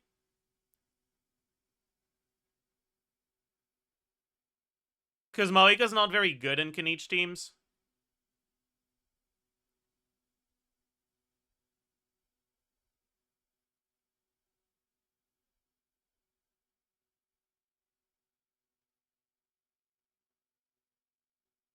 You lose scroll? Not necessarily. It's really easy to proc scroll with either with Albedo. It's actually easier to proc scroll with Albedo than it is with Emilie. It's just on the first rotation without burst you can't do it. But like it is what it is. Like that's not the end of the world. Only if you have Emilie, no.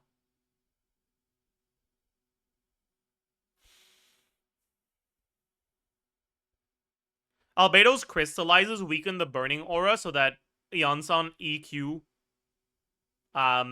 is enough to get quick and through burning. Emily doesn't do that. You need to EQ and then you need to normal attack before your off-field pyro hits again. So if you slightly mess up the timing, you just lose the Cinder City. That doesn't happen with Albedo.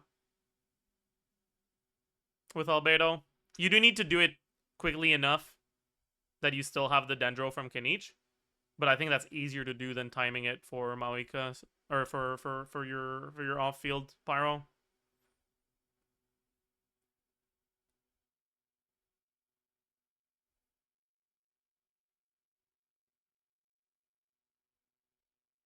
Albedo's just the GOAT. But you have multiple options, right? Like, it doesn't even need to be Emily. You can fucking use Bennett if you want. Right, like Bennett works. Bennett, Durin, Eon-san is pretty good for Kinich too. And pretty much all of the Kinich teams with Durin are, I'd say, above the old Kinich teams. There's a few other characters that got buffed, that are getting buffed by the Durin patch, but it's not Durin that's buffing. It's all the witch buffs. Like Molani, for example, is going to have a team with Durin that's much better than her current teams, but she's also going to have teams without Durin that are much better than her current teams. Right, like it's honestly more about the Mona and the Albedo buffs than it is about the Durin buffs.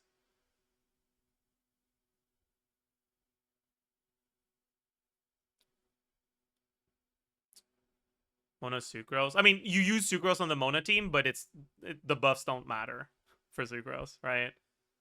But the fact that she's a witch makes the Mona buffs matter.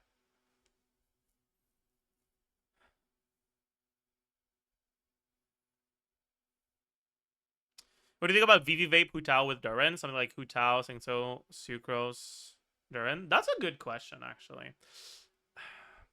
I don't think it'll be easy to actually vape all the stuff you want to vape, though. But I guess it won't be too bad. You know, we can compare it to Mawika, maybe.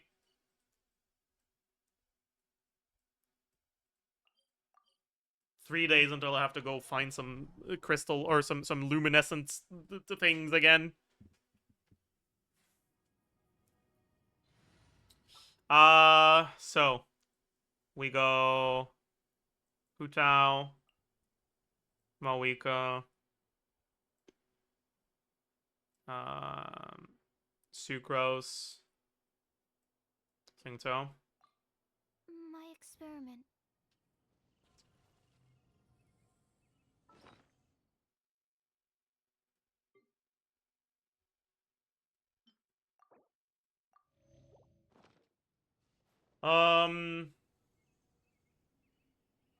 So what order would you do things in?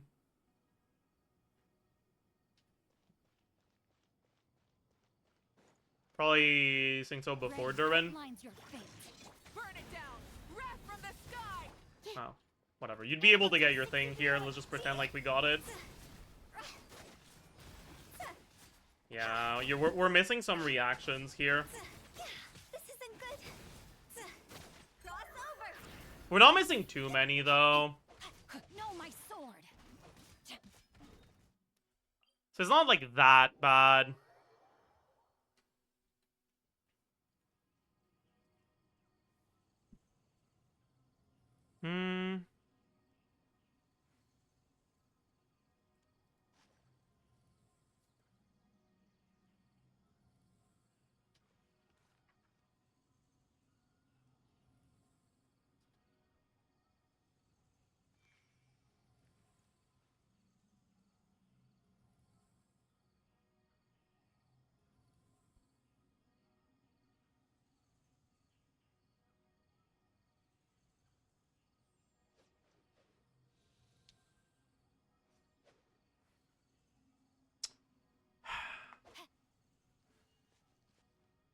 Why is he on Spindle? Bro, what are you doing?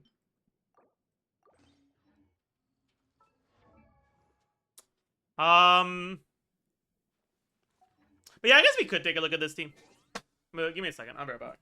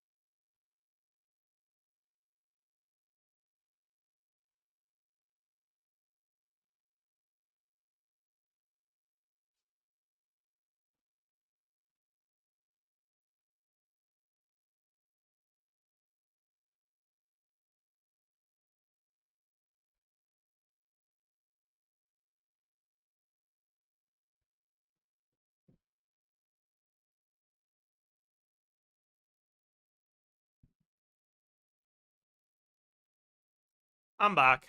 Okay, let's actually look at that team. Fuck it.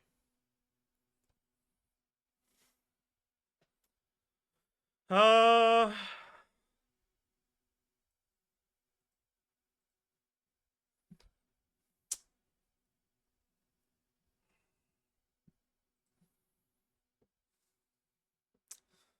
Hmm.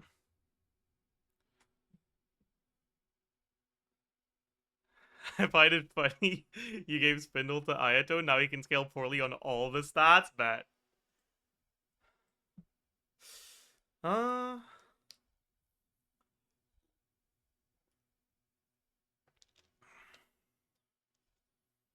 Alright, chat.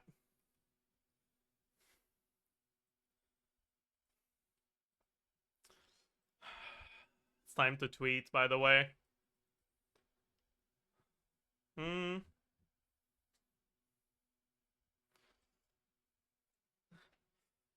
Buffed Dark Durin is now a better pyro carry than Arlecchino.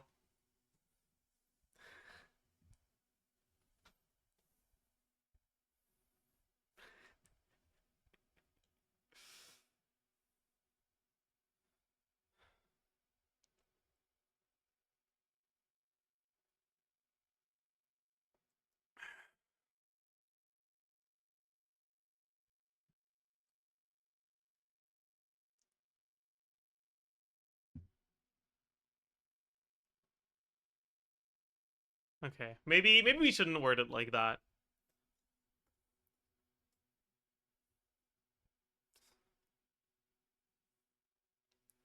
Wait, I'm fucking showing leaked gameplay. Vomfy, why do you post this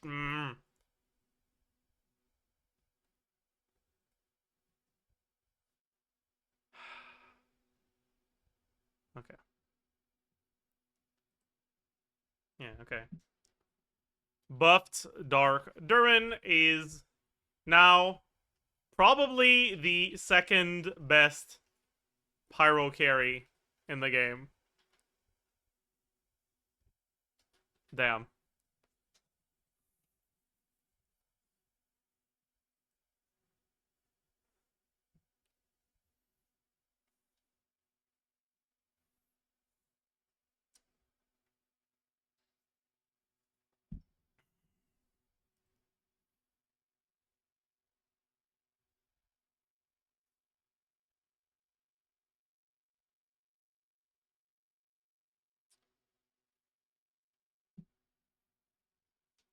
As it turns out, buffing his synergy with high attack teams makes him kind of the GOAT with on field, or with kind of the GOAT on field with C6 Bennett.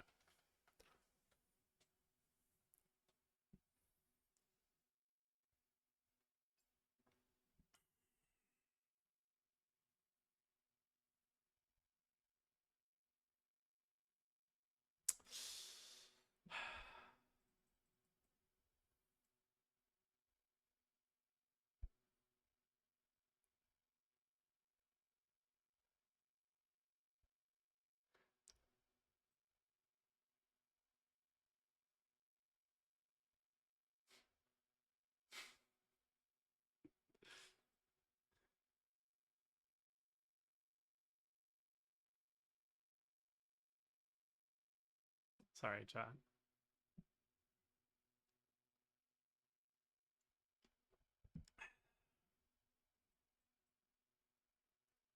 Oh my god, I forgot attack subs. It's 121k. Yeah, that's what I'm saying, man.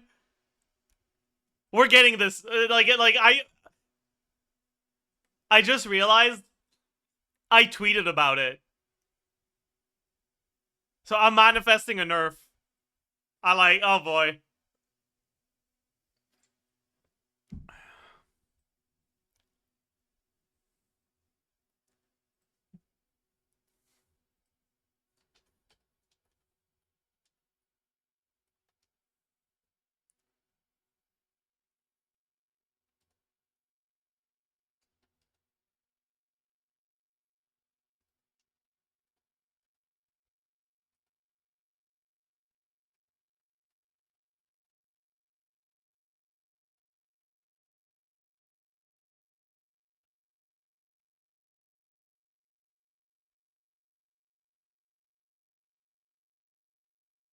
Yeah, what are you getting with Mona C4, Bumpy?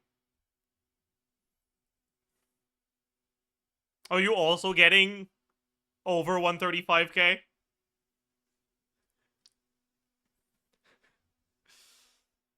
Anyways, what is your ranking of pyro carries now? Should we rank pyro carries now?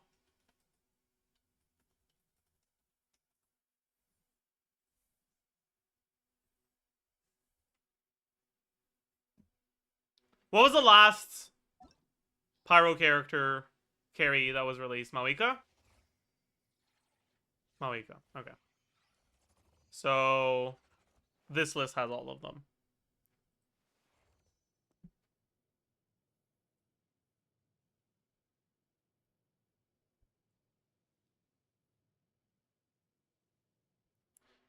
Okay.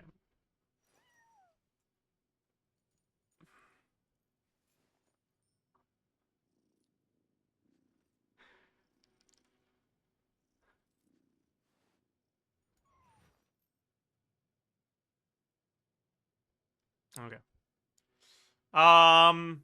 Delete the tweet? No. Nerf him!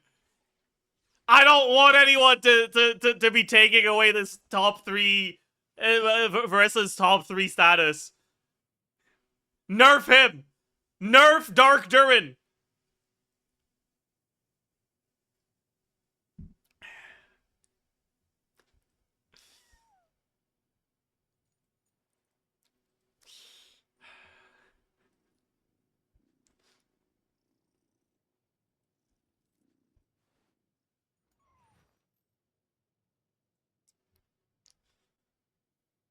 Him performing this much better in his on-field teams does feel scuffed. It does. It's so stupid.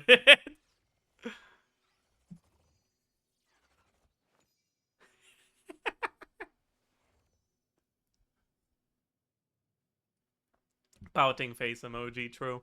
Anyways, but yeah, so like for Pyro, let's also like not include the characters that aren't really used as carries. So like let's just separate them. So like I mean, I guess some people do use Daya as a carry.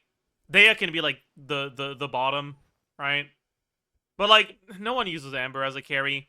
And the people who do use Amber as a carry are either fucking around, or they're using like physical Amber or some shit. Like yeah. What's that? That's C4 Mona, yeah. Yeah. I'm pretty sure 150 fanfare is pessimistic, by the way. Like, you're getting more than that for sure.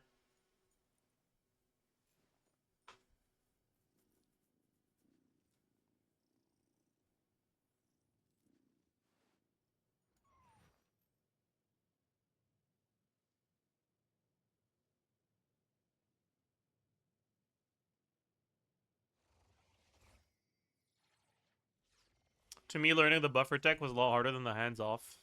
It's not that the hands-off thing is complicated. It's that incorporating hands-off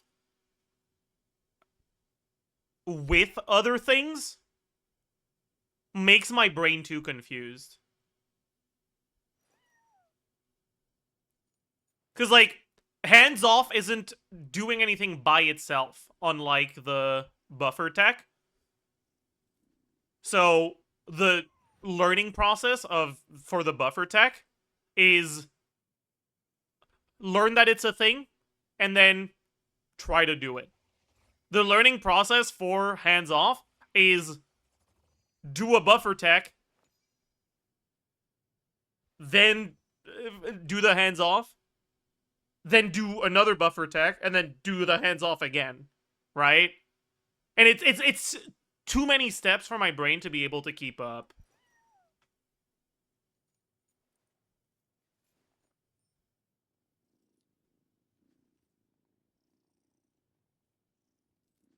What the fuck is hands off? I don't want to explain it again, but you can go watch the VOD. I mean, if you went and watched it, do you know what the timestamp was? But I talked about like how the Mawika combos work and like what's going on like what makes them work and how to do them today. At 4:30? That can't be right.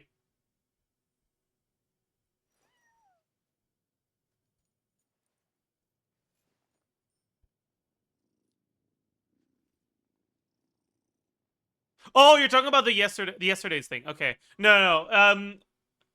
Does anyone know what time today I started explaining the combos?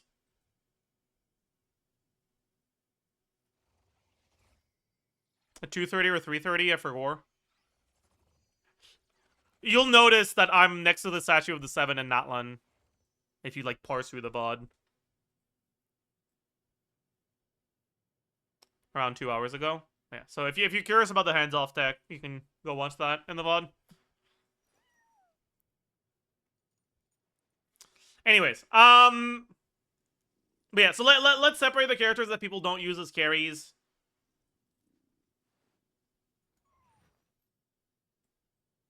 And then, oh yeah, let me add durin. I actually have, no I don't. Fuck! Durin Genshin.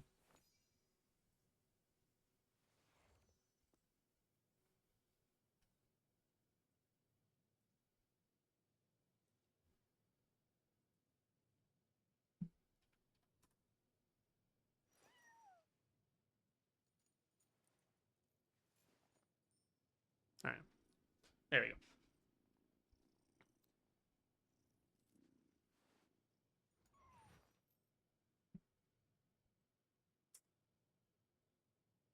Plunge Melt Mannequin. Shut the fuck up. People don't actually use Pyro MC as a carry. So, yeah.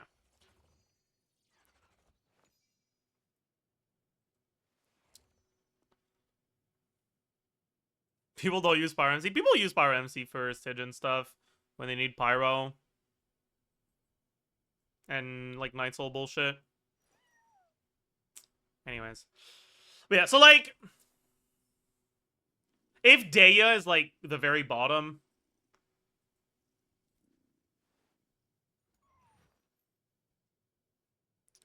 I think you'd have, like, Diluc 1 tier above.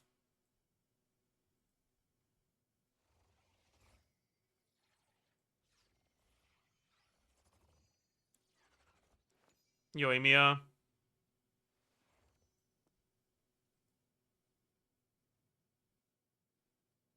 Probably Yunfei, too.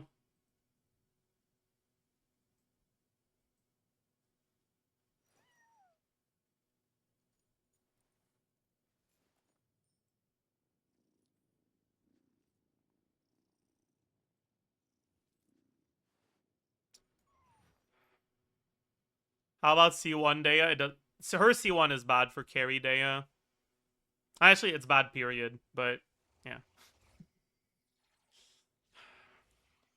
Yeah. Then, above that in B, I'd have, like, Hu Tao, Shanglang.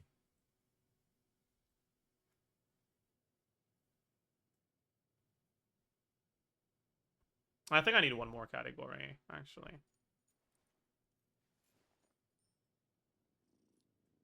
Let's have a Mawika tier here.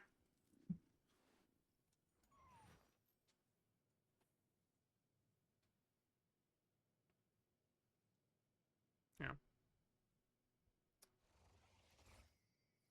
Then, and if we're assuming it's like post witch buff, because otherwise Klee is like not good. But post witch buff Klee.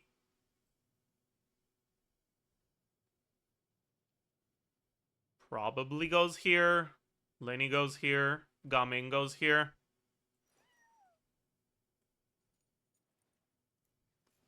The hell is channeling carry? It's Sucrose National stuff.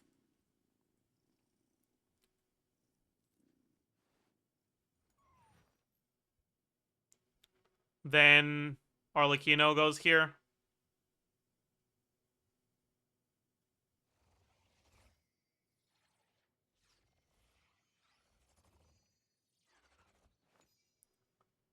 And then Durin goes here if your Mona isn't C4 and here if she is.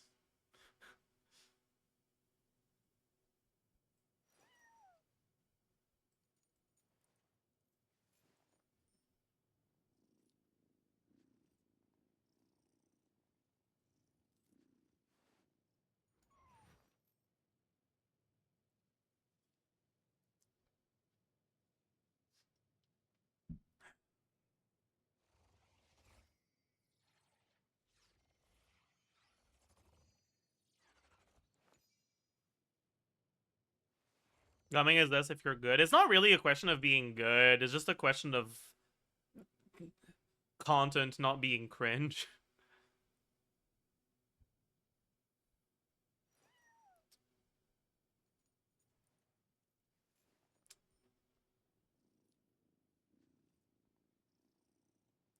So Farina has 2 meta teams. Yeah, but her time is ticking. You know that fucking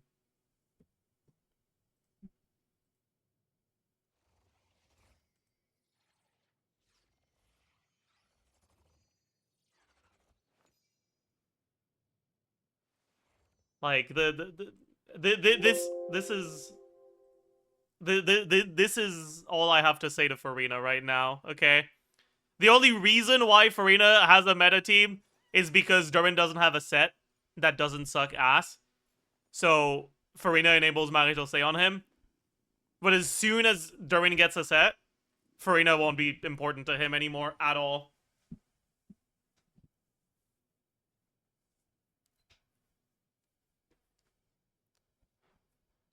Honestly, at that point... Oh, yeah, no. Alright. But yeah.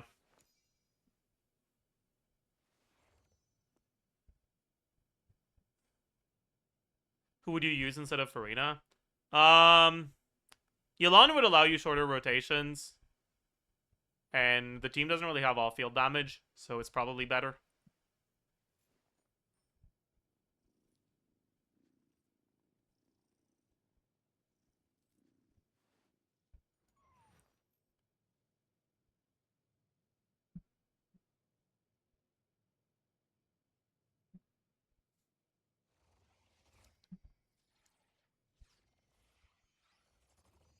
Elegy Yelan comeback in the big 2025. True!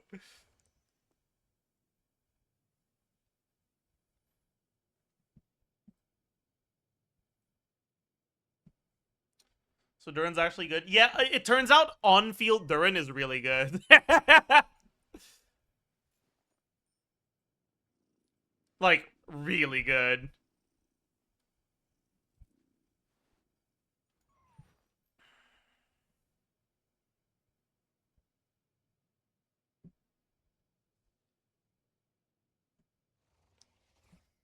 The buffs helped, though. Like, the buffs did so much for his on-field teams. Because,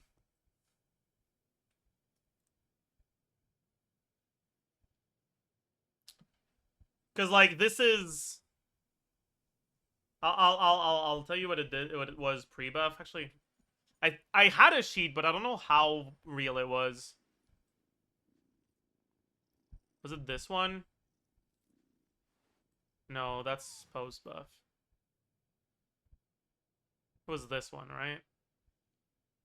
Yeah, this one was fake because you couldn't do the... Okay, it was this one. Yeah. So...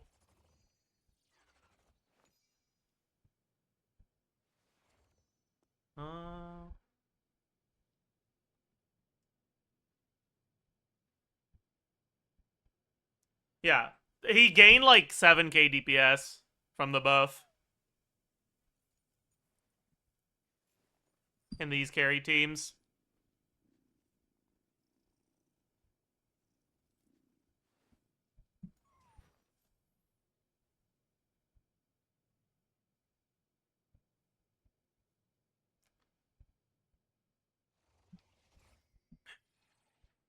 It needs Ben at C6, yeah. It gets a lot worse without Ben at C6. Because you're basically losing out on pretty much all this shit. And it's just GG. Like minus 30k DPS.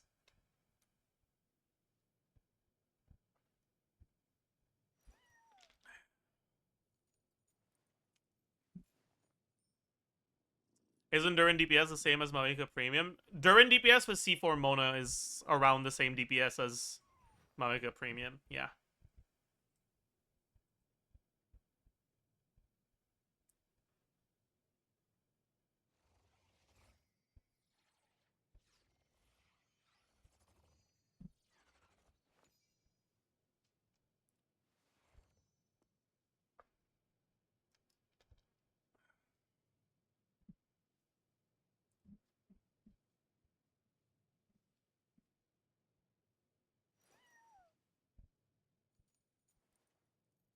Hmm.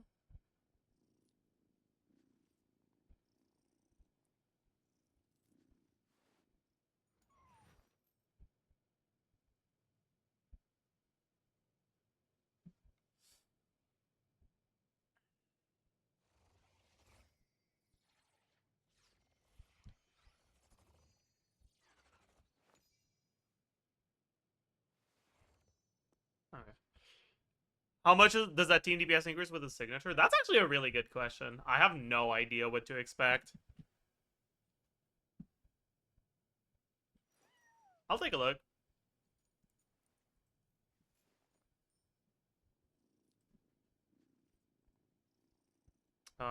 Weapons. Sword. Athame Artis. Crazy. The burst damage isn't that good. Right? Yeah, his Sig is probably kind of ass, actually. It's probably not his best weapon.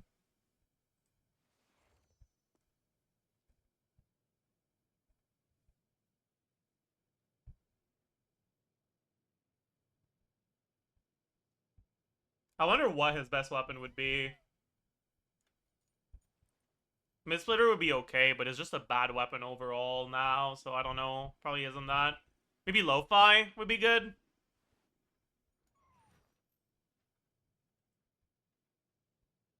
It won't be that good, though. They changed it to 16 crit damage instead of burst damage?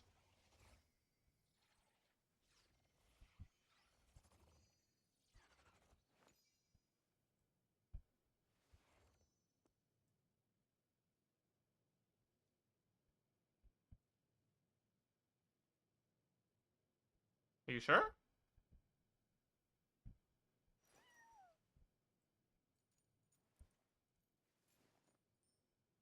It's in Chinese text?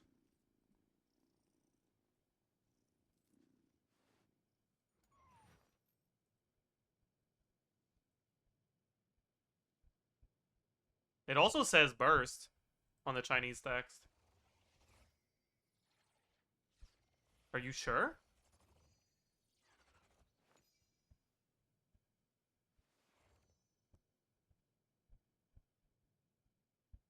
It says crit. Oh, it's crit. It's burst crit damage. I see.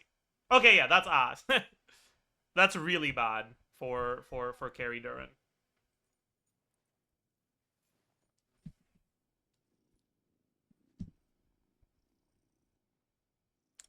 Um Yeah, what weapon would be good? Meh.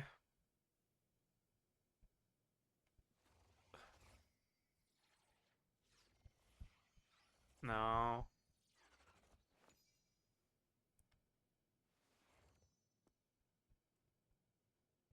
No.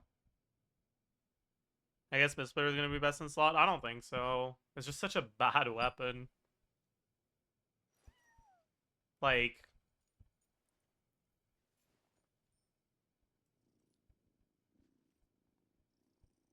This is, 21 burst damage, 35% attack. That's probably better than 40 damage percent. But I guess it's going to be hard to use Maréchaussée with this, sure.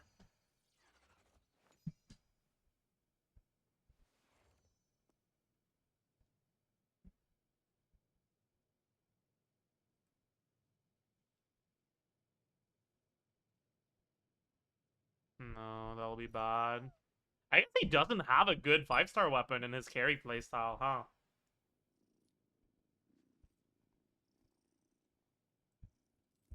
That's crazy.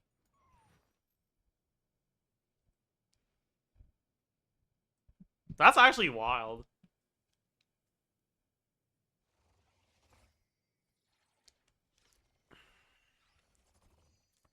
How much crit rate are we getting externally? What's his ascension? Is it crit rate or crit damage? Crit damage. Okay, thank God. So, with this, you get like 70 base crit, 75 base crit, 90 with Mona C4. Yeah, this shit's capping for sure. Let's just look at Mist Splitter.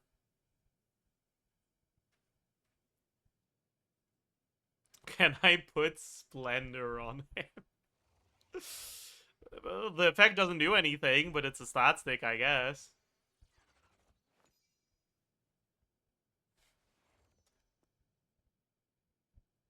Oh. I guess it's just Mist Splitter.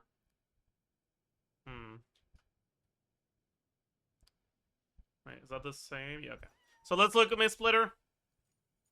Mist Splitter. 674. Get rid of this shit. Get rid of this shit. 40%.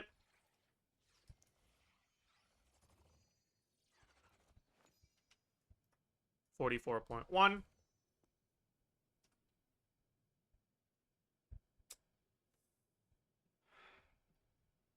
Okay,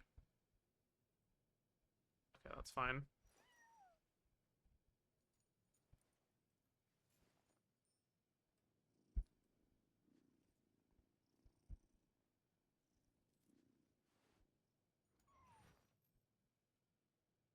What?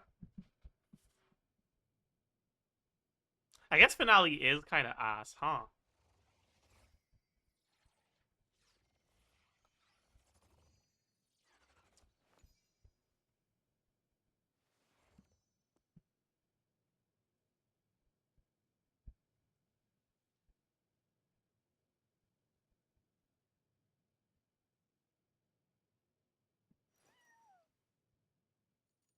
Plus 26k.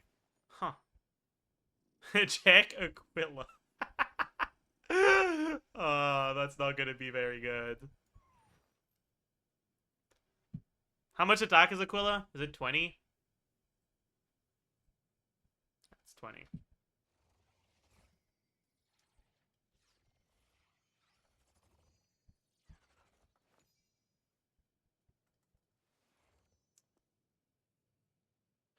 It's basically the same as Finale.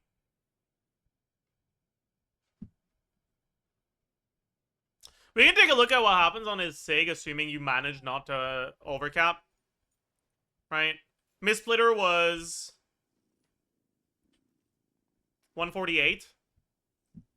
SIG is...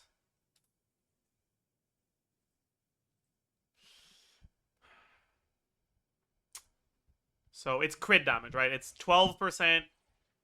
No, 21% burst crit damage. 35% attack.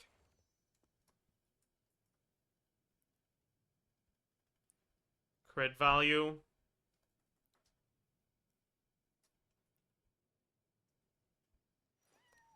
And then for burst, the crit multiplier plus 21%.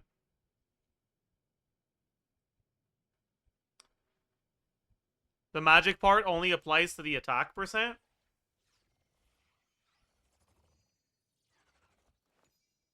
I see. I did not realize. Thank you.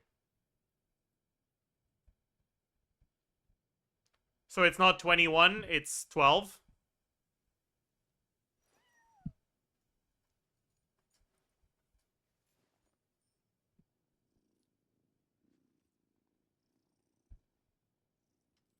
$16? Is it 16? Alright, bet.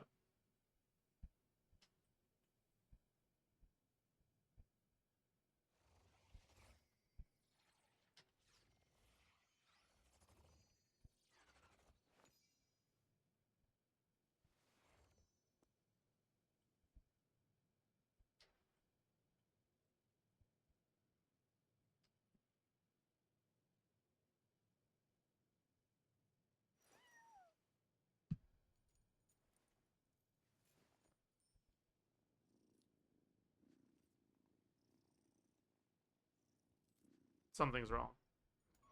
I didn't remove the damage percent from Missplitter. Okay, yeah. 148k. It's the same as Missplitter. But Missplitter doesn't have crit rate overcap issues. So Missplitter is just better.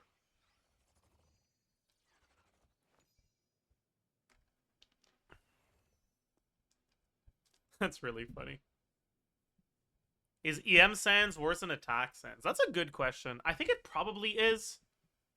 But I guess I'm not confident. Let's take a look.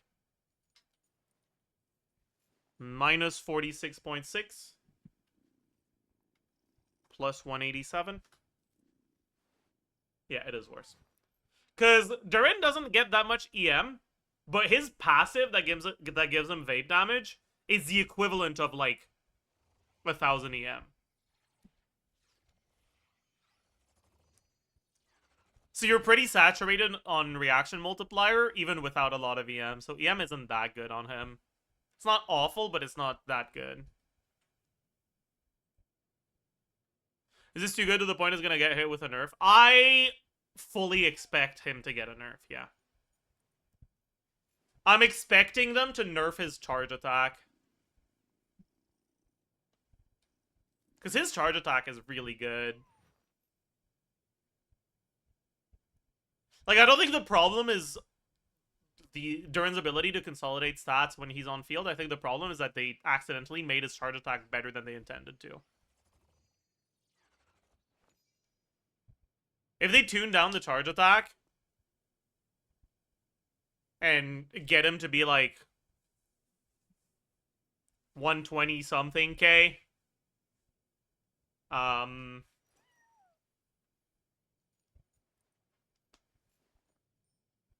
with Mona C4, like 125, 128, something like that, with Mona C4, I could see that making it to live. But I would be really surprised if this like 135 plus makes it to live.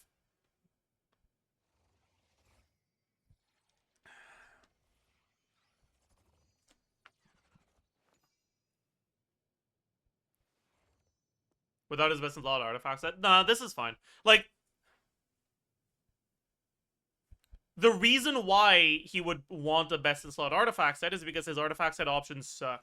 But this team is using a good artifact set. Right? This team isn't affected by his lack of a good signature set. It's one of the few teams that isn't, and that's why it's performing so well.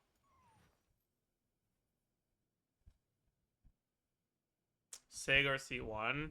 Not sure. Yeah, we can take a look at his C1 as well. I haven't really looked at it very much. After casting his burst... Oh yeah, so... the white mode is like quills, right? Yeah. And the dark mode is just more burst damage for him, right? So he gets 18. Well, he gets 9 times 200, so 1800 motion value, right?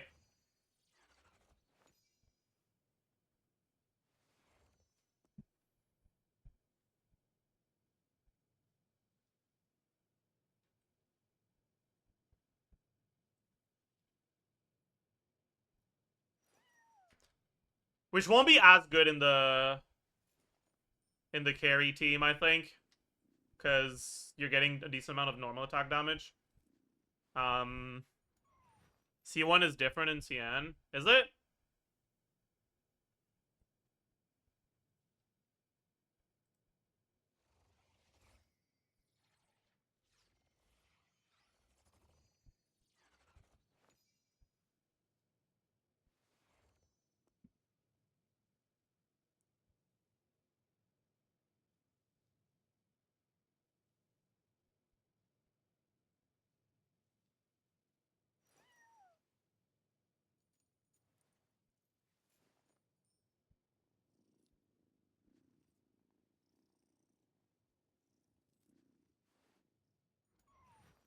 Oh, so it's just worse.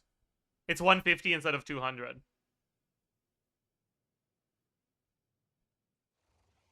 And it's 20 stacks instead of 18. So it's 3,000 motion value instead of... No. Sorry, it's 1,500 motion value instead of 1,800. Okay.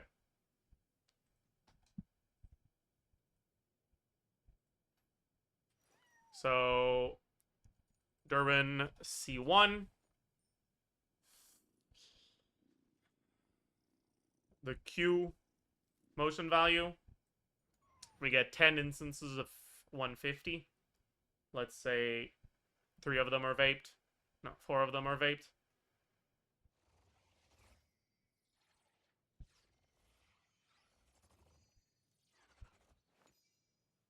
Four times 150. 6 of them are not vaped. 6 times 150. Yeah, so in this team, it's a lot worse than Sig. But Mistsplitter is better than Sig. So if you have Mistsplitter already, getting Sig is literally worthless.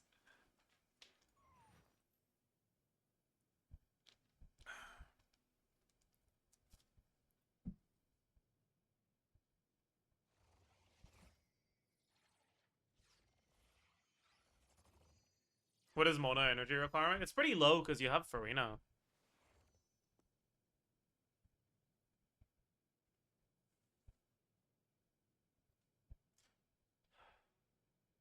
C2 at 120k is okay. Yeah, the thing is, like, Mona's C4 does so much for this team. It's fucking insane. How about CZR1 Wolfang? Wolfang isn't better than Finale here.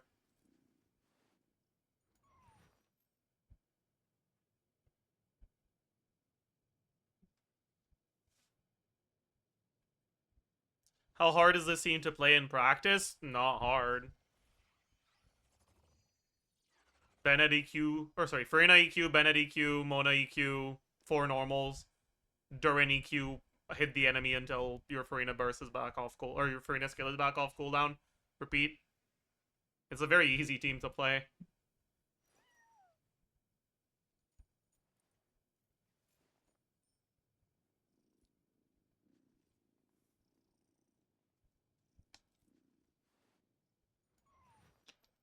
How does he do with C4 Mona and Mistsplitter?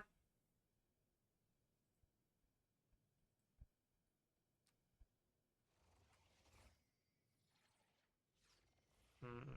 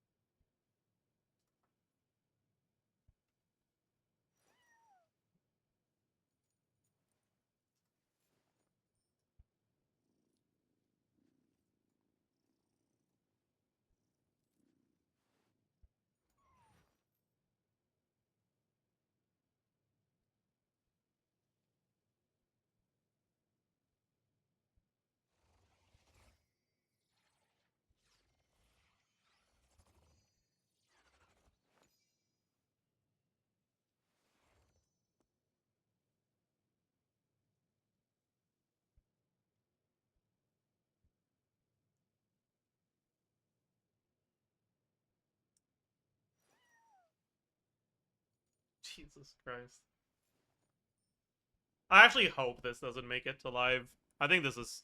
I do not want...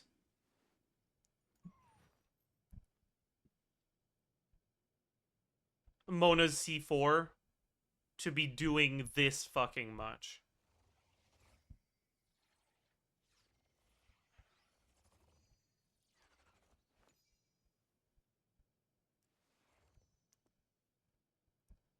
Right, because if you don't have Mona's C4... I don't know, man. It's... ugh.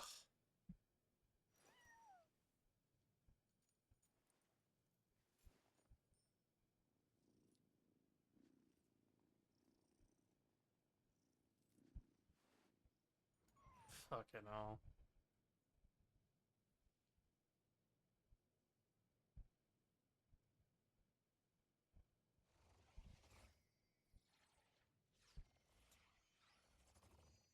She's someone everyone will get eventually. Yeah, but I just don't know how I feel about characters where, like, their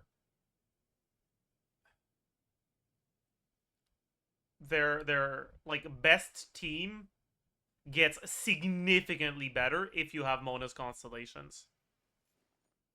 Cause like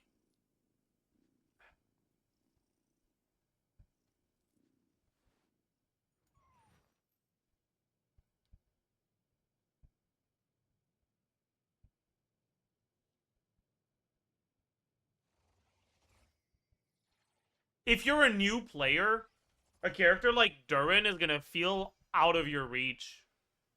Like, you'll want to get him and you'll be like, well, I kind of just can't. Because it'll take me 2 years to get Mona's C4. So he'll be pretty worthless on my account for the next, like, year and a half. And I just don't like that.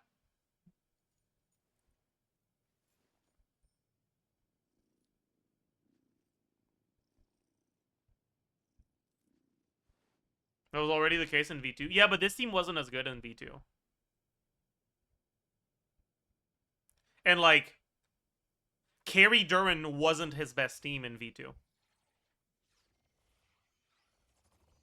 And so while, yes, C4 Mona was a big deal for the Carry Durin team, if you didn't have C4 Mona, Durin was still a good unit in other teams, and, like, he had a bunch of good teams. So if you didn't have Mona, Durin's overall meta placement wasn't that different. But I think now it is.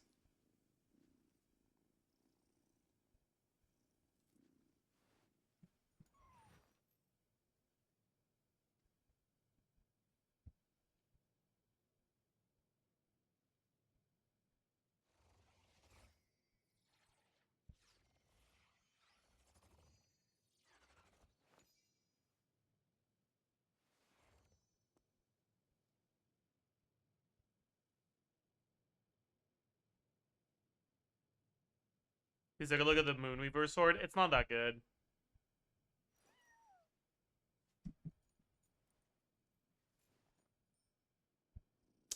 Anyways, I'm gonna remove these Durin constellation stuff and like 5-star weapon stuff, because I don't want to be like see that when I forget what this was all about and be like, oh my god, how this Durin character is so broken.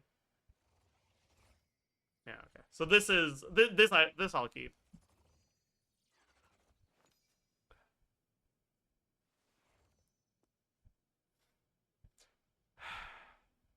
All right.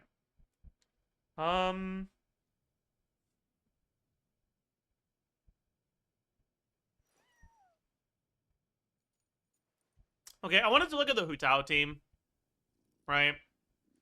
So let's do that.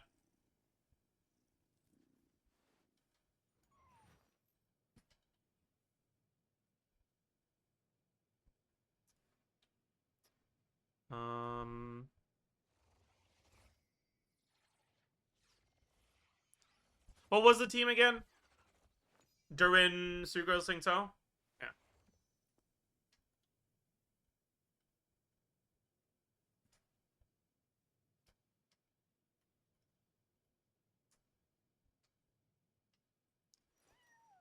Whatever. So Hu Tao, Durin, Sucrose, Singto. And Hu Tao has a problem here with artifact sets as well.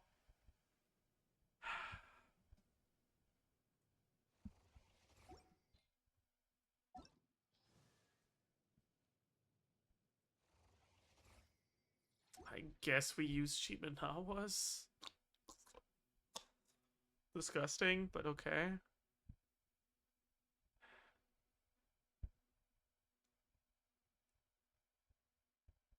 This thing's enough alone enough hydro. You'll miss like 1 or 2 vapes, but it's mostly enough.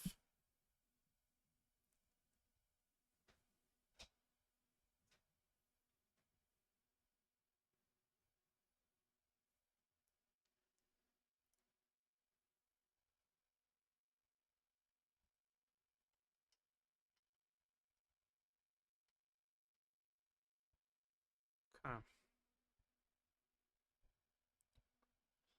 So Hu Tao will be on Deathmatch, I guess. And on Shimenawa's. As much as I fucking hate to do this shit. Durin will be on Noblesse, I guess.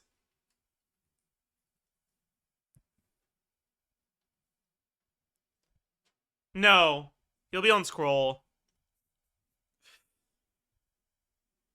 No, he'll be on Noblesse. Singto will be on Scroll.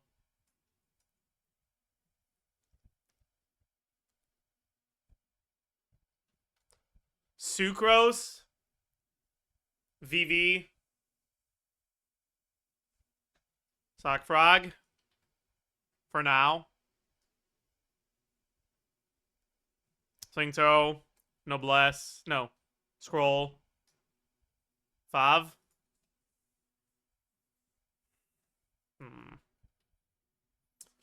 Alright. Hu Tao.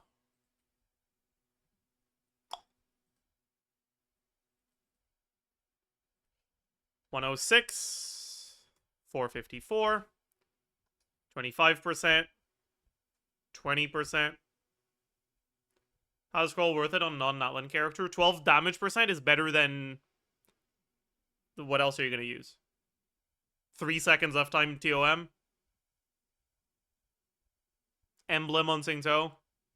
Meh.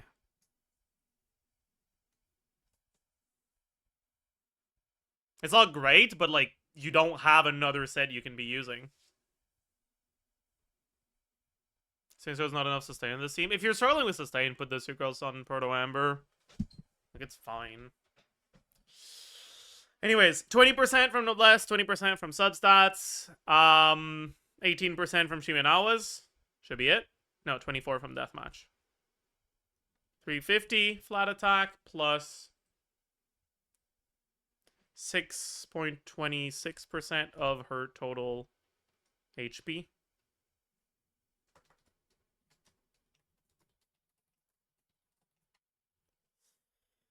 Total attack.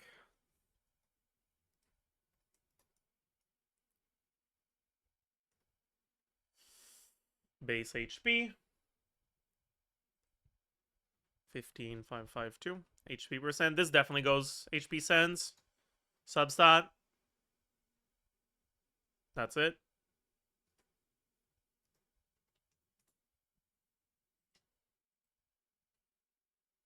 Okay.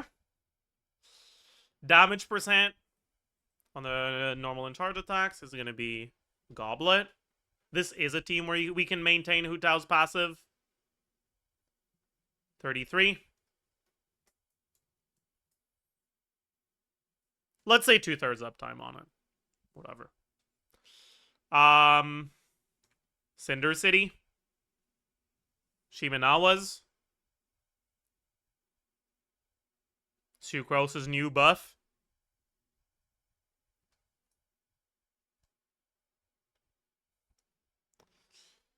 Anything else?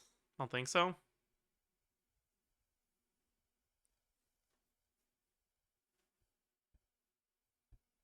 Is there a way where you go Barijose on Hu Tao with Amber on Sucrose? Wait, maybe you're cooking, actually. I never embark on a journey without a good book to accompany.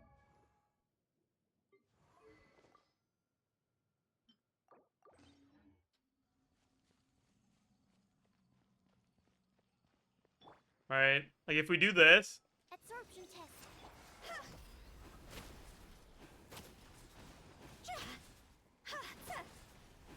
The last stake happens now. Yeah, we have full uptime.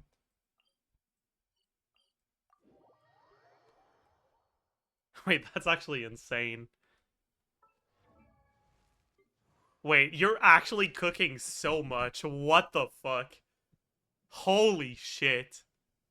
The problem is not accidentally pyro-infusing her burst. I don't want to build ER on Sucrose. You don't have a choice, buddy. But, like, it shouldn't be too much of a problem as long as you're paying attention to it, right?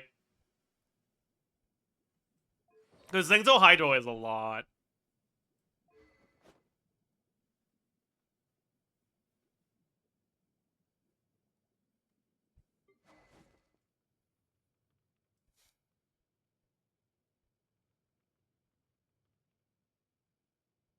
Etherlight upscale? No. The whole point of doing this is to get the Proto Amber passive to allow us to use Maréchaussée on Hu Tao in this team.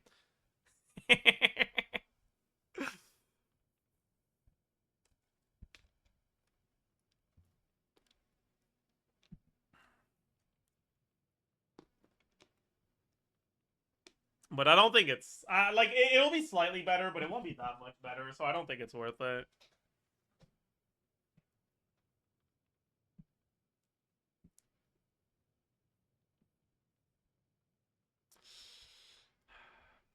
Anyways, that should be it for damage. Then, on the burst and the blood blossom, we don't have this.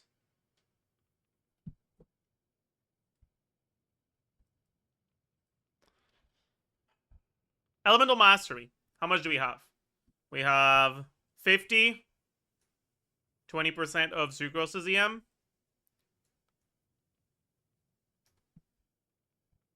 $80 from substats. Is that it? I guess so. Sucrose EM is going to be 187 times 3, 140, 221.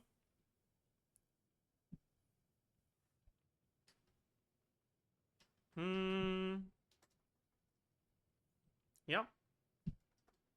Yep. Crit value.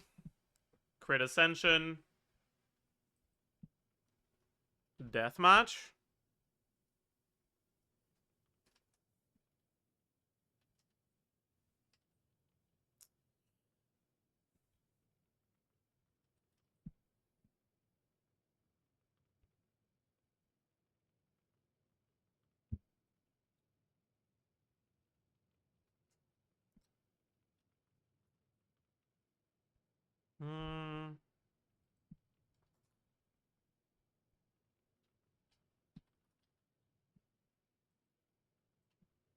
Okay.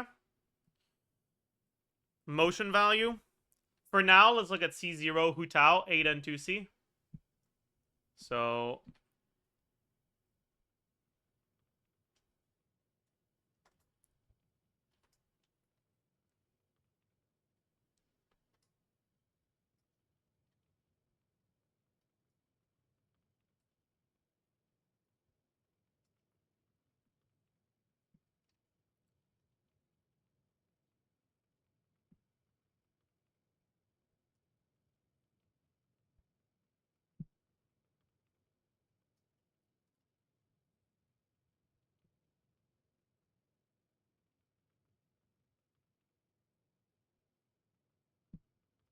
and we will assume that you lose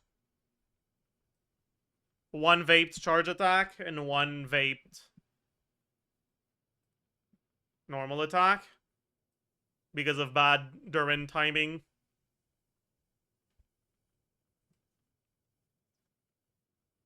Yoinking things.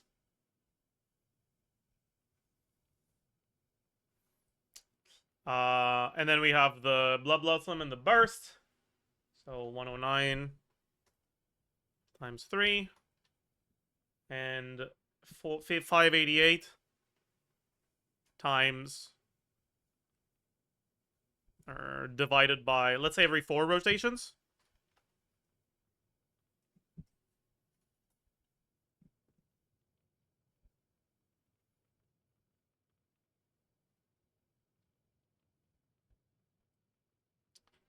Our Shred will have full uptime on Shred.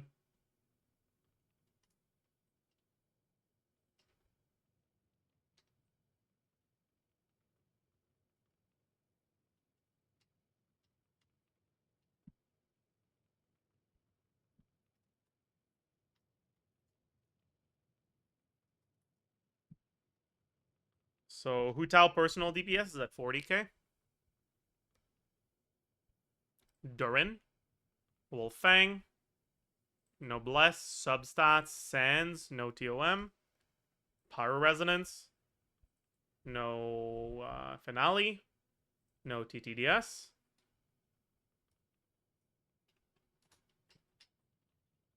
Damage percent, Goblet, no Farina. Oops. No Bennett C6. No Mona. We do have Scroll. What was this 15 from? That was Maréchaussée, so that's also gone.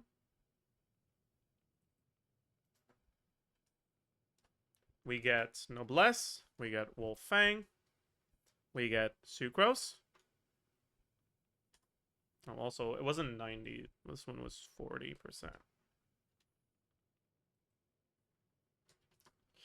Okay.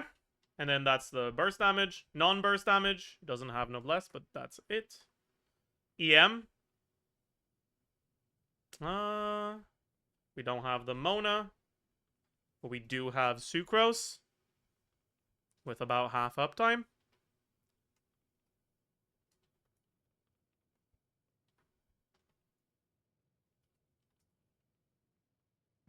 I'll be right back, chat. You had Noblesse de Hutao? I did, yeah.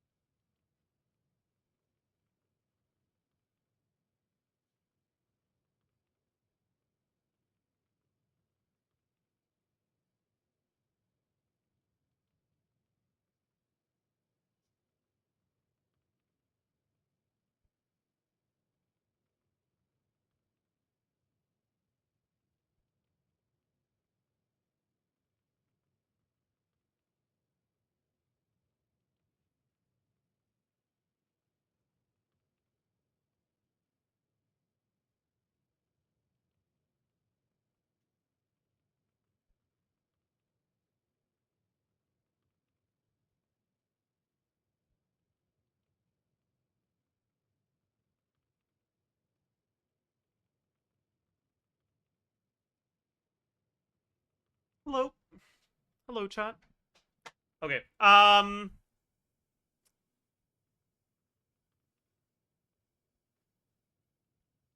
There was something I thought about, but I forgot what it was. Fuck. Oh yeah, I wanted to look at Ballad of the Fjords. So this is 38.8. What's Ballad of the Fjords? We have a lot of attack percent, so it's probably a decent amount better because of that.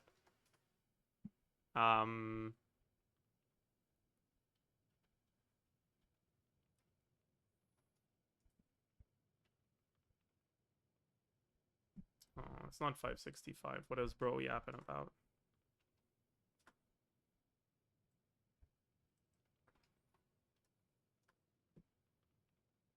It's not that big of a difference, actually. That's crazy. All right.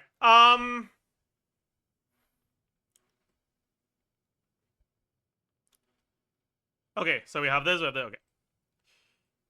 EM. Yeah. Yeah, multiplier. Yeah. Crit value. No. Wolfang. Wolfang effect. Effective attack.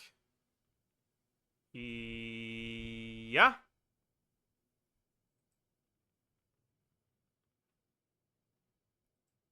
Yeah.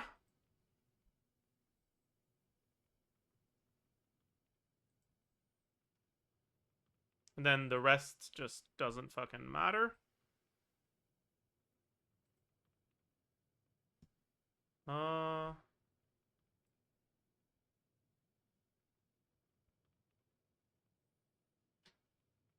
Someone who stopped playing as Fontaine released and have only just got back into Genshin, who would you recommend I pull?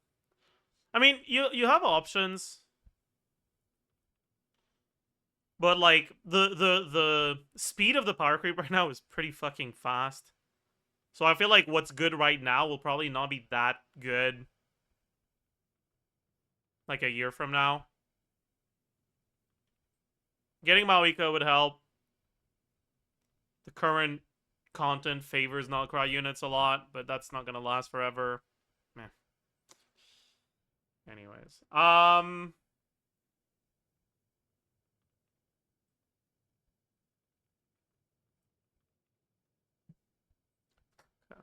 6 vapes. I think that's reasonable, yeah.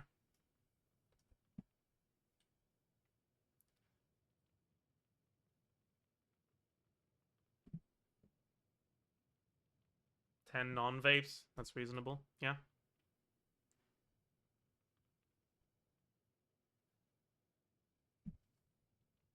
Yeah.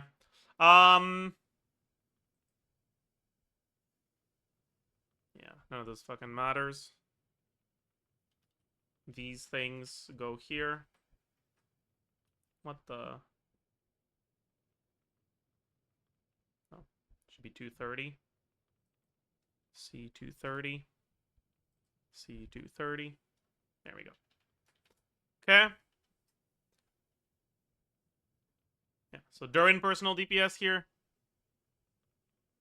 Oh, that kind of sucks, actually. What the fuck? Right. We didn't put Singto in. But Singto will be like 15k maybe here. Probably a bit less. Meh. It's not that good.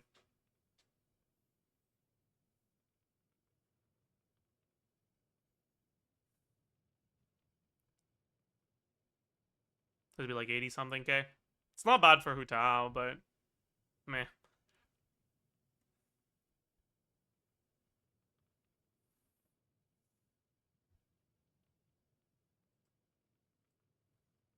Although that should be this, but yeah.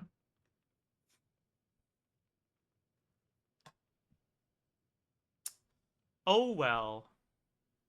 Oh well.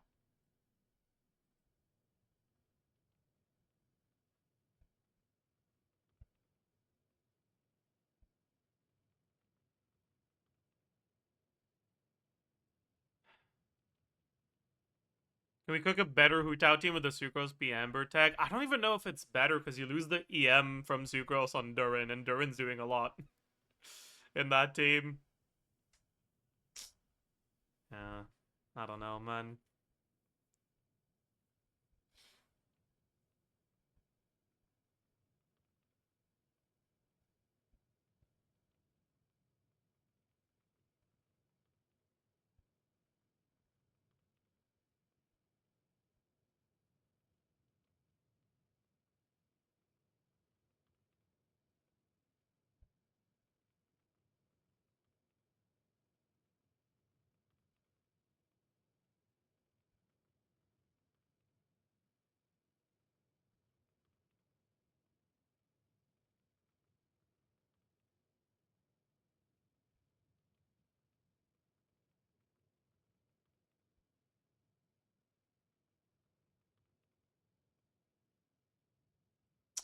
Hmm. Would Zilali not be better than Farina for Durin on field? You need enough application to sustain your reactions. Zilali is far from enough. But even if she wasn't, there's also yeah, even if she applied enough, there's also the yeah. Marissa against Field Generator and Stygian? What the fuck? That's really funny.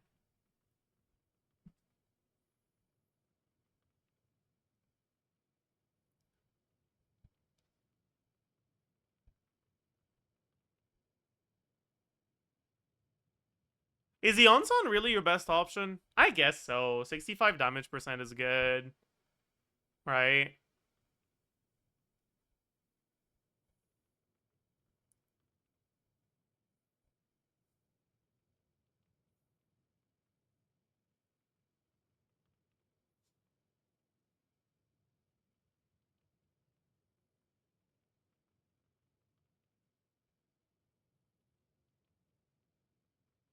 Yeah, I guess so. Damn.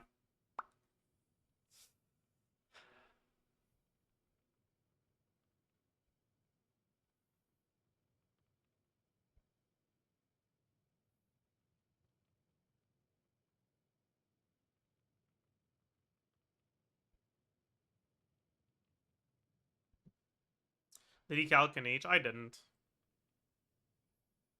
But I calc an H previously, and it should be a bit better now that the Durin buffs improved his damage. Right? But like, this was Kanich before the buffs in this team.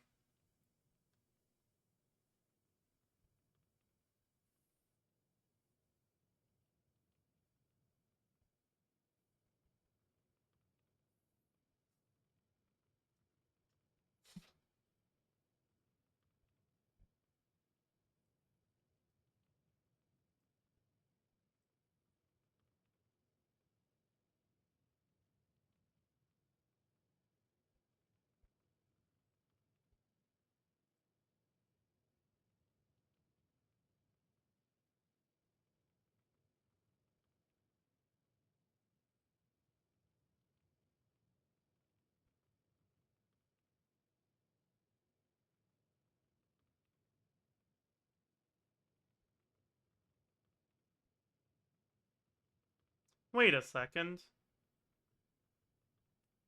This times 1.5 is a remnant of vape reactions, but that's not happening in this team. What the fuck? Okay, fixed. Okay, well that's pretty funny. Wait, what a pathetic amount of attack percent this is. Jesus Christ. Oh. Is it even a buff for this one? It might be a nerf for this one, actually. Oh god. It might be a nerf for this one. I think it's a nerf for this one, actually. That's really funny.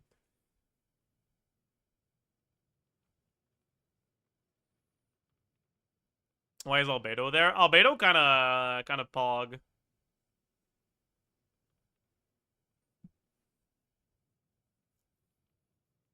How? Well, he's doing more damage than Durin. And he's allowing you to actually proc scroll without it being cringe as fuck.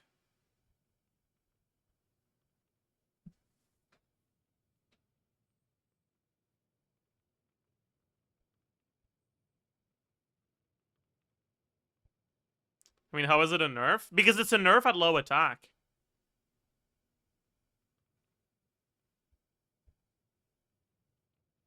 I guess at 1700 attack, it's probably like a side grade.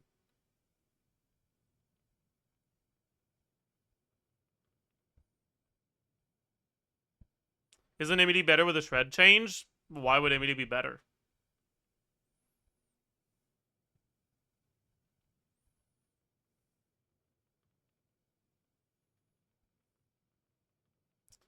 Like, I don't know if you've ever fucking played a Kenichi Emily team with Eon-san trying to proc scroll, but trust me, that sucks. It's not fun.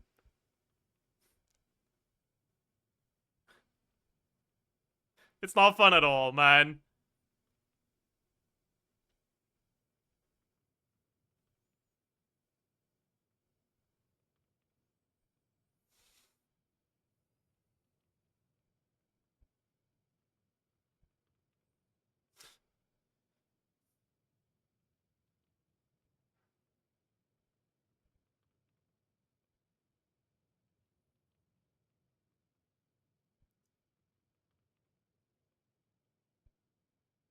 Let's remove that fraud Eon-san. She only buffs Kenichi, who is mid. I mean, the Cinder City is proccing and buffing Durin too. But maybe you're onto something.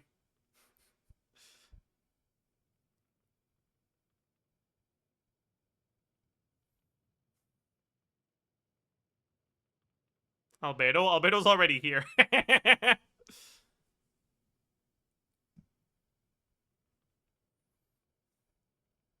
Oh.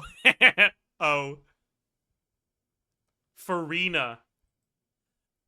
Ew!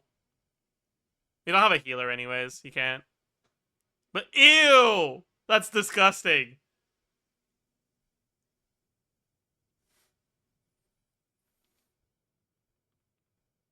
Maybe I should look at Farina Bennett Durin, though.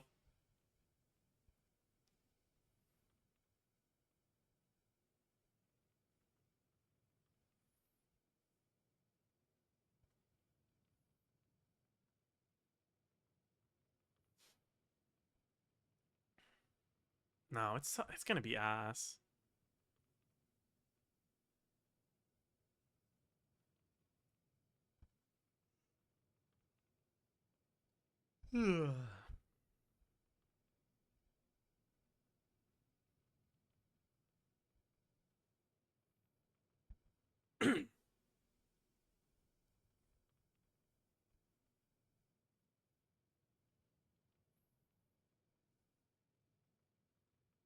What about Bennett instead of Yonson if you feel like you want the healing? And okay, let's take a look. So lose this, gain noblesse, gain power resonance. Lose this, gain 139% of Bennett's attack. Bennett's attack, 191 plus 565. Lose both of these. Ooh!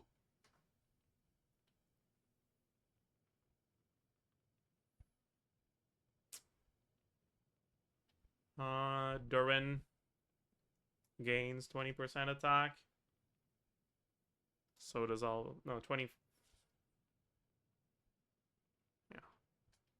And also 25 from resonance. Loses scroll.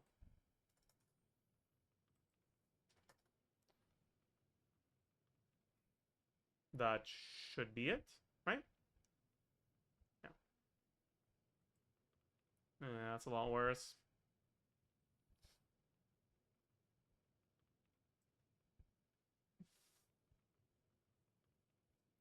Can each on scroll. That can't be better, right?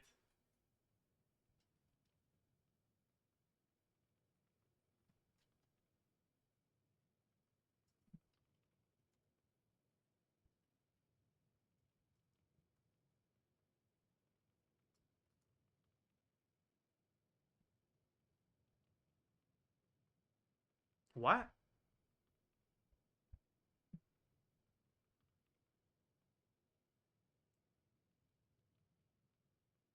Okay, wait, this crit ratio is wrong. What the fuck? Oh, shit. Wait.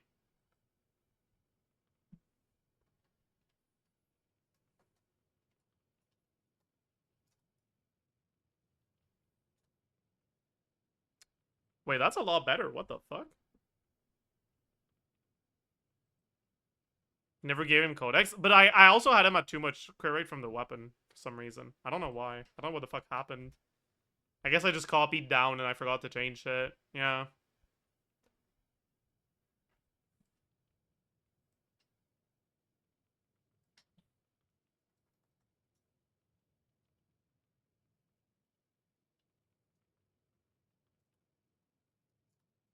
That's gonna be worse, right? Yeah, it's worse. Not that much worse. 5e or 4e? This is 5e.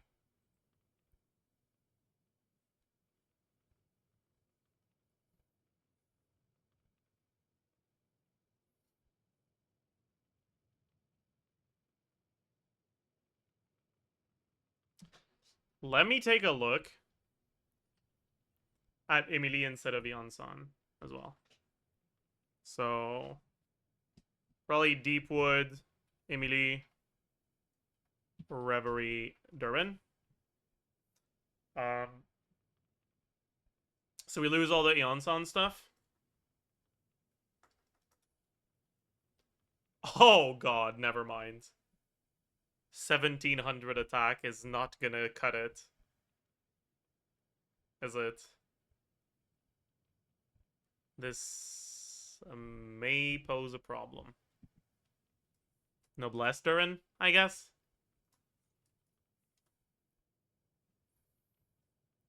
It's a little cope, but sure. Lose this. Okay.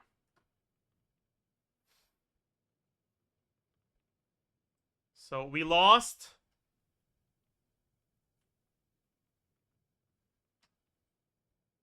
We lost like 35k DPS. Yeah, Emily's not doing that. Okay. Yeah, let's not bother, actually. Let's not bother, actually.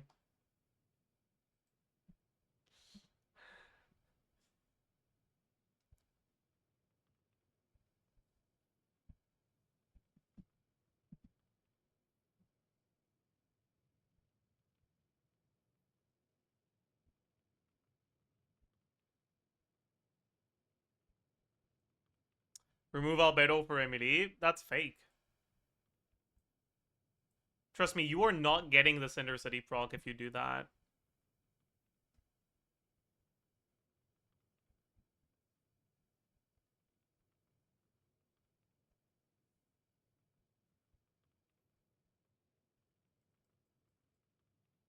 Hmm.